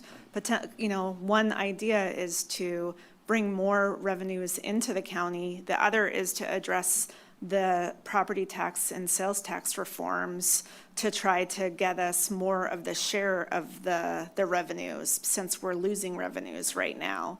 So those are 2 ideas. And then as we have new resources, trying to build up our reserves so that we're not as, sensitive or at risk when we face these major changes at the federal and state levels. I guess I'd also include, I think that Supervisor Koenig mentioned the streamlining. I think there's probably opportunities in different areas that we can start to begin to do that. South County is talking a lot about housing, adding more housing to our stock. And in terms of getting state funding, you mentioned for mandates. Yes. What type of mandates would we be looking at? So we're going to be advocating very hard for the state to provide a long-term solution to fund our health and safety net mandate. So Medi-Cal, CalFresh are the 2 programs most significantly hit by H.R. 1, the Federal Reconciliation Bill. So we are projecting huge decreases in county revenues in At the same time, some increases in county costs because it's going to take more time to process work requirements and redeterminations. So we are asking the state to step up and to provide a long-term funding solution to not put all that on counties. That is just, it's going to hurt all of us to an extent that it's just, we can't absorb all of that. Okay, thank you. Supervisor Cummings. Thank you, Chair. I just want to thank my colleagues for their questions and conversations on this topic. First, I want to appreciate CEO Coburn being able to defer item number 2 for us to have some time to think more deeply about this. I know for many of us,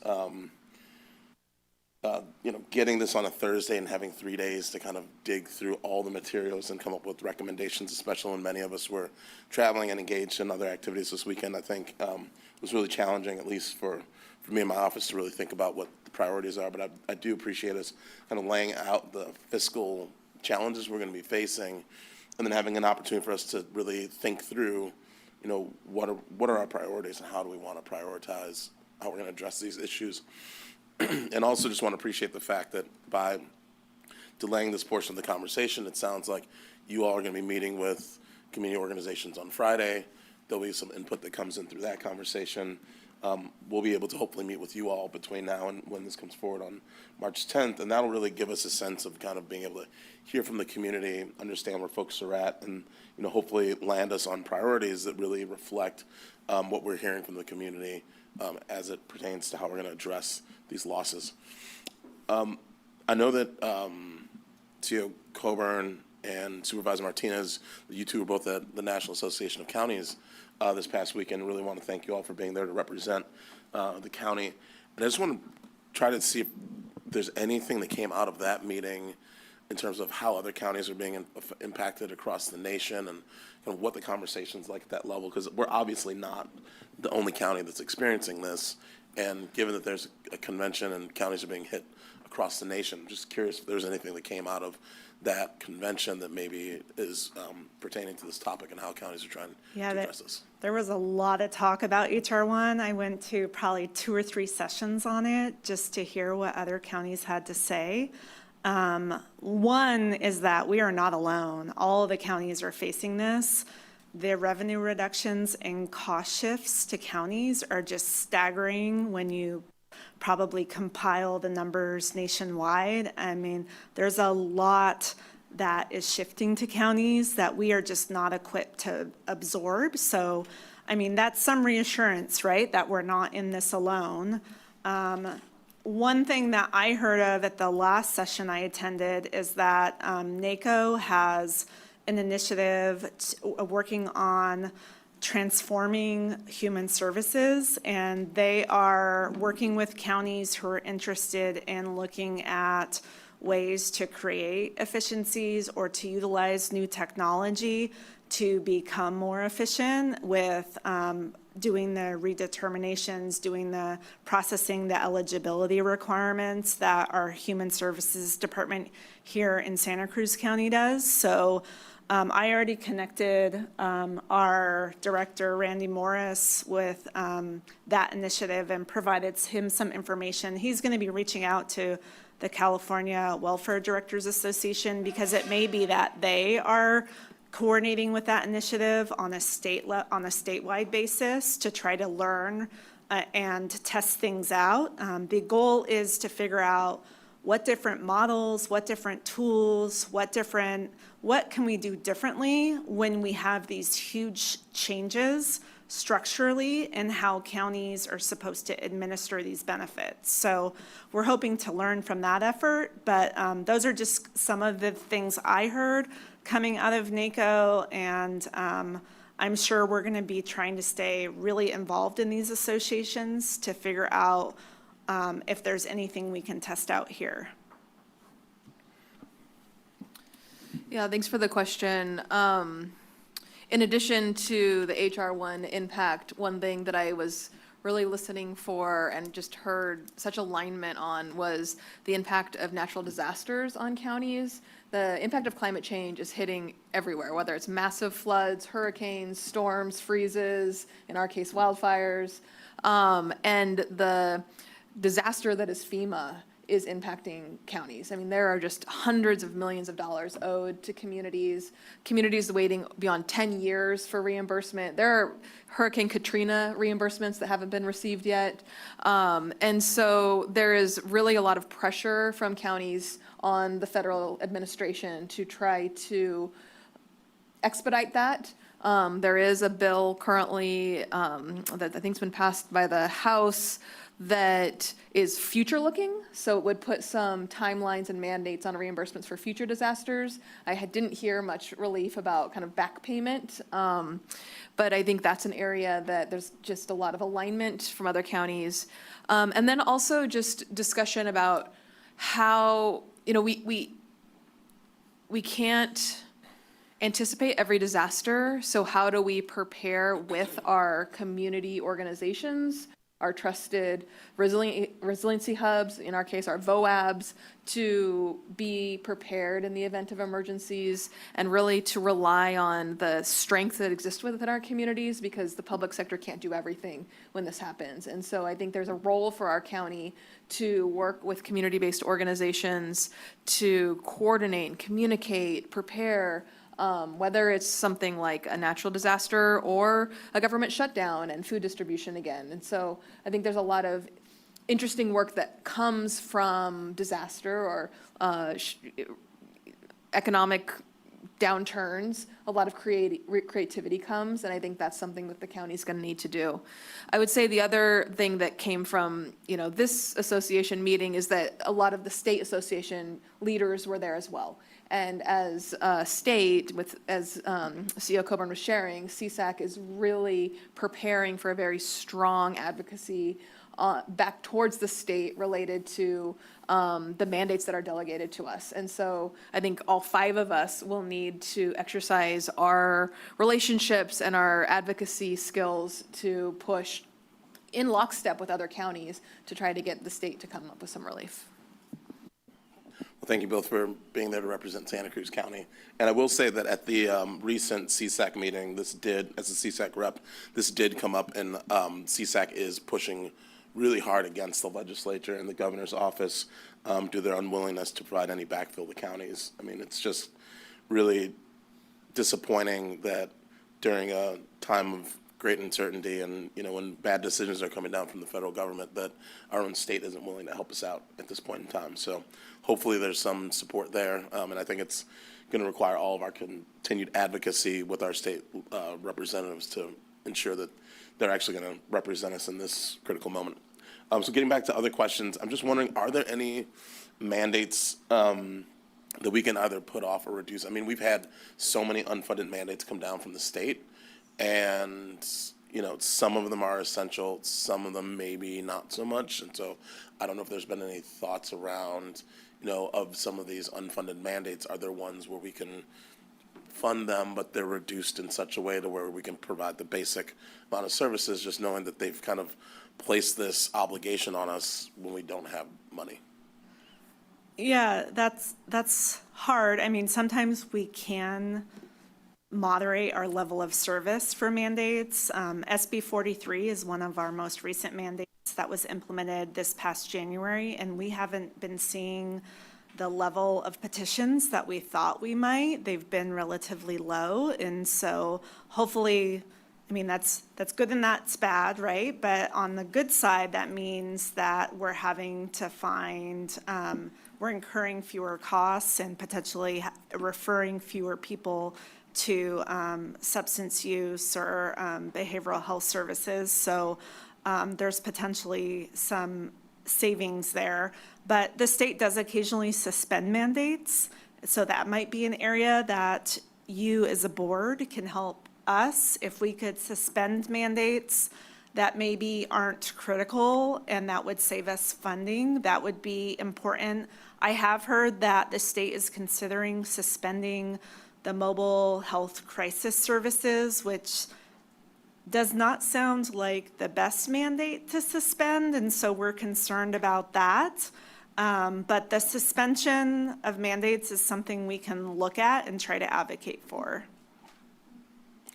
I will save my comments. I do have a few comments and recommendations, but given the time, I'll just hold off until after public comment. Thank you. Thank you. Just a couple questions. I think this is to Mr. Pimentel.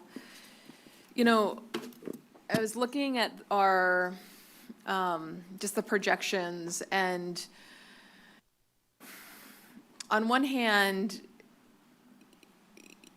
this could be a little more, you know, kind of temporary, kind of cyclical challenges with the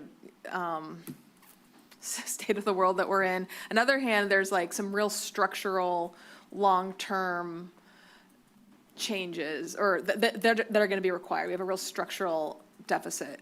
I guess, could you speak a little bit more to how you're thinking, or actually this could be you or CEO Coburn, like how you're thinking about what is short-term, you know, the current federal administration, the current mandates, and what is, you know, well, the county has signed up for things that we just frankly can't afford in the future. We've signed contracts that just are outside of our reach. We need to restructure. How would you speak to that? The bulk of this revised forecast is that structural component of cost that we have agreed to do. HR 1, as far as our forecast, is not impacting our forecast because, as you might recall, you know, maybe it's an hour ago now, we're assuming that HR 1 will be solved in the department submissions of the budget. Now, that may not prove to be credible, and to the extent some of that isn't solved in the submission of department budgets, that will elevate and worsen our forecast. So I think if I'm understanding where you're going, perhaps, or maybe I should ask for you to clarify, but if HR 1 is perceived to be a cyclical event that maybe at some point in time will reverse course, if that were our only challenge, I think we might approach things still with the same level of we have to do something, but the solutions might look different. Mm-hmm. What we're facing now are structural commitments that have been made over the long term that are going to be here, and we have to solve for that with a long-term lens. Well, I hope that answers your question. It does. It's, I guess, how would you, if you could break it down, how much are our kind of labor contracts, what percentage would that be of the structural deficit that we are facing? Right now, if you recall in the slide, $22.1 million is our estimate of how our forecast worsened. Our forecast stands at $23 million deficit for next fiscal year. So the vast majority of our current deficit projection is coming from the combination of both modernizing and updating the labor costing to determine what their long-term costs are, and seeing the trend in, we did a good job in hiring and we have less vacancies as we used to have. That vacancy side is an example of something that we can moderate for a short-term duration, but the other part is here. So it's the bulk of our forecast. And if I'm understanding, when we agreed to those contracts, we thought they were sustainable, but now that we're seeing the revenue side of things, the sales tax, perhaps property taxes, it was predictable. Is that where the shortfall, like because what I'm hearing and what I saw in the slides is that, you know, the HR 1, sure, the administration, it's over here, but we have a bigger structural situation. How did we not see that, or what's changing that's put us in this position on top of the HR 1 impact? Some of it is just changes in revenues, but that's only a part of it. Really what Marcus had explained earlier, our forecasting and our labor costing is much better now. And so a lot of what we thought was going to happen has changed more recently with being better staffed, having fewer vacancies, people getting hired at higher steps. I mean, it's a bunch of things that have contributed to, in our better forecast model, of resulting in higher costs than were anticipated when we agreed to those labor agreements. Thank you. I guess the rest I'll save for my comments at the end, so we can go on to public comment. I'm going to open it up to public comment. If you would like to speak on this item, please approach the podium. And we'll set the public comment period for 2 minutes.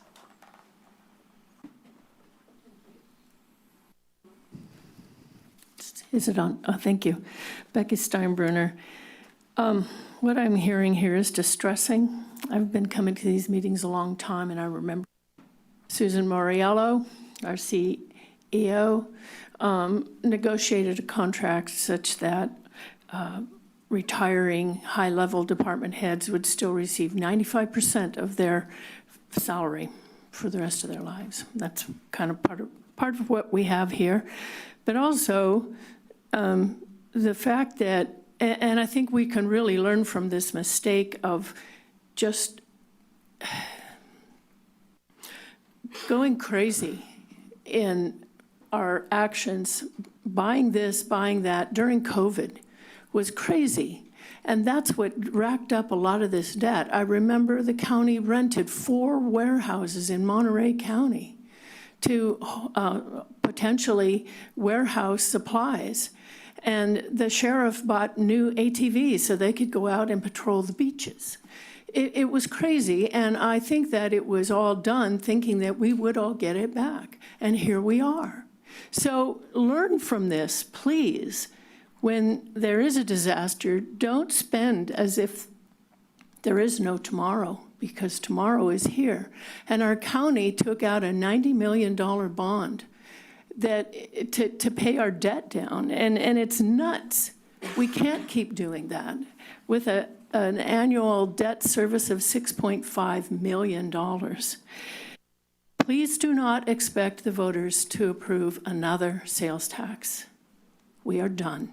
We are maxed out because our property taxes are already high, and I think that you should, cause of action, go to the governor and demand ERAF funds to be returned. Thank you.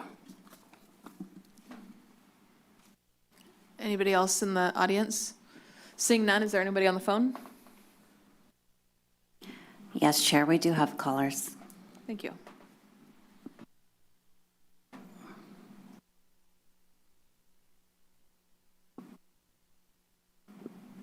Helen, your microphone is now available. Hi, good afternoon. Can you hear me? Yes, we can hear you. Wonderful. Well, good afternoon, Chair, Supervisors, and staff. I'm Helen Ewan Story, COO for the Community Action Board of Santa Cruz County. Appreciate the time to speak on this item. I was there in person this morning, but had to return to the office this afternoon.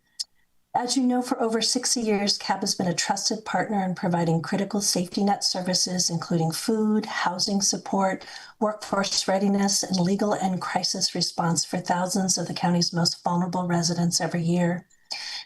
This has definitely been a sobering report to review, and we understand and deeply respect that difficult budget and programmatic decisions are before you given these projections. We also appreciate that you're viewing these decisions through the lens of the county's principles, which include prioritizing direct services and the health, safety, and welfare of residents.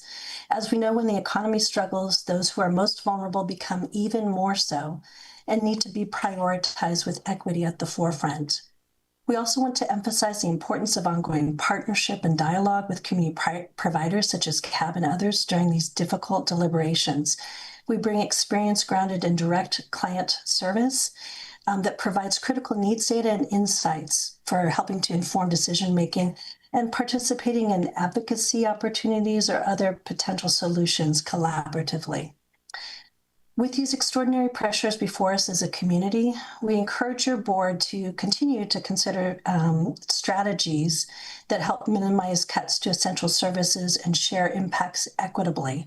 as we know that a safety net can't function when there are significant gaps for certain populations or sectors, including the local nonprofit sector. CAB stands ready and will continue to be in conversation with your board to share expertise, brainstorm strategies, and partner as decisions are considered to support as strong, resilient, and equitable of a county as possible during these challenging times. Thank you. Thank you. We have no further speakers, Chair. Thank you. I'll now bring it back to the board for discussion and action. Would anybody like to begin? Supervisor Cummings.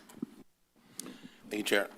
So thanks again for all the hard work on this, and obviously we're in a very challenging time, but not the first time we've been here, so we'll definitely get through this.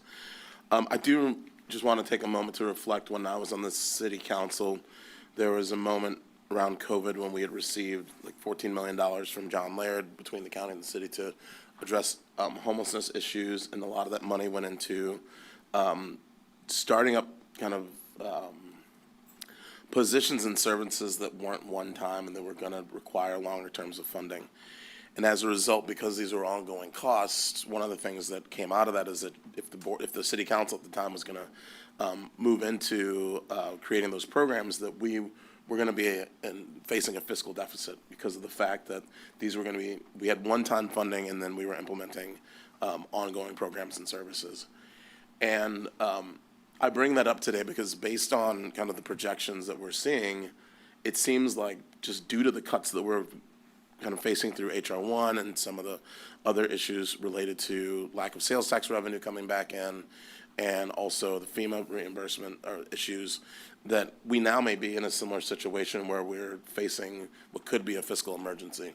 And so I think it's really important for us to explore that when this comes back, because, you know, if we're going to go and start cutting positions, you know, if there's the need for us to renegotiate contracts, I mean, if we're really facing these fiscal challenges and there's very limited resources for us to consider, I mean, I think that is, you know, that is what defines us potentially being in a fiscal emergency. And so I think it would be worth getting some feedback on that. And if that is something that we need to take action on, you know, I think it will send a message not only to the community about the situation that we're in, but also it's something that we can share with our state legislators, share with CSAC, NACO, with all these organizations that are, you know, really seeing how badly counties are being impacted.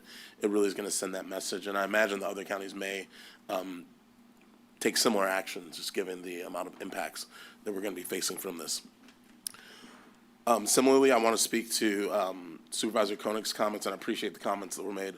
Well, one, I want to appreciate the work Supervisor Koenig's done in terms of trying to get our property tax rates up and our returns to something that would be fair. And, you know, maybe there's opportunities for discussions. I mean, I think to County Council's point, you know, it might be something for the ballot box, but even if it were to go to the ballot box, it might be something that needs to go to the state level, because a lot of this is, you know, the result of Prop 13 getting passed and how we've, you know, kind of been lumped in terms of how much we get back. But, you know, it's a really challenging position we're in, and just want to express my gratitude to Supervisor Koenig for trying to, you know, put some effort into us being able to have that rate changed. But additionally, you know, Supervisor Koenig brought up CORE, and I want to speak to that because as a member of the subcommittee, Supervisor DeSerpa and I have been having these conversations. We recently met with staff, and I do think that based on the direction and the actions that were taken last year, the county, the board did indicate that they wanted to move towards a 2-year funding stream, and I think that there was a little bit of discrepancy between our interpretation, staff's interpretation, but I think the subcommittee is in alignment with what Supervisor Koenig is recommending in terms of bringing that back and potentially reducing those contracts to either no more than 2 years or even less than that, just given the impacts that we're facing. When those decisions were made about core funding, Donald Trump had not been in office yet. HR 1 was not a reality. And since that decision was made, we now see, based on the presentation today, that we are going to be in extremely fiscally challenging times. And so what I might ask when the time comes for a motion is that maybe we direct staff to work with the subcommittee to draft recommendations for board consideration for the next meeting. That way, you know, it's something that's not coming out of the blue. But I do agree that, you know, we have some programs that are being funded currently with CORE that I think are not necessarily basic needs programs, and given these impacts and the need to backfill, it might be worth us reevaluating what programs we do want to fund. If there are programs that we think are not essential at this moment in time, maybe either reducing those funds after the first year, possibly the second year, but I think it is going to be in alignment with, you know, us considering our priorities at this moment in time. And, you know, when we were talking about, you know, it was brought up earlier today and it's brought up in this item around our affordability crisis and the issues that we're facing. You know, there's only two ways to solve the crisis that we're in when it comes to affordability. You either pay people more or you reduce the cost of housing. And the only way you're going to reduce the cost of housing is by putting in housing that people can afford, or we're going to have to keep people's wages up. And so to the extent we can continue to balance bringing in the housing that's going to meet the current needs of the community, that's really going to help us be able to stabilize our workforce and the population here. And then lastly, you know, I think we may need to get creative around, you know, taxation measures. I don't know currently if this has been considered, if it's even a thing, but in the past, my understanding was with certain utilities, there would be a tax that would go back into the county, whether that was landlines, whether that was Comcast. There were like taxes and fees that would come back into local jurisdictions in addition to the sales tax that would come from retail. And my understanding is that hasn't been happening. But the fact that, you know, most of us are all now using streaming services, which are tied to our bank account, which are tied to zip codes, you know, maybe there is an opportunity for us to explore whether there's, you know, state law that can be implemented that allows us to tax streaming services and other types of companies so we can bring more revenue back into counties. So, yeah, I think we should try to figure out how we can work together to be the most creative as possible to be able to address some of these fiscal issues, because they're definitely not going away anytime soon, and we're going to have to get creative in the changing world. So happy to provide additional direction when the time comes regarding CORE, and also just want to hear back from Supervisor Serpa on the subcommittee and others on those types of proposals for CORE. Thank you. Further comments? Supervisor Hernandez. You know, one of the things that also would be good is, you know, earlier here today, we had folks from the bargaining units. It'd be good to kind of engage them early on these conversations, kind of bring them along so that they're, you know, cognizant of what we're facing. Supervisor DeSerpa.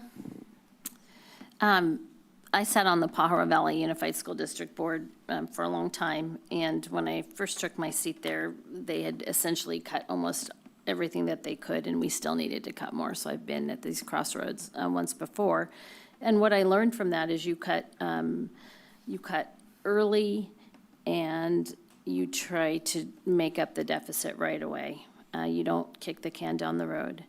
So I'm in favor of looking at all options available to us, including golden handshakes for people who are at retirement age. And I'm sure, honestly, you are all considering these options, but just in case that one hasn't come up yet, there are ways to address these things. But we should be looking, you know, just at everything. Can somebody tell me, like, because I know one of the things that we grappled with too was I know there's been a pension reform, but we had to put tremendous amounts of match into retiree pensions and ongoing pension obligations, which are, you can't negotiate any of that necessarily, but are we still having to put as much money into those two areas? I don't know if this is a question for Marcus. Because there had been like sort of a spike in how much we were required to contribute, and then I know that was going down over the years, so where are we on that now? Yeah, pension, I would start with the total cost of pension, and I'm going to put a big asterisk on that word total. It's carrying a lot of weight in the sentence. The total cost of pensions are at their peak right now in my career, 31 years or so.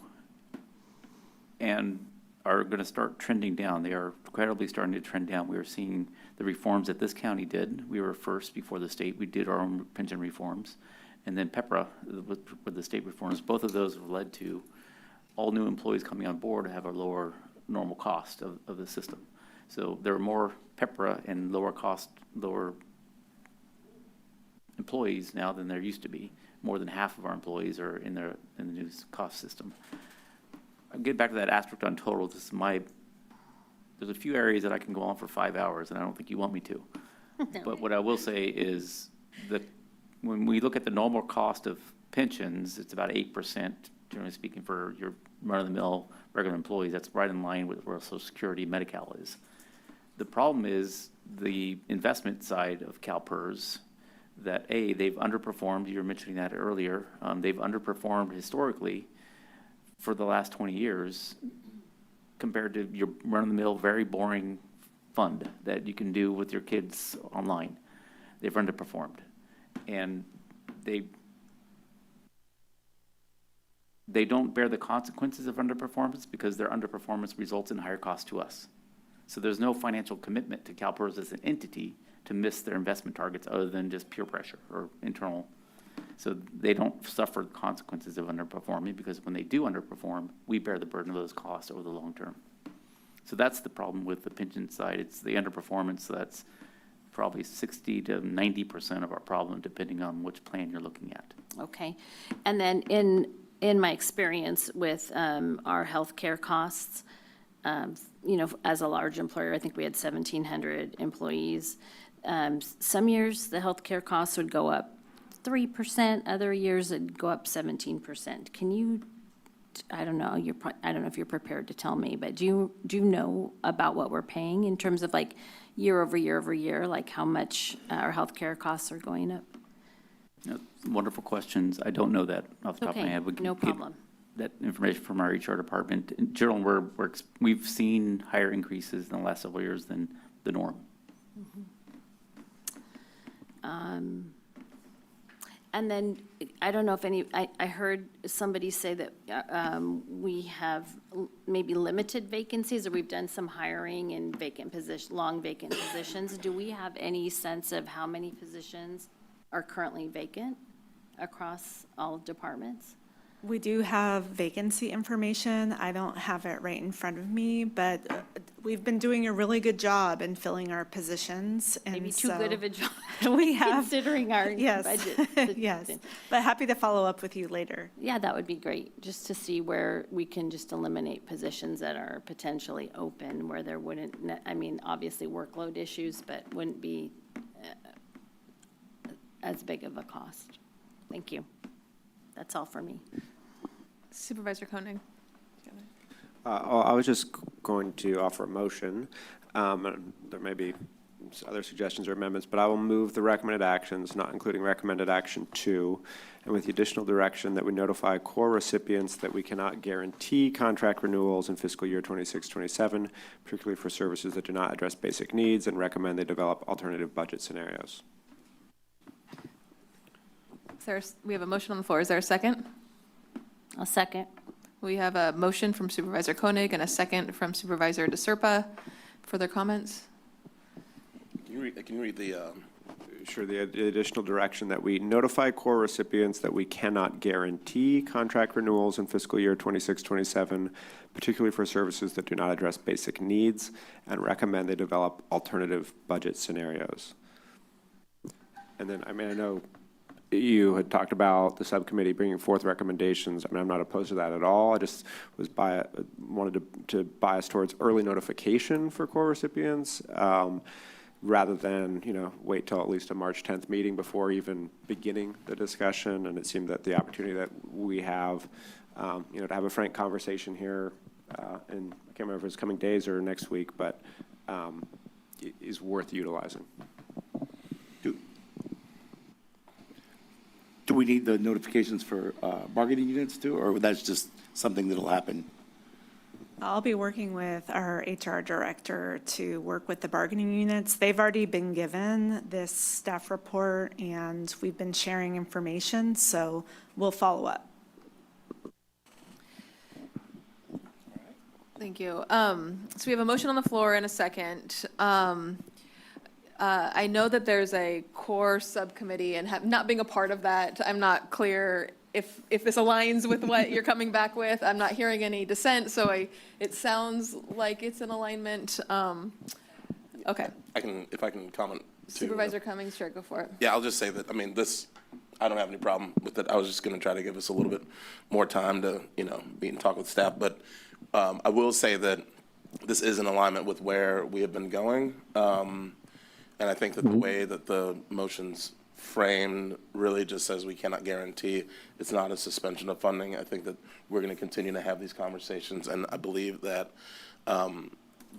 based on the subcommittee's meeting and our ongoing meetings, and maybe before this comes back to the board, we'll have a chance to touch base. But I do think that, the next meeting may be a good opportunity for us to bring back some recommendations, since we haven't given an update in quite some time. So, but I agree with the direction that Supervisor Koenig wants to go in. Thank you. Yeah, I would just recommend the committee, you're welcome to bring back a report anytime, so encourage you to keep us in the loop. And just as general comments before we ask for a vote, I do want to thank the staff for your hard work on this. I know forecasting is a moving target, and you provided a lot of really good kind of economic data plus data about our organization that was helpful. So thank you for that.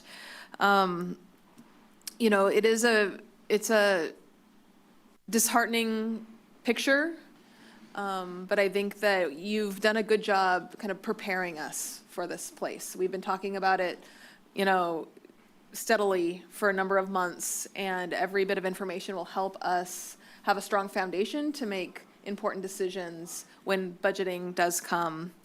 I look forward to working with you and my colleagues to do the advocacy at the state and federal level that needs to be done. Counties cannot carry the water for the state. The state has delegated responsibilities to us and mandates to us, and we need to be paid to do those things. We can't do it without funding. So I will, commit to advocating on behalf of our residents and on behalf of the critical services that our county provides to ensure that we can continue to do that. And I do want to just encourage our staff and, each of us to engage our community partners and our residents as much as we can through this difficult time.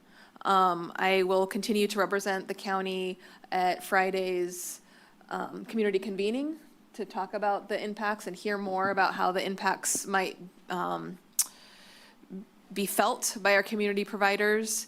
I agree with my colleagues in engaging our bargaining units as early as possible, bringing them to the table to talk about potential solutions. We're all in this together, and our community partners have done some incredible work to serve those who are most vulnerable in our community, and we need to make these decisions with them to make sure that the decisions we make reflect the true needs across Santa Cruz County. So with that, if there are any further comments or. Yeah, just one more question.